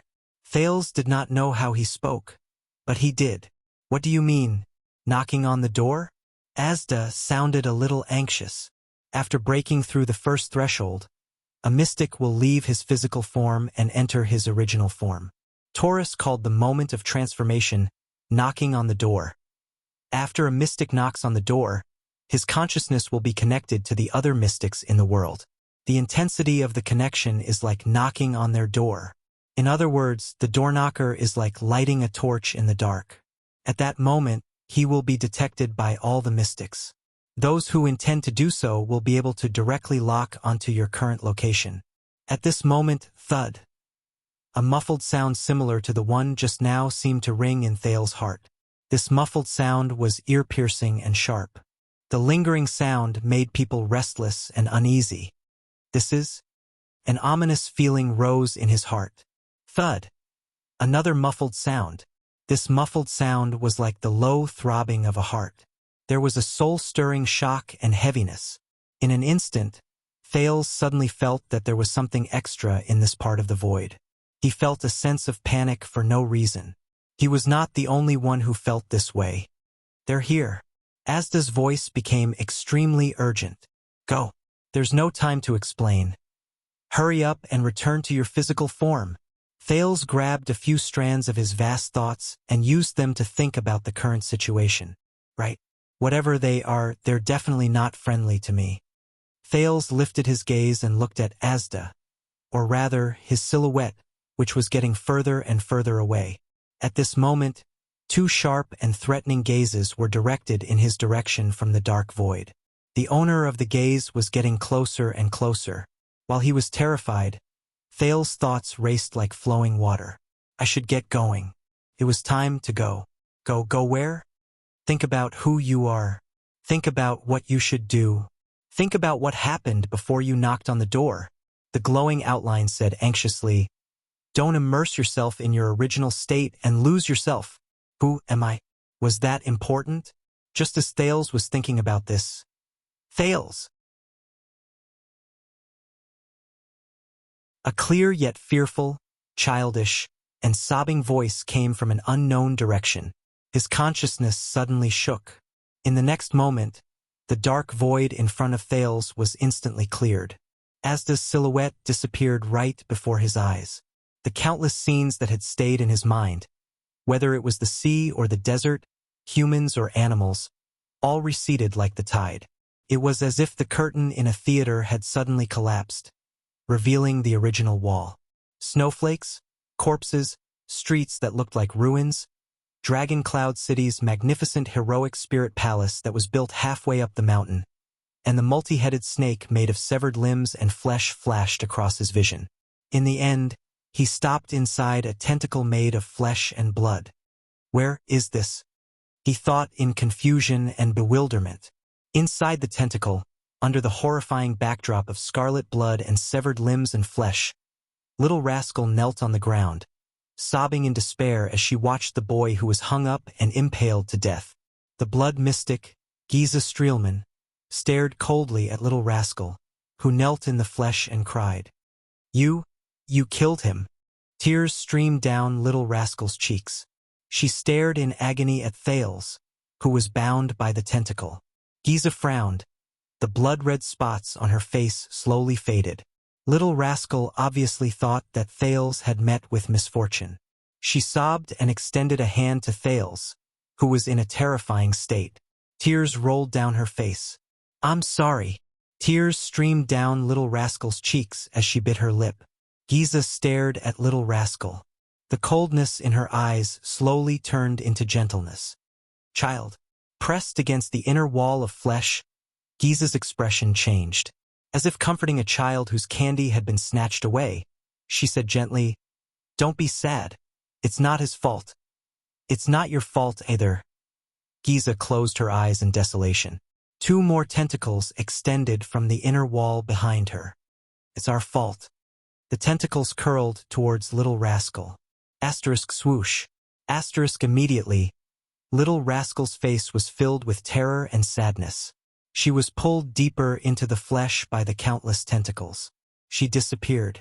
But in the next moment, the blood mystic opened her eyes abruptly and screamed.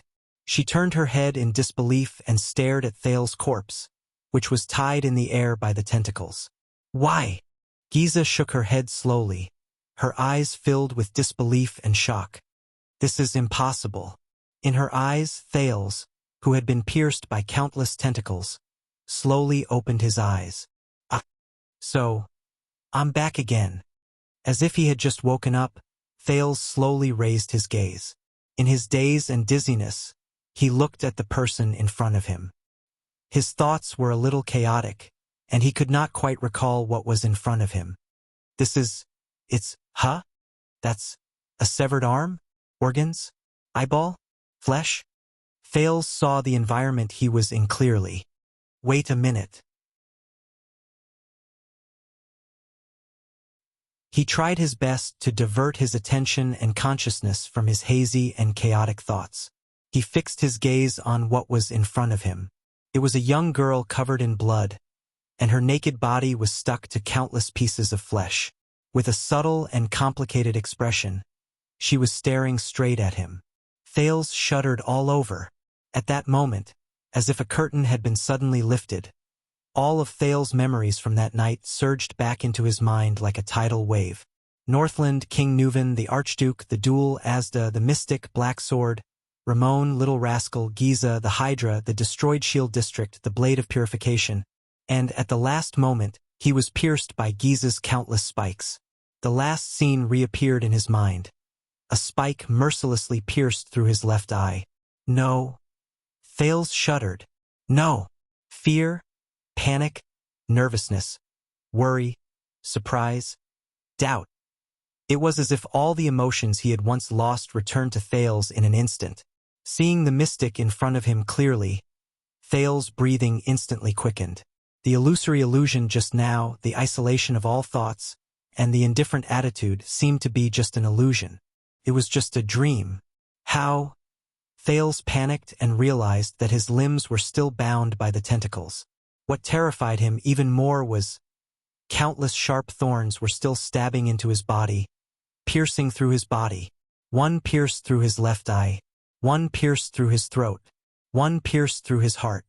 There were also countless spikes of the same kind that pierced through almost every inch of his body. He was like a hedgehog suspended in the air. Thales panted rapidly, and his heart was filled with extreme fear, especially the spike on his head. It was still in his left eye socket, and it had pierced through the back of his head. But, Thales noticed something strange. There was no blood flowing out of his body where he had been pierced. It doesn't hurt? It doesn't itch? What's going on? This is... Thales panicked as he felt the tentacles and spikes all over his body. What happened to me? Did I become a ghost after I died? But Giza's words had answered his doubts. How did you?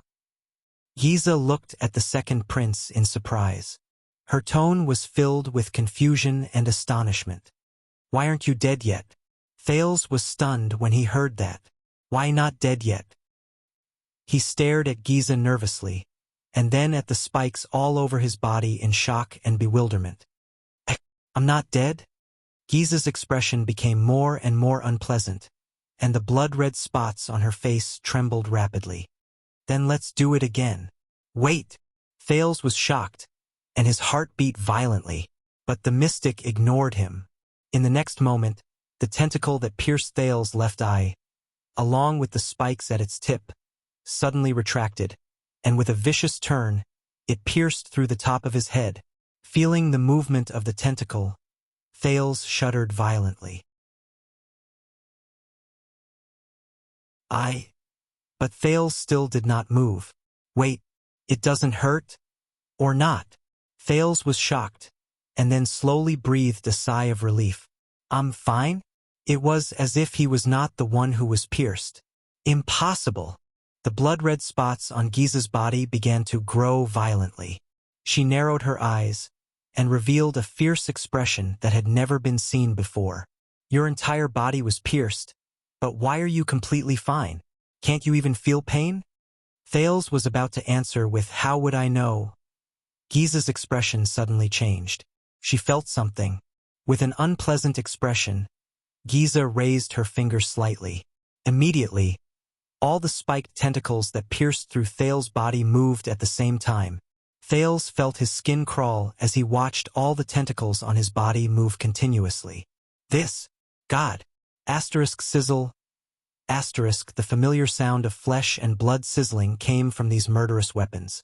Countless tentacles pierced, slashed, and cut his upper body from all directions, starting from his chest. Starting from his head, they pulled horizontally, slashed vertically, and pierced through his brain. It was as if someone was holding countless knives and continuously whipping, piercing, and cutting Thales from the front, the back, the left, and the right, but Thales did not move. He only stared blankly at Giza, his gaze occasionally wandering back and forth from the tentacles. It was as if he was not the one being cut. The cutting and piercing continued for a total of 10 seconds. Then, Giza stopped in a daze, and all the tentacles and spikes gradually slowed down as well. How can this be? The mystic shook her head in shock. Attacks are ineffective against you? Thales panted anxiously, completely at a loss for words. At this moment, his heart was also filled with panic and bewilderment. Sizzle. Countless tentacles and spikes retracted from Thale's body. But as if they had left his shadow, there were no wounds or blood left on Thale's body. Even his clothes were intact. It was as if the Thales before him was just an illusory shadow filled with colors. Thales was completely shocked. Am I immune to physical attacks? But my hands and feet are still tied tightly, aren't they? Out of the situation, he opened his mouth wide and did not know how to react. But vaguely, he seemed to have experienced a similar feeling in the void just now. For example, Thales had a hunch that no matter how terrifying Giza's spikes were, when she instigated the tentacles and spikes to attack him, the mystic seemed to have stabbed in the wrong direction. Suddenly, Giza's expression changed drastically. She seemed to have remembered something. Then, she gritted her teeth and raised her head abruptly. With an angry expression, she said, "Zarkle, Zagger Todd, come out, you despicable obscurant." The mystic turned her head and looked around vigilantly and resentfully. There was deep anger in her words. "Is it you, damn old ghost? Is it your ability that's playing tricks?" Her voice reverberated in the flesh. A few seconds passed. Aside from the sound of flesh rubbing against flesh, no other sound responded to her. Giza was slightly startled. She quickly reacted. The mystic turned her head and looked at Thales with a strange and subtle expression. "No, it's not Zarkle," Giza muttered, her eyes filled with disbelief and surprise. "It's you. Giza stretched out a tentacle and passed through Thales' body without any hindrance. The tentacle retracted. The place where Thales was pierced was unscathed, as if it had only passed through an illusion. Giza refused to believe it. She stretched out another tentacle and stabbed at Thales' bound right hand with the spikes at its tip. The result was the same as before. His right hand, which should have been bound by the tentacle, was easily pierced by the spikes and pulled out. He was unscathed. This time, even Thales was speechless. Giza frowned deeply and stuttered. This is your ability? Did I lose control due to mystic energy interference? Impossible. If I lose control, how can I do this?" Thales was also panting in a daze. He looked at his limbs, which were still tied up, and then at his body. "My ability? What kind of ability is this?" Giza raised her eyebrows and shook her head violently, as if she had seen the strangest thing in the world. "You're just a contactor. How can you use mystic energy?" But then she frowned hard and remembered something. Her expression changed drastically. "Just now, you knocked on the door?" Thales was still staring at his body, thinking hard. "Did I become a mystic? But why did I not feel anything at all? Except that Giza could not hurt me? How can this be?" Giza gritted her teeth. Her voice was low and filled with hatred. "You're just a beginner contactor. You're not even a mystic. I just lost control. How can I knock on the door?" Thales frowned. He remembered what Asda said about losing control being uncontrollable. Could it be, am I really special? Giza stared at Thales with a terrifying gaze. "You really knocked on the door?" At that moment, Thales swore that he saw despair, sadness, grief, and pain in the eyes of this unreasonable crazy woman, and guilt. "No." Giza shut her eyes tightly and said in a sorrowful tone, "You still became a mystic." Thales looked at her in confusion. What's wrong with this crazy woman? "No." Giza gritted her teeth. Tears streamed down her face as she screamed hysterically, "No! You're not a mystic yet. You're still a contactor. What happened just now was an accident." She opened her eyes abruptly. Her expression was fierce and determined. "There must be a way. There must be a way to kill you. Let's start with mystic energy interference." In the next moment, the flesh and blood inside the giant tentacle began to change shape again. One by one, the little black monsters Thales had seen before broke out of the wall of flesh and blood. Thales was shocked. He took a deep breath. His brain worked quickly. "Don't think about things I can't figure out. The most important thing is to solve the problem at hand." Get rid of this crazy woman. But the moment the second prince raised his head, kiss, a newborn little black monster kicked its hind legs and pounced into Thales's almost illusory body. Puff. Then, it exploded into flesh and blood inside his body. If Asda was here, he would have recognized that this was the move Giza used to prevent him from turning back into a human after dispersing him. At that moment, Thales felt his whole body tremble. It was like a ripple on the surface of water. Then, a shard from the exploded spike slashed his left arm. Rip. Pain shot through him. This time, Thales discovered in great terror that his left arm had been cut open and was bleeding. His illusory body seemed to have lost its effectiveness. See, I knew it. Giza saw this scene and smiled excitedly. Mystic energy interference is still effective. Kiss. As Giza moved, more and more black monsters pounced into Thales's body. Then they exploded. Severed limbs flew out of Thales's body in an explosion. Ah! Thales cried out in pain. The side of his calf was pricked by an exploded spike. Blood flowed. Starting from the surface of his body, Thales's special ability seemed to be gradually losing its effectiveness. Thales stared in horror at the countless monsters pouncing on him. Pain came one after another from the surface of his body. More and more pain. It was mixed with Giza's laughter and the monsters hissing. Kiss. Thales closed his eyes in pain, feeling the monsters pass through his illusory body surface and explode inside him. Then they left wounds on the surface of his body. He had a feeling that it would not be long before the ability he relied on for survival would completely lose its effectiveness. When that time came, kiss, no. Another monster exploded on his lower abdomen. When a sharp pincer flew out of his body, it pierced the left side of his abdomen. Pain. Kiss, amid the pain and the monster's explosions and hissing, Thales desperately tried to recall. Hurry! Anything that can save me. Kiss, splat. Black Sword's words flashed in his mind. I used tremor to slide away her tentacles. Thales shuddered violently. He remembered the high-frequency vibration that Giza used to shake him off. More and more small monsters pounced on him.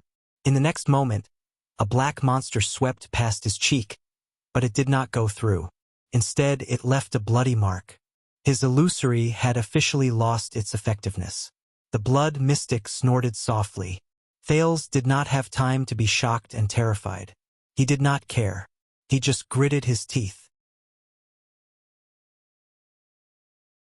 Following the instructions Black Sword taught him, he summoned another power in his body. Help me, Sin of Hell's River. It's a matter of life and death. Help me. As his resolute will rose, the Sin of Hell's River spread to his limbs as if it had a life of its own. I need to be able to get rid of these tentacles, power, as long as I can slip away from them. In the next moment, there was a low hum. Only Thales could hear it. Thales' limbs trembled violently at a speed that was almost invisible to the naked eye. The second prince sucked in a sharp breath. He felt as if his entire body was about to be shattered by the tremors of the Sin of Hell's River. This feeling, Giza's eyelids suddenly widened. In the next second, the 4 tentacles that bound Thales swayed, and he was immediately freed from midair. A monster flew over his head and sliced off a strand of his hair. Thud. Thales fell on the ground, which was also made of flesh and blood, and panted heavily. The Sin of Hell's River faded from his limbs. Thales gritted his teeth and tried to stand up, but he only felt his muscles go numb. Then he fell backwards again. Thud. Thales touched the flesh under his feet. There was a sticky bloody ear inside, and he was shocked. But in the next moment, a great soreness came from his limbs. He trembled violently. He was sweating profusely, and his limbs were weak. So tired, so sore, so painful. All his muscles began to ache, and he almost lost all his strength. He finally got rid of the restraints, but he did not even have the strength to take a single step. But more little monsters were already pouncing on him. Thales widened his eyes. He only felt extremely vexed. It seemed that the extreme tremors just now had exceeded the limits of what his body could bear. So, no. Thales felt his aching limbs and stared at the monsters in front of him in despair.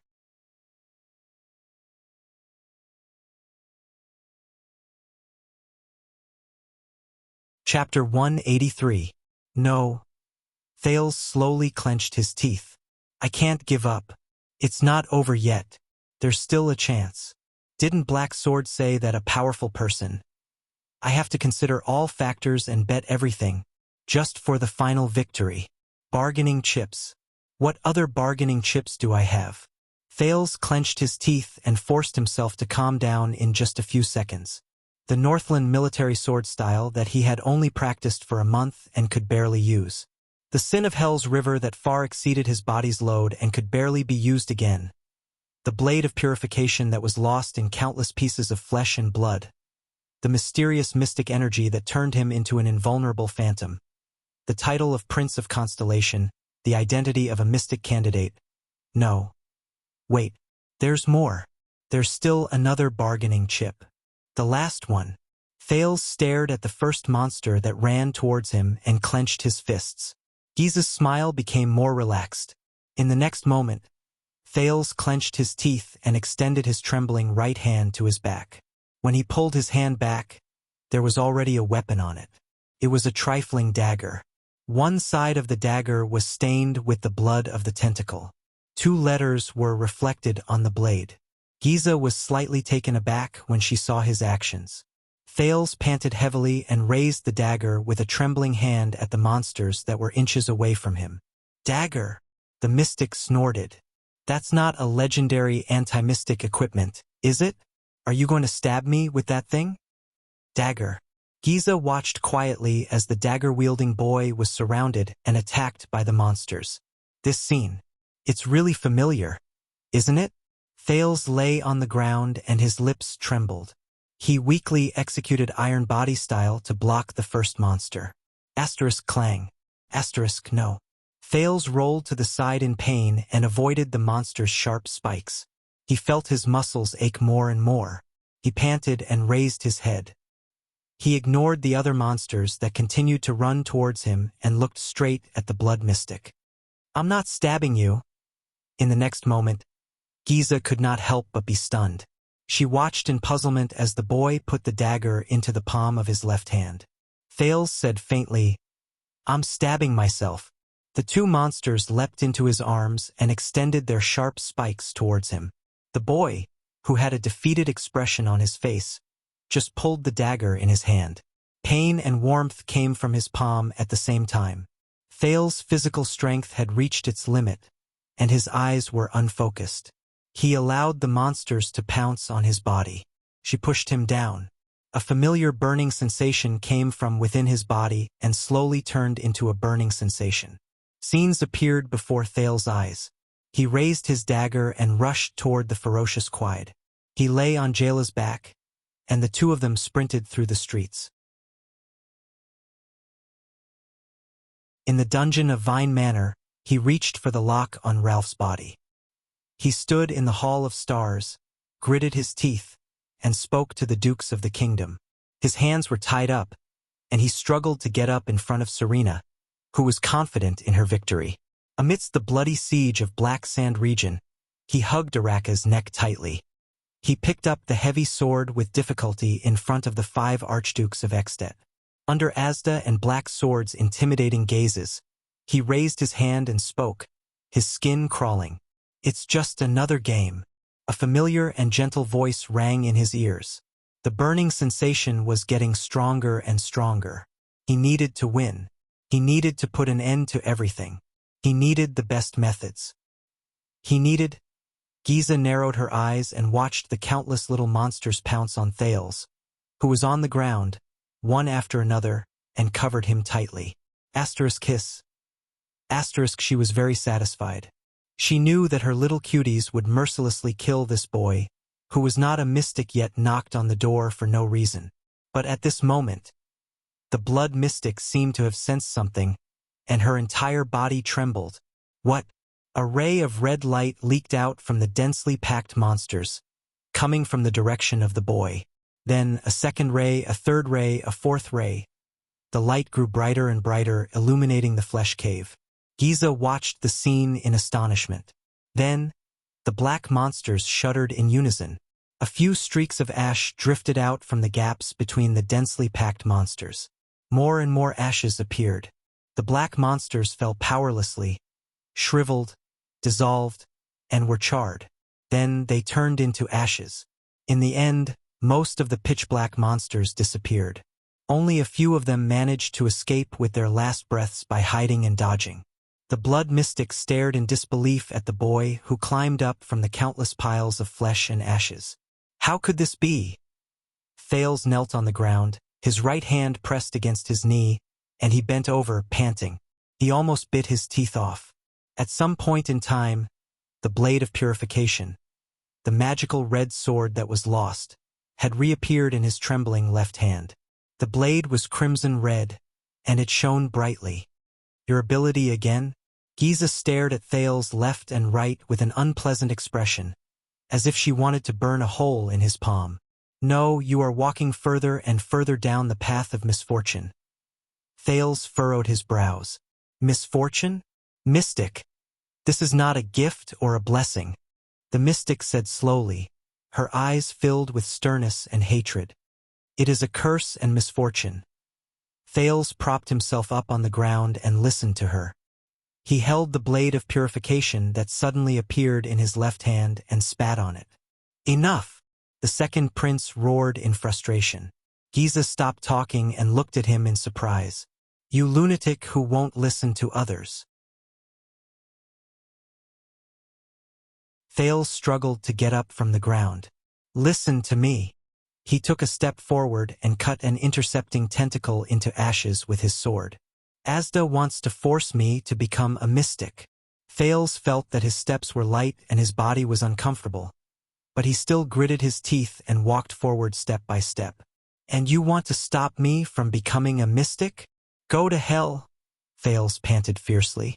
Go to hell. The blood mystic stared at him quietly. Since I came to this world, what I've done has always been the same. Thales exhaled. With another swing of his sword, he pierced through a monster that tried to ambush his left leg. He watched as it turned into ashes under the blade of his sword. Struggle, survival, that's all. Thales took a difficult step forward. Whether it's a child beggar or a prince. Giza narrowed her eyes. Her gaze was complicated and profound. But I don't like this world. I want to be free to choose the life I want. Thales sucked in a mouthful of stinky, sour air and said hoarsely, I want to choose who I want to be. I choose who I want to be. I don't need to be pushed, forced, or dragged by anyone else. I struggle with this. Thales walked to stand in front of Giza. His eyes were resolute and determined. This is who I am. Thales Jadestar. The blood mystic stared at him without saying a word. But in the next moment, something strange happened. Asterisk boom. Asterisk it was as if a torrent was surging through Thales' body from his blood vessels. In an instant, Thales felt a tearing sensation from the blade of purification to his hand. It was as if someone was cutting his palm. Thales looked down at the blade of purification in his hand, only to see that the red light on it was becoming brighter. What's going on? In the next moment, the pain of being cut escalated to excruciating pain. It spread to his entire body. Aha! Thales could not stand it anymore. His face twisted and he could not help but scream. The blade of purification is rejecting me? The pain traveled from his arm to his body, causing Thales to tremble and kneel on the ground. H*T. H*T. He felt more and more pain, as if the weapon was destroying everything in him. He remembered. The legendary anti-mystic equipment is the bane of mystics? Thales shook the blade of purification in his hand as he trembled in excruciating pain. but he could not shake it off. It was as if it was stuck to his hand. He recalled Serena's words regretfully. He also remembered the tingling sensation he felt when he was on Araka's back when the motionless bow was activated. But the tingling sensation at that time could not be compared to the excruciating pain he was feeling now. At this moment, Giza laughed. "You are still a little too young."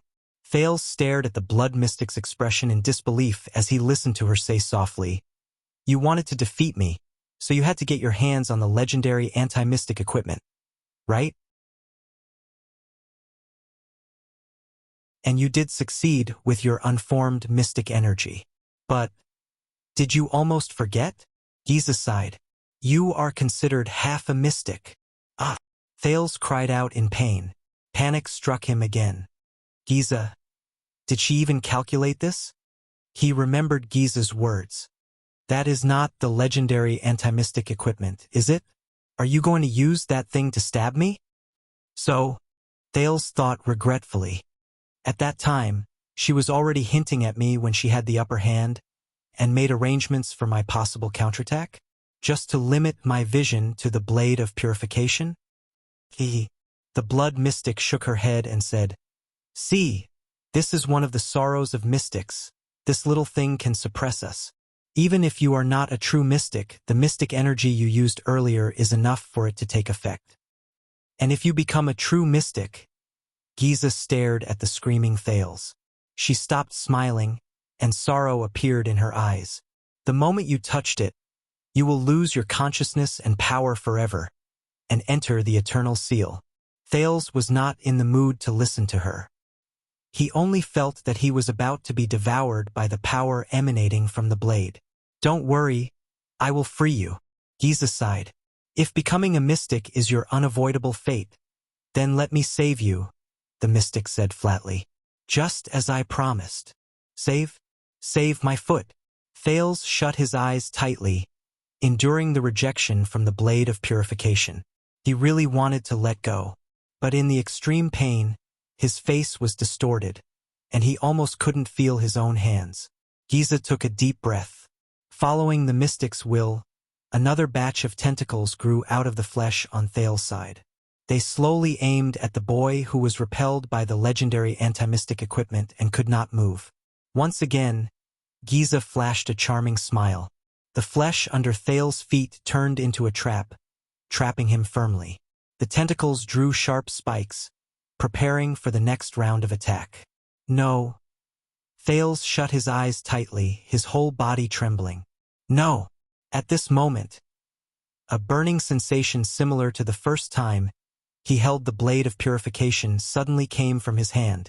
The red light on the blade gathered as if it had a physical form, and traveled along the blade to Thales' left hand. Thales shuddered. At that moment, he felt as if he was being caressed by a hand. Even the pain seems to be alleviated. The red light continued to crawl up along the veins on the back of Thales' left hand. It looked as if glowing blood was flowing through the veins. It was extremely strange. For some unknown reason, after the red light from the blade of purification surged out and entered his body, Thales suddenly felt that the feeling of being cut and repelling him had actually started to diminish. Thales sucked in a sharp breath.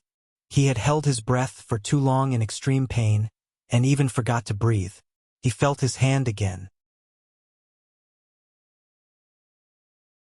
The sharp pain of being cut and destroyed slowly reduced to a slightly tolerable prickling pain. What's the principle behind this? It can actually alleviate the rejection from the legendary anti-mystic equipment? Thales trembled, and his doubts about the sword deepened. But he was saved after all. Thales stood up slowly. He raised his head and fixed his gaze on Giza. There was a strange look in his eyes. Giza's expression changed. She noticed his abnormality. "You?" Thales looked at her, then at the flesh and blood trap under his feet, and the spikes of the tentacles around him. He felt the prickling pain and burning sensation from the blade in his hand. "Maybe I will become a mystic one day," Thales said slowly as he endured the pain in his hand. "But it is definitely not because of some unavoidable fate, or because I have no other choice." On the wall, Giza's pupils shrank. It is because I want to become a mystic. Thales bit his lower lip and lowered his head. I will use my own eyes to see what it means to be a mystic. I will judge and understand what mystic energy is, what kind of power I will obtain, and what kind of risks I will face. Then, I will decide whether to become a mystic. Thales raised his head. His eyes were filled with unquestionable determination. And what kind of mystic I will become, how far I can climb, and what kind of scenery I can see are not important. What is important is that it must be my own choice. This is what I have been struggling and working hard for since I came to this world. Thales exhaled one last time. Then, he raised his sword and slashed the trap under his feet and the tentacles around him. In the ashes, Thales supported himself with his trembling legs and stood up. Giza's eyes moved. Don't even think about it. The girl grinned. Her gaze was cold. Soon, Thales felt his feet sway. The continuous tremors that caused him to fall to the ground and lose his grip on his sword appeared under Thales' feet again. Thales' body swayed. He was on the verge of falling. But he had experienced it once. Thales reacted quickly. He knelt down and lowered his upper body. At the same time, he stabbed the blade of purification into the flesh under his feet, prevented him from falling again. The flesh sizzled, as if it was being roasted. It slowly dissolved, evaporated, and blackened. Then it turned into ashes. The ground made of flesh and blood contracted in the tremors. It seemed to be moaning in pain. Giza let out a low growl of indignation. Thank goodness, Thales thought. He stood still in the face of the same tremors. What I need to do next is... Don't think about it. Giza was a dozen steps away from him. She said coldly, You can't even stand up. You can't even get close to me, let alone seal me with that weapon. Thales furrowed his brows. Let us see. The flesh around Thales bulged again. The silhouettes of monsters were born from it.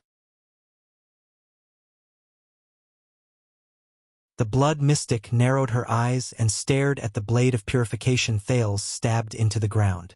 That sword of yours, are you going to use it to maintain your balance, or to destroy your enemies? At that moment, Thales suddenly had a strange feeling. The monsters around him were born from the flesh, but Thales ignored them. He did not even care what kind of monsters they were or whether they were dangerous. He seemed to have entered that state again. The feeling of being cut off from his emotions and thoughts surged again. But it was not as complete, wonderful, and enjoyable as before. Thales glanced at Giza in the distance. It was a dozen steps away. Under the endless tremors, he could not even stand steadily. It seemed like he could not get close. But even though it seemed very far away from him, but for some reason, Thales knew that his sword could pierce Giza. As he thought about it, the pain in his hand suddenly increased. Thales smiled faintly. He somewhat understood it. He knew that in this state, he seemed to be able to use more mystic energy, even though he did not even know what mystic energy was. But since the blade of purification's rejection of him increased again. That's right. The corners of Thales' lips curled up. His smile grew wider. Giza was expressionless. Her monsters advanced towards Thales again.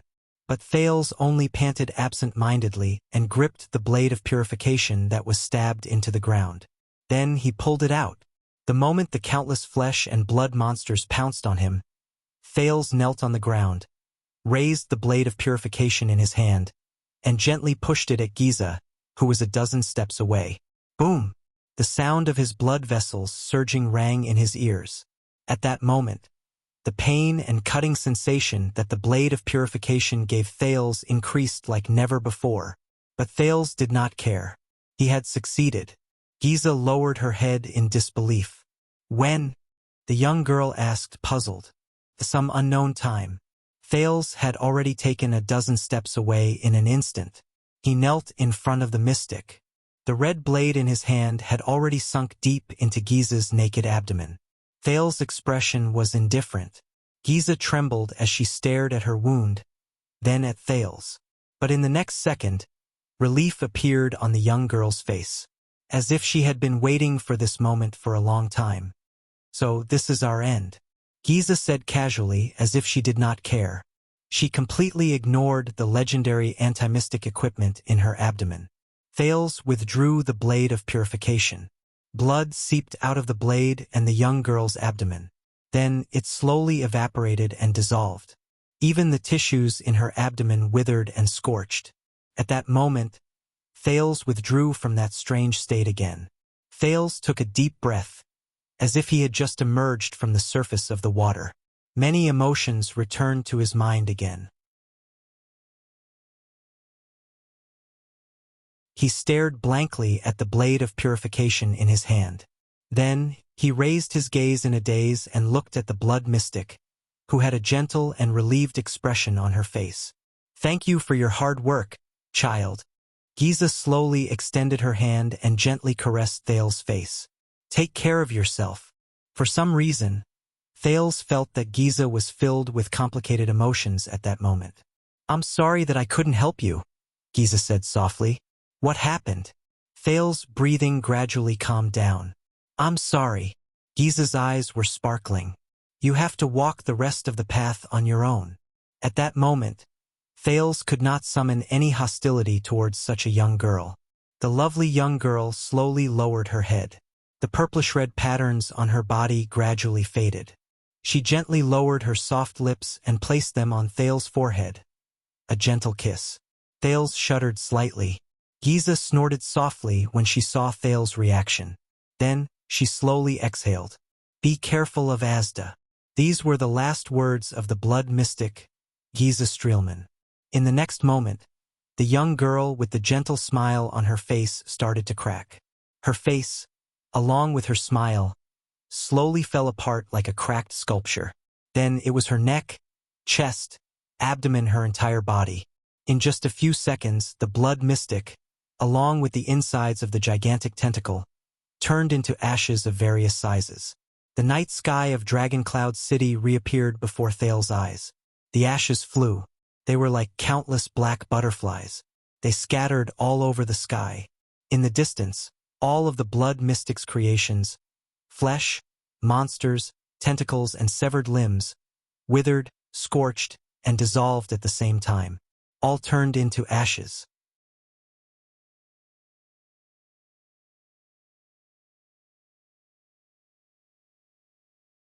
Chapter 184. Under the darkest night sky, ashes flew everywhere. The people who were previously controlled by Giza slowly woke up from the ground. Some of them regained control of their bodies. In the panic of surviving a disaster, they hugged each other and wept bitterly. However, there were even more people whose bodies had been greatly deformed by the blood mystic's modifications. After they regained their senses and control, they howled and died under the flying ashes. "I am Nicholas of the White Blade Guards. Do not panic." A pale-faced man covered in blood, holding a strange-looking blade, shuttled through the crowd. He mercilessly pushed away an old man who was questioning the people around him in a frenzy and strode forward. "Everyone, stay where you are and don't move. The higher-ups will send someone over. In the name of the king." The Star Killer's awe-inspiring reputation intimidated the poor people in Shield District. Many of them hesitated and quietened down. There were also a few people who were more stubborn. Nicholas had to use the blade to persuade them. Nicholas panted as he walked to one of the ruins. He pulled out a thick arm from under a collapsed signboard. "I thought you were dead." The Star Killer laboriously moved the injured man. "Did that calamity let you go?" The owner of the thick arm, the crippled former heavy swordsman Gleeward, pushed away the dirt, stones, and ashes on his body. With Nicholas' strength, he crawled out from under the collapsed signboard. "No." Gleeward coughed violently. He laboriously hung his body around Nicholas' neck and raised his hand to touch his bleeding forehead. That man with the child. The veteran frowned. His expression was solemn. "He was the one who let me go when I was being controlled by that monster." Nicholas was slightly taken aback. "Man? With the child?" The Star Killer helped Gleeward stand up. His eyes were filled with suspicion. He can move freely in front of that calamity. Does he have a legendary anti-mystic equipment? Gleeward staggered and shook his head. I don't know. Maybe. Nicholas narrowed his eyes. His words were straightforward. Where is he? He was here a few minutes ago. Gleeward chewed on the salty taste in his mouth and spat out a bloody tooth. He said in a rough voice, Damn it! That guy withstood the attacks from me and those monsters. Nicholas pushed aside a wooden plank. Is he very powerful? Gleeward froze. Wariness and graveness flashed in his eyes. Very powerful. Nicholas put the severing soul's blade back into its sheath. So, it was that guy who dealt with the calamities? I don't know. Gleeward still shook his head with a dejected expression. Maybe. Thales panted in a daze. A few pieces of black ash gently touched his face and shattered. Was it over? He raised his head and looked at the sky full of flying ash and the surrounding ruins. Thales did not recognize this place. He had been brought too far away while Giza was fleeing, but he could still see the dead body lying on the street. At his feet lay a white-haired old man. Before he died, he tried to reach out his hand, as if to touch the hope of survival. Thales' ears twitched. He sensed something. He turned around and was immediately shocked and scathed. Asda stood behind him, looking as elegant as ever in the sky full of ashes. The air mystic stared at the blade of purification in Thales' hand with a complicated expression. Thales panted and calmed himself down. Can you make a sound next time? Or send me an invitation first? Asda did not speak. He only shifted his gaze to Thales' face. Thales sighed and gestured at his surroundings with his chin. Also, aren't you late? Asda raised his head and looked at the fluttering ashes. There was a subtle emotion in his eyes. Coming out from underground, the mystic said slowly. His expression did not change. I need time. Thales sneered. After the battle with Giza, and especially after listening to Black Sword's words, he seemed to have suddenly been enlightened.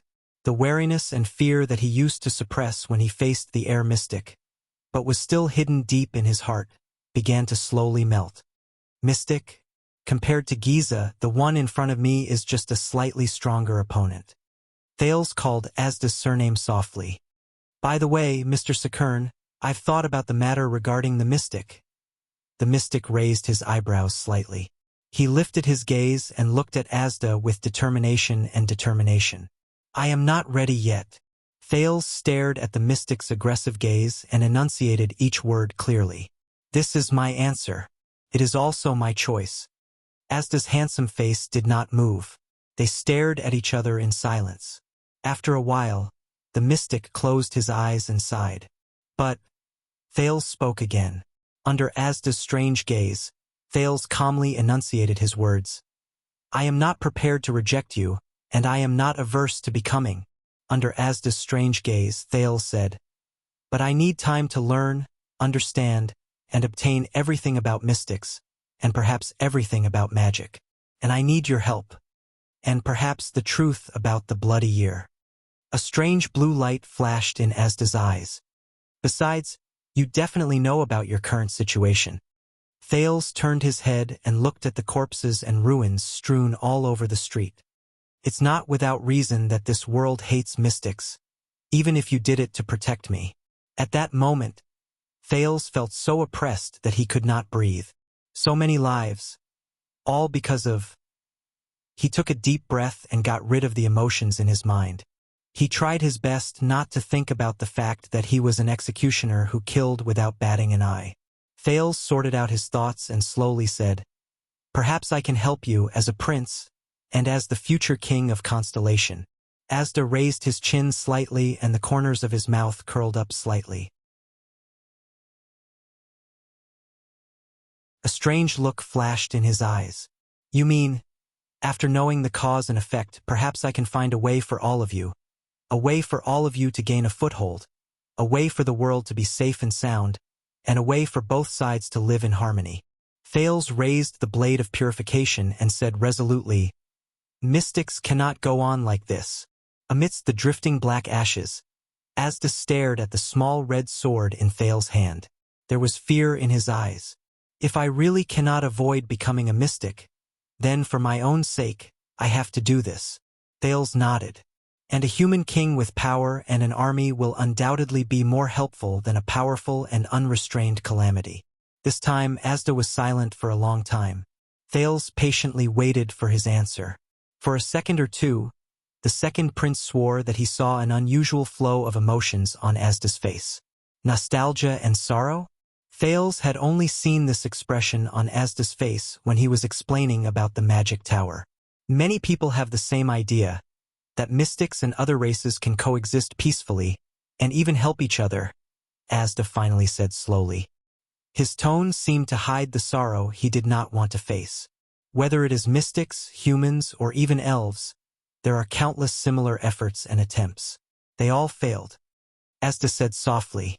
They stood in the ruins, one tall and one low. Thales returned the mystic's gaze with a firm and unquestionable gaze. He took a step forward without hesitation. First, their efforts are not enough. Thales' voice spread in the air. Second, I am not them, not those losers. Thales felt the chill in the air. His pupils shrank slightly. His tone was calm, but his voice was slightly deep. I am Thales. Under Asda's puzzled gaze, he said faintly. Thales Therangerana Kessel Jadestar, the descendant of the imperial family, the Jadestar bloodline, the future king of Constellation. Speaking of this, Thales took a deep breath and raised the blade of purification. He was not surprised to see Asda frown and take a step back. Thales smiled faintly in his heart. His expression did not change as he said firmly, I am also the blood mystic sealer, and a traveler from an unknown world. Countless unknown emotions flashed across Asda's eyes, but in the end, they were all suppressed by a crystalline blue light. Thales put down the blade of purification. He quietly waited for the other party's reply, but only he knew that his palm, which was holding the blade of purification, was already sweating slightly. He did not forget Giza's last words before she disappeared. Be careful of Asda. The mystic still stared at him, his gaze unwavering. 1 second, 2 seconds, 3 seconds. Thales gulped. His palm trembled slightly. Finally, Asda suddenly smiled. Thales was stunned and looked at him, puzzled. You know, it's not just you. Asda's chilling smile appeared again. After today, I realized that I wasn't prepared for you either. The mystic nodded slightly. You are too special. Thales furrowed his brows. Asda's gaze drifted to the blade of purification, and his words paused in a barely noticeable manner. Whether it's as a human prince, or as... Asda raised his hands and gestured elegantly at himself. Therefore, I will respect your decision. Under Thales' slightly moved gaze, the mystic nodded slowly. And I also need time to study your abnormal condition. Whether it is the inexplicable knocking on the door or the spontaneous loss of control. Perhaps your path will be easier than ours, or even more arduous. We can't say for sure. Thales suppressed the fluctuations of emotions in his heart. He put on his friendliest and most composed attitude and pursed his lips into a smile. Negotiation succeeded. Asda, yes, I won't force you to come with me anymore, and I won't urge you to become a mystic. Asda looked at his reaction and smiled faintly. But since you said you want to understand mystic energy and magic, I can spare some time to think of a way. Thales reacted quickly. He raised his eyebrows. Even as a prince, I have to have some secret extracurricular interests or hobbies. Thales enunciated the word secret slightly. I will contact you regularly and in secret. Asda understood Thales' words. He flashed a mysterious smile and emphasized the word in secret. Still the same old way, pay attention to receiving invitations. Thales did not bother to hide the fact that he rolled his eyes right in front of him. Asda chuckled and said slowly, Then, we will meet again. Thales Jadestar. He flashed a playful and profound smile. His gaze was subtle. It was just like the first time they met in the chess room. My interesting junior. Thales took a deep breath and slowly exhaled. He nodded slightly. Thank you, Sir Sakern. Asda bowed slightly. His elegant figure turned into blue light. The blue light slowly faded, until only a colorless breeze was left. It blew at Thales' hair and made him narrow his eyes. I won't disturb you anymore. She has been looking for you for a long time. Asda's melodious voice came from the wind. Thales was a little stunned. A few seconds later, the sound of the wind disappeared. Thales stood on the spot for a few seconds, holding the blade of purification tightly in his hand. After making sure that the other party had left, he exhaled. The anxiety and tension in his heart instantly relaxed. Oh my God! He looked at the dark night sky and heaved a long sigh, as if he was relieved.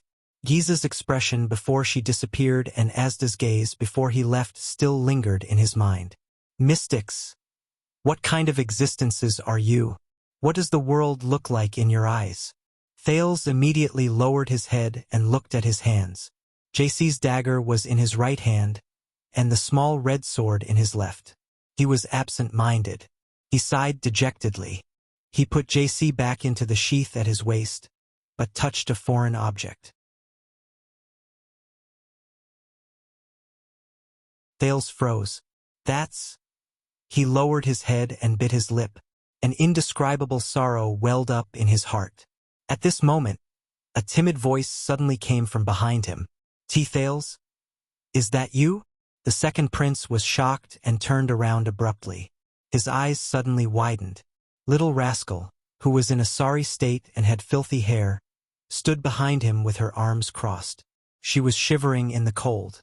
She was squinting hard, as if trying to see everything clearly. Thales was stunned. Little Rascal seemed to be used to everything in front of her. Her eyes were bloodshot. She sniffed, reached out her hands, and groped her way forward. Amidst the ruins and corpses on the ground, she was like a child who had just learned how to walk, moving forward with trembling steps. She was also like a helpless blind person, moving forward alone in a lightless world. This reminded Thales of the time in the library, when she leaned over a thick book and read it with narrowed eyes. Then she raised her head in horror. Is that Thales? Little Rascal staggered and tripped on the uneven ground. Thales stared at her blankly. He only reacted after a few seconds.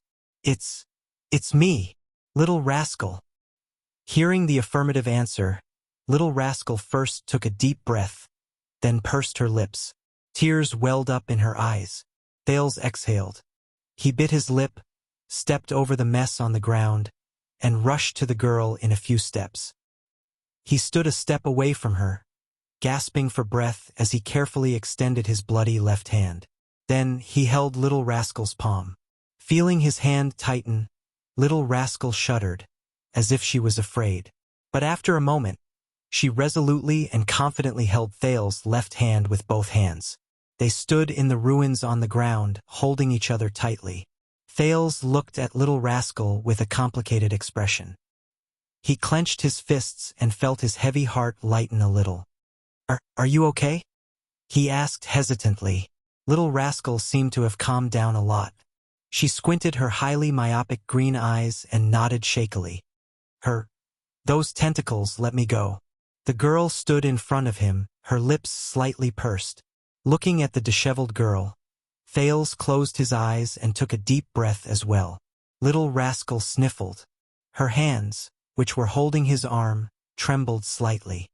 We that? But before she could finish, Thales suddenly smiled. A second later, he took a step forward without hesitation and hugged the dazed Little Rascal tightly. Little Rascal shuddered, but she obediently leaned against Thales' shoulder. Tears streamed down her cheeks uncontrollably. That's good. Thales gritted his teeth and mumbled.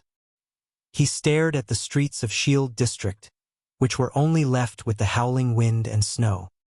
He looked at the countless corpses lying by the roadside and the scattered ashes.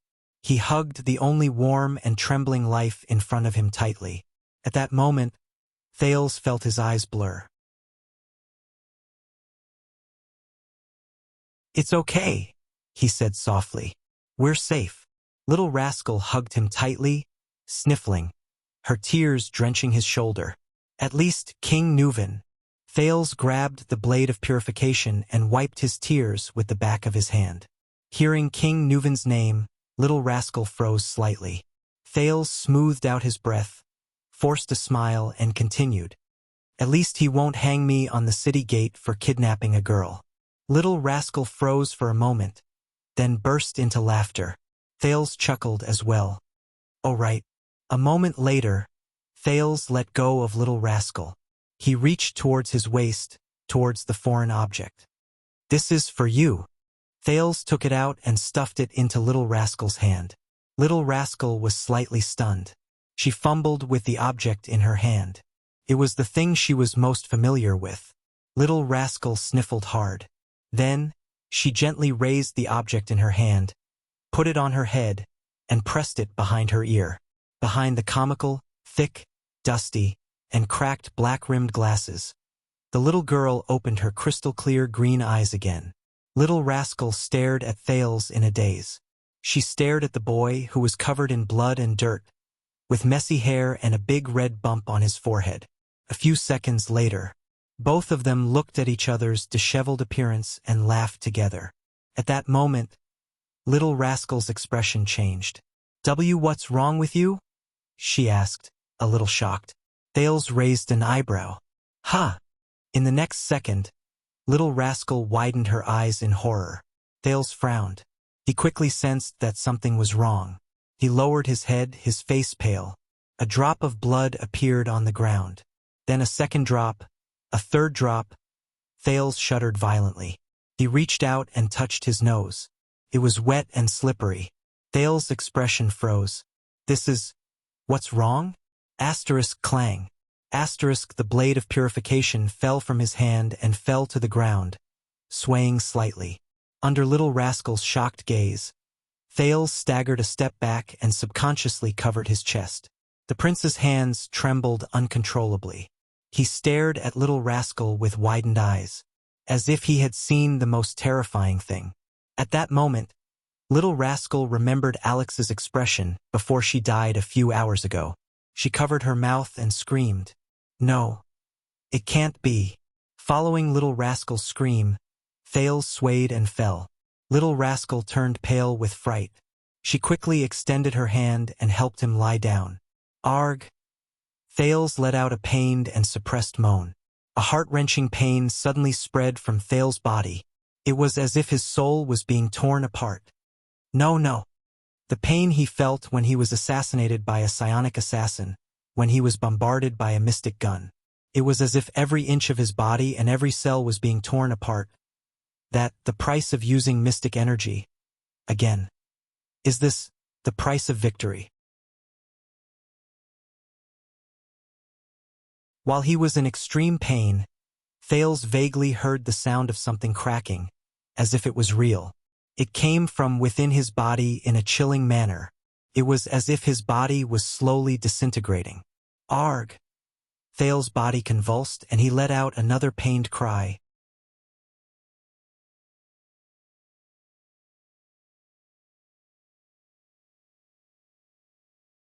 Chapter 185.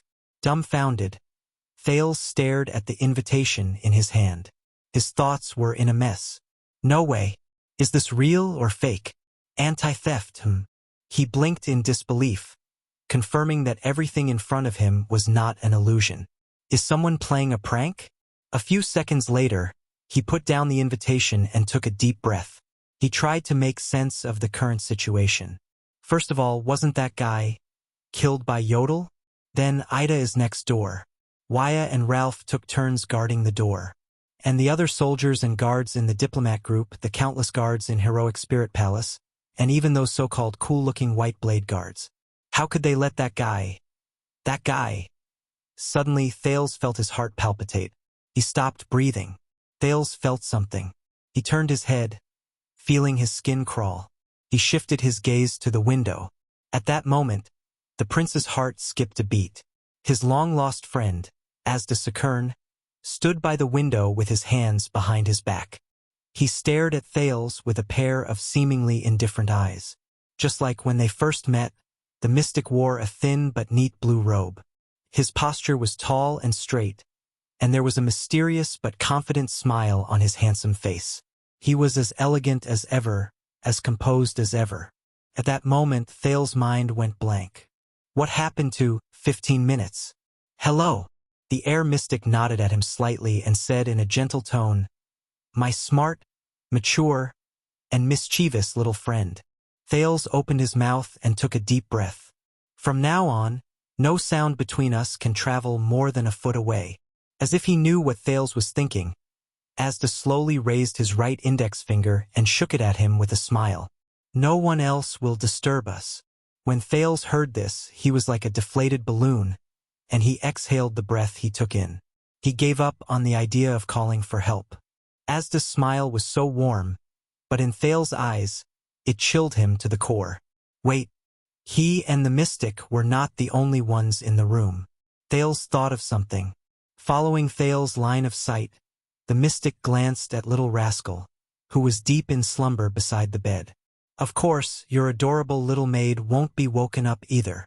Little Rascal's mouth was still opening and closing in her dreams, but Thales could no longer hear her murmurs or even her breathing. Thales sighed softly. He turned his head and curled up the corners of his lips to reveal a smile that was uglier than crying. "You're still the same. How considerate of you." Asda nodded politely. Thales forced himself to start thinking about everything he knew about this mystic. However, the first memory that popped up was the chess room in the center of Red Street Market, where 3 people were squeezed into balls. The second prince gulped and laughed dryly. He tried to imagine something acceptable, like comparing him to the adorable Giza? Oh, right. Thales shrugged in a feigned, relaxed manner and waved the invitation card in his hand. He tried his best to speak in the most normal tone and said nonchalantly, "I thought you would only arrive after 15 minutes. You know?" Asda flashed his pearly white teeth. "I like to enter early." Thales tried hard to keep his thoughts in check and swallowed the sarcasm that was at the tip of his tongue. "Is that so? I thought you wouldn't appear so soon." Thales changed his sitting position and smiled awkwardly. Everyone said that you would disappear for a long time." Asda stared straight at him. His gaze was as calm as water, and it made Thales' skin crawl. "The weapon in your masked friend's hand is obviously not complete," the air mystic said slowly. "Otherwise, a legendary anti-mystic equipment that is in perfect condition and fully activated can seal a mystic for a period of time. It should be." Asda's gaze was still calm, but the words he spat out startled Thales slightly. "Permanently. Legendary anti-mystic equipment. Sealed.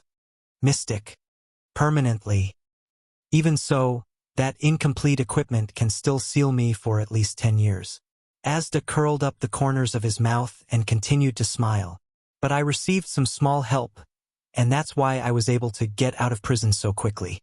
Thales did not know if it was due to the curiosity he inherited from the memory fragments of his previous life, his natural personality, or his anxiety towards the mystery of himself, but at that moment, Thales' exuberant desire to learn about mystics overwhelmed his fear of his identity as a calamity. He yearned to know more. "First of all, I would like to congratulate you." Asda put his hands behind his back and walked towards Thales with a smile that was clearly friendly but inexplicably terrifying. "Thales, Your Highness, although I know from your behavior that you are definitely not ordinary, I have to admit that this identity has surprised me." Thales watched Asda approach him, and his heart slowly raced. He forced himself to shrug. "I remember that there are chairs for receiving guests in the room. We can sit down." Asda shook his head and said nonchalantly, "Don't worry about it." The next moment, Thales felt his skin crawl as he watched Asda walk towards him. Then, he bent his knees and sat in an invisible space. Asda grinned brightly on the transparent chair. "I brought my own chair."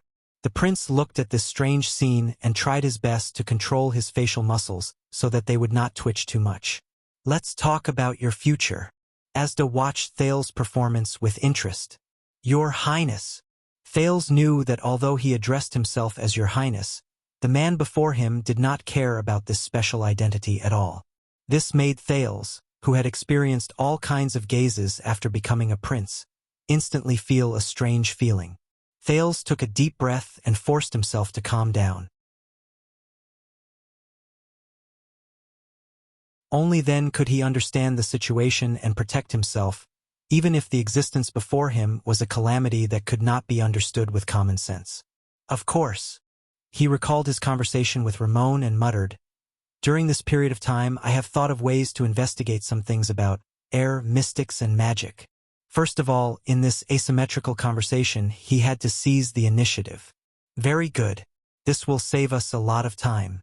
As expected, Asda's eyes brightened. What do you know? Not much, but not little either. Thales carefully chose his words. For example, what exactly is magic and the 3 great magic towers? I met a person who is quite knowledgeable about magic. Asda's interest was piqued. While Thales was on tenterhooks, he briefly repeated what Ramon told him. Even Asda could not help but sigh softly. 1,000 years have passed since the collapse of the magic tower, and magic has been banned for 6 centuries. To think that there are still believers in magic. This is indeed beyond my expectations. Thales observed Asda's expression and at the same time, tried his best to think of a way to escape. The other party is a mystic. I don't even need to think about non-peaceful means. Stall for time. I can consider this. But can I really stall for time until help arrives? Or will help really work? The other party's goal should be to become one of them. Damn it, the mystic that everyone hates. Then, my best choice is to deal with the other party on this issue and achieve some results by making concessions and lowering my stance. So, is magic the kind of existence he mentioned? A kind of meaning, a kind of belief? At the thought of this, Thales asked cautiously. At the same time, he was really curious about this question. What do you think? But the air mystic did not answer immediately. Asda's lowered gaze did not move.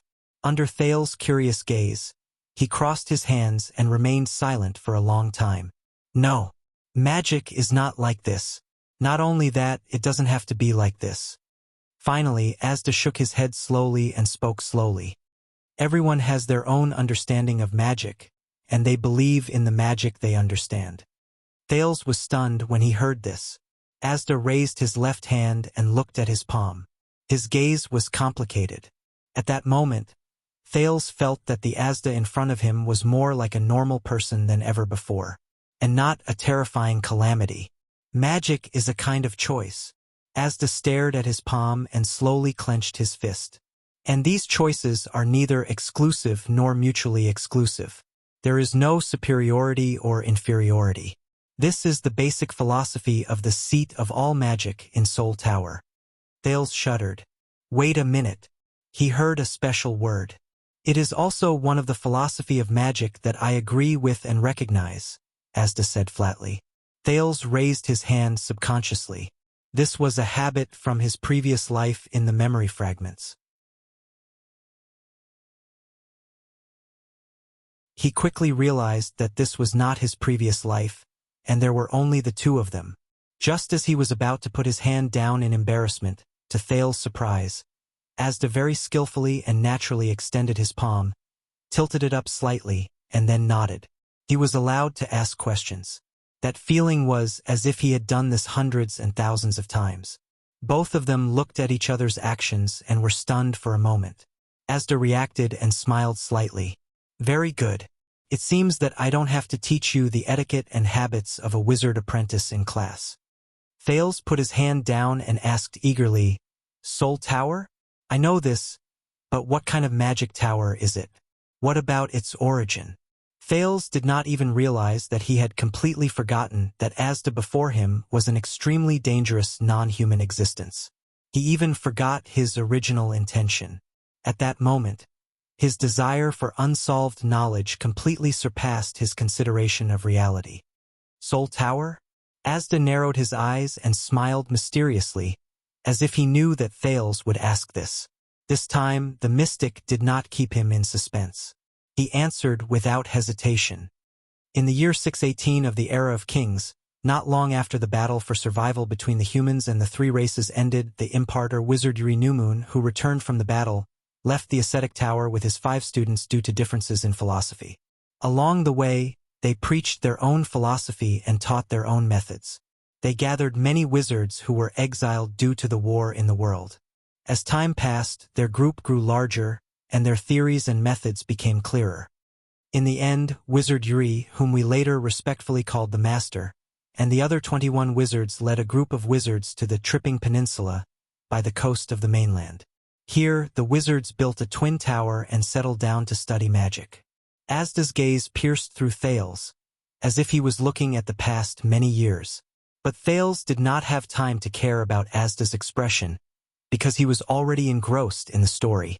With a perplexed gaze, Asda continued, "Soon, this new magic tower attracted many wizards to visit.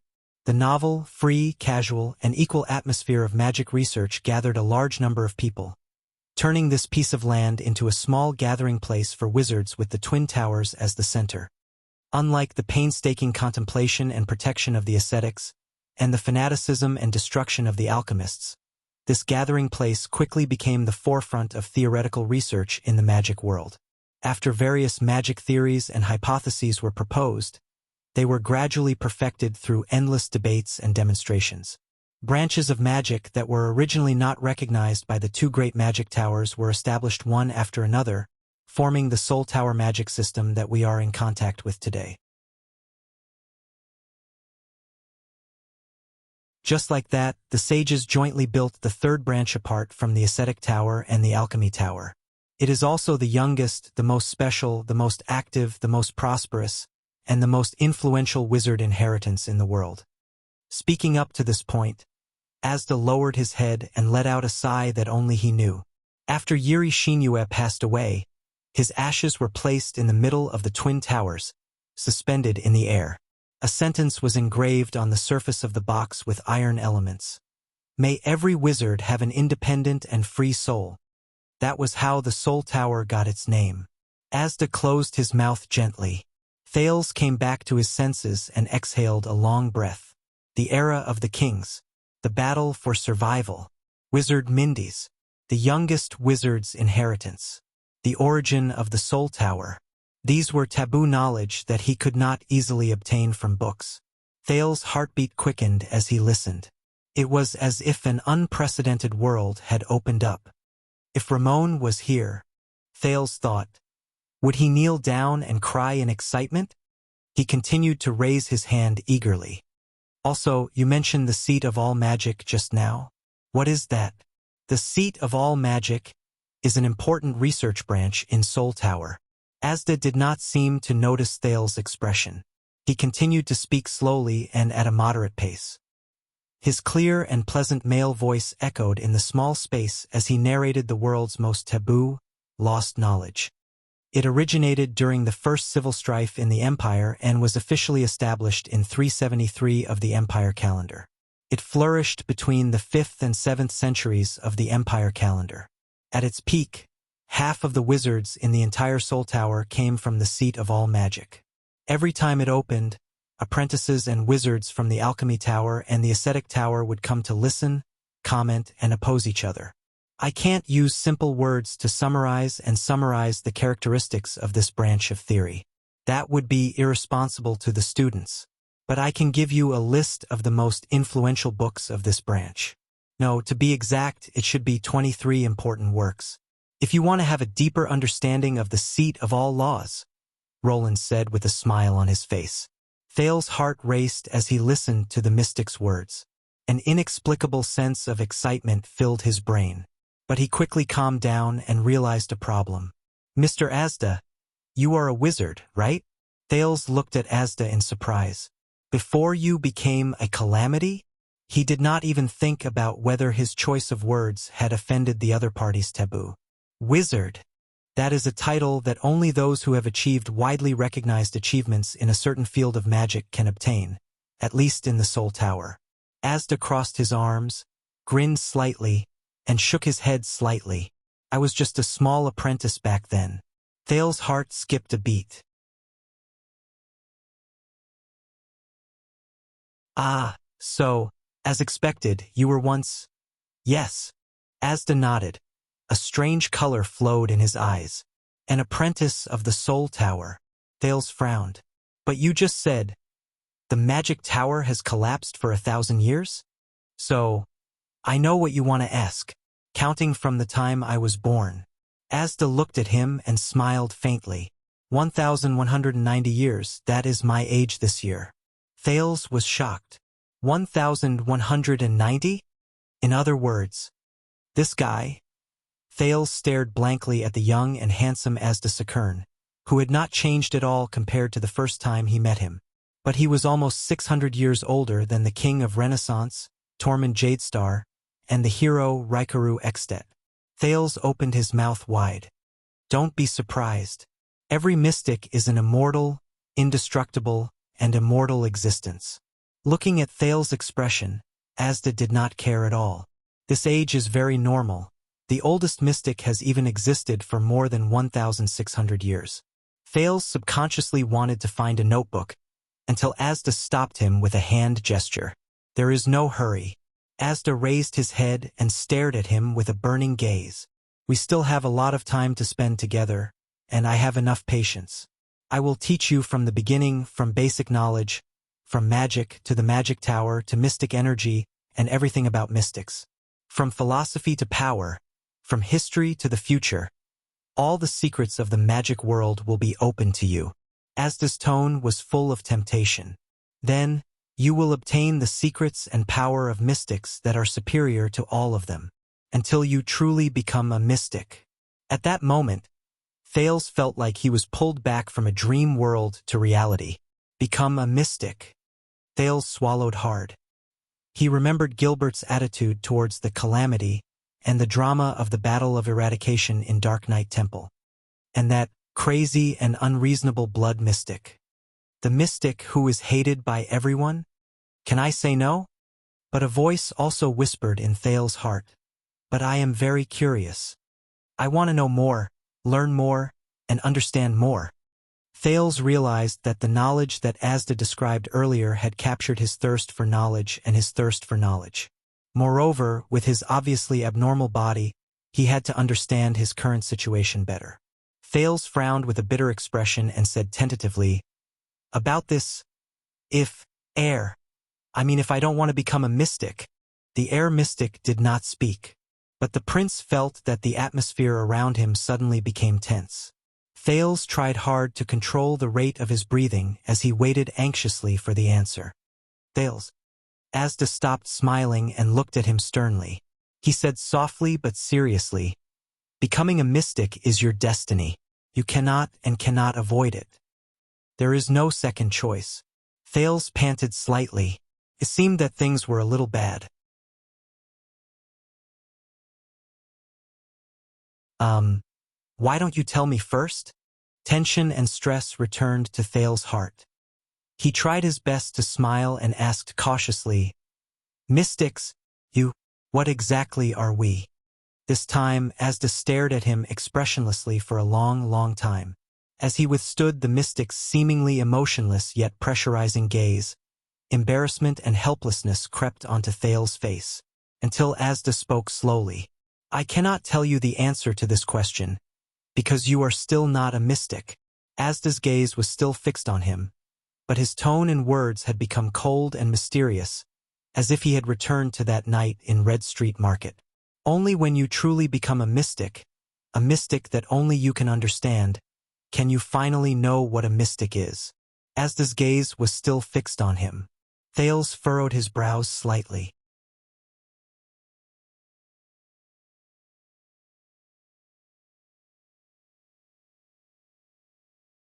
Chapter 186.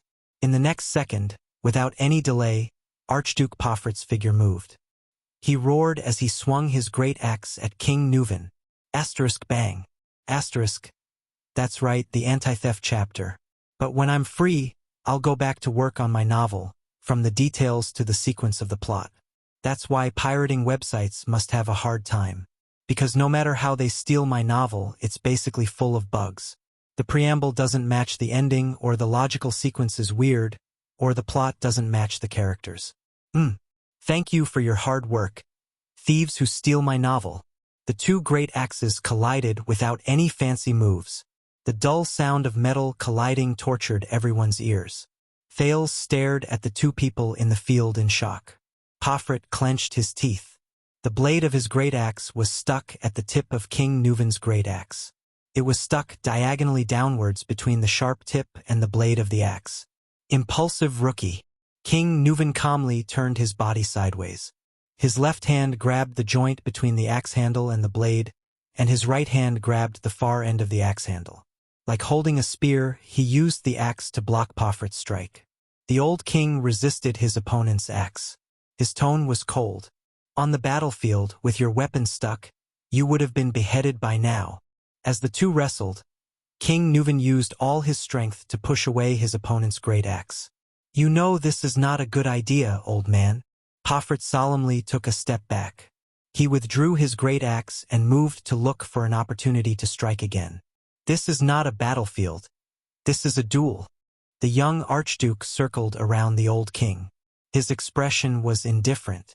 There are no white blade guards by your side. To protect your noble head, like an experienced warrior, King Nuven turned with Pofret's movements. The tip of his axe always pointed at his enemy. Only you and me. As he spoke, Pofret's second strike came. This time, Pofret's great axe drew an arc and slashed horizontally from the side, smashing towards King Nuven's waist. Asterisk clang. Asterisk the sound of metal clashing rang again. King Nuven turned his axe handle at the right time. Holding the axe in his left hand, he once again blocked Pofret's horizontal slash. Yes, only you and me. King Nuven clenched his teeth and deflected the enemy's axe. Panting slightly, he said, "This is much more exciting than the battlefield." Thales asked in a low voice, puzzled. "Are they all so skilled in swinging their axes?" "His Majesty is not a brat who has never touched a weapon before." The Star Killer's expression was solemn. While he explained, he did not forget to jab Thales. As the king of Extet, he once stood at the far north 38th century ground and personally fought against the invasion of the orcs from the north of the glacier. The skull of Syra Darkthunder, the human slaughterer, is still hanging high up at the first lookout point, intimidating the glacier beastmen. He also led his troops out of the Golden Passage and broke through the elves' defensive line in the White Mountain. Wherever his troops went, Camus Union, the White Elves, and the Alliance of Freedom were subdued. A brilliant light shone in the Star Killer's eyes. He was also the first northern sovereign in 300 years to conquer Broken Dragon Fortress and cross the border between Extet and Constellation. When it comes to battle experience, he won't lose to any of the battle-hardened warriors in the White Blade Guards. Putre raised his eyebrows, and Thales stuck out his tongue. In the arena, Pofret swung his great axe again and collided with King Nuven's weapon in the air. Asterisk bang. Asterisk sparks flew in all directions as the blades collided. King Nuven seemed to be a little powerless. He gritted his teeth and withstood the great axe, his arms trembling slightly. "Are you tired?" Pofret seized the opportunity when King Nuven took a breather. He roared and shook his arms with force. "Old man." King Nuven was forced to take a step back. While he was still adjusting his body, Pofret swung his axe again and chased after him. Asterisk clang. Asterisk King Nuven once again blocked the enemy's fierce attack. From the beginning until now, he had been passively defending. But this time, the enemy's attack did not end so easily.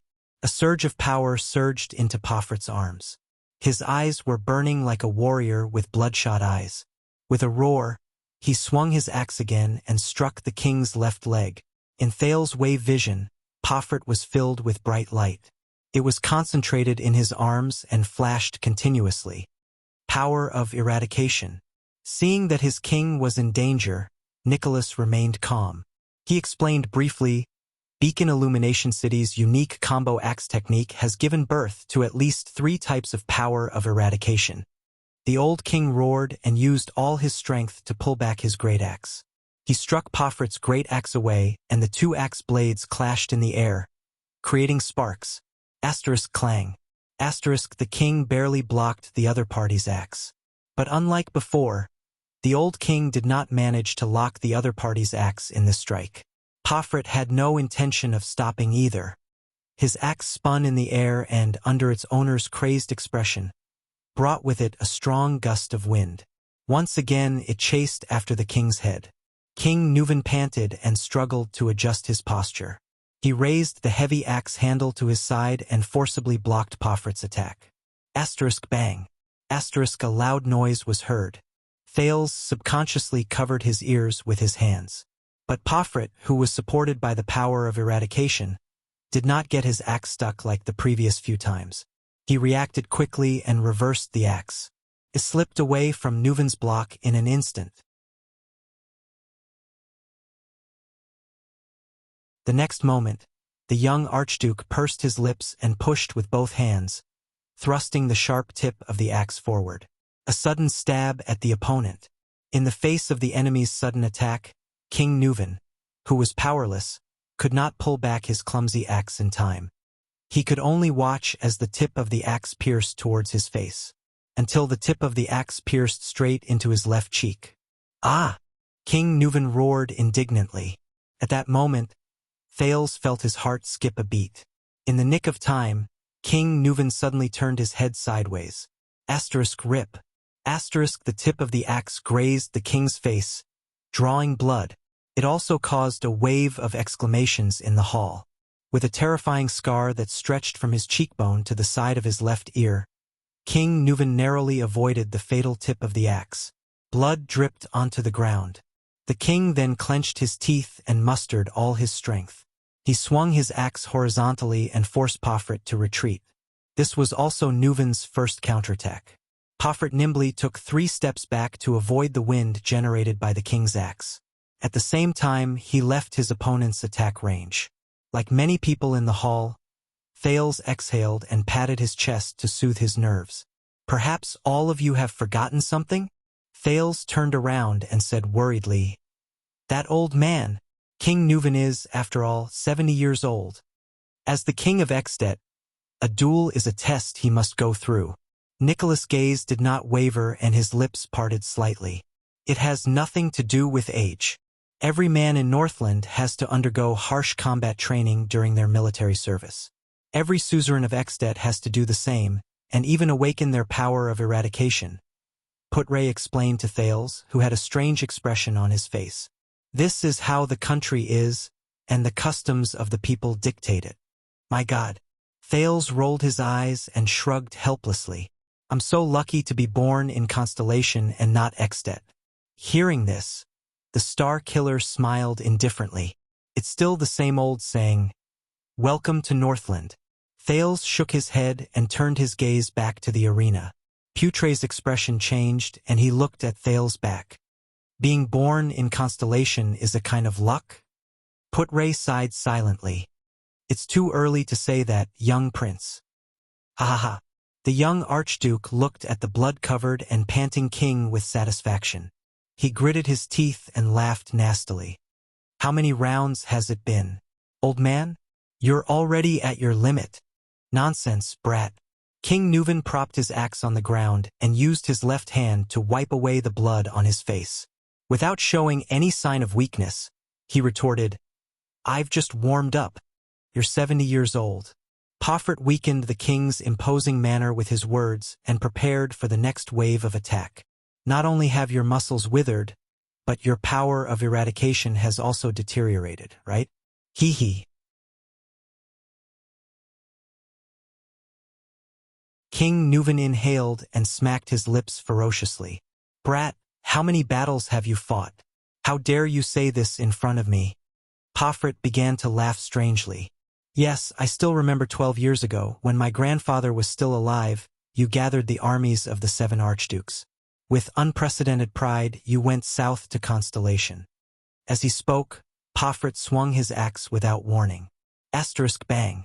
The blade of the axe ruthlessly struck the great axe that King Nuvan had raised. This time, the young archduke roared angrily and pressed his entire body forward to wrestle with King Nuvan. King Nuvan was pushed back 2 steps before he could stabilize himself. His face was distorted as he struggled to resist the young and aggressive archduke. His arms could not stop trembling. Back then, you were strong, fierce, and in the prime of your life. Gritting his teeth, Pofrit pushed the blade of the axe in his hand forward, suppressing the aging king with ease. You weren't this sickly and broken state. In the next second, the old king finally lost his strength. He was pushed away and fell to the ground. His weapon fell to the ground. Asterisk clang. Asterisk many people held their breaths. Pofrit mercilessly swung his axe down. The old king rolled away in a disheveled manner and the axe smashed into his left side. Asterisk bang. Asterisk the force of the blow was so great that the stone floor caved in. There was an uproar in the hall. Damn it! Thales turned around in frustration. This is what I'm worried about. Keep watching, Nicholas said coldly, even though his furrowed brows betrayed his emotions. On the battlefield, it's not the last moment. Panting, King Nuvan quickly picked up the great axe that had fallen to the ground with a reaction speed that was beyond his age. The young Pofrit retracted the giant axe that he had plunged into the ground. It seemed that he had used too much strength in the strike just now. He was also slightly panting. At that time, my grandfather was wearing a military uniform and armor, panting as he stood beside you. He was like a toothless saber-toothed tiger, old and ugly. Pofrit's expression was calm as he carefully observed King Nuvan's movements. Your grandfather and father were much better than you. King Nuvan spat on the ground and slowly stood up. But you just can't nurture them well, can you? Pofrit's gaze shifted. The moment King Nuvan stood up, he swung his axe with all his might, taking advantage of the other party's unsteady footing. He knocked Nuvan down on one knee. Can't nurture them well? Pofrit grinned hideously. He swung his great axe and once again pushed Nuvan back. The latter half knelt on the ground, panting continuously. To you, Beacon Illumination City is a tamed, well-fed hound. Isn't it? A hound that is at your beck and call? Pofrit laughed and once again knocked down the old king, who was trying to get up. Every time King Nuvan tried to stand up again, he was interrupted by Pofrit's attacks. The common elected king of Extet could not even get up to face the enemy. In front of Constellation's broken dragon fortress, my grandfather's army could not stop that damned sword of reversing light. Beacon Illumination City's defense line collapsed. I still remember you softly saying to my grandfather, "You're old. Is Beacon Illumination City also old?" Pofrit's tone was cold as he recovered from the huge exhaustion caused by swinging the great axe. The next day, my grandfather obediently returned to Beacon Illumination City to retire. My father became the next Archduke of Beacon Illumination City. What? Kneeling on the ground, King Nuvan, who was at an absolute disadvantage, laughed nonchalantly. Don't tell me that you're going to betray Dragon Cloud City because of this? As he spoke, the old king swung his great axe at Pofrit's leg. The three archdukes in the south are arrogant and unruly. Pofrit took a step back in a relaxed manner to avoid the strike. He looked at King Nuvan, who was kneeling on the ground. Their supplies are lagging, and their progress is slow. Hence, the war with Constellation is all on Beacon Illumination City's shoulders. The supplies, military expenses, reinforcements, suicide squad, and even the nearby prostitutes in the camp. Don't you think something is wrong? Pofrit said through gritted teeth. That is the responsibility you were assigned. King Nuvan's gaze was frightening. His voice was laced with anger. It is also the king's order. Pofrit swung his great axe mercilessly again, causing King Nuvan to roll away. This time, Nuvan, who had expended a lot of energy, could not completely block his opponent. The great axe grazed the old king's left arm, causing a spray of blood. This is bad. Thales thought to himself. This is bad. To hell with your order.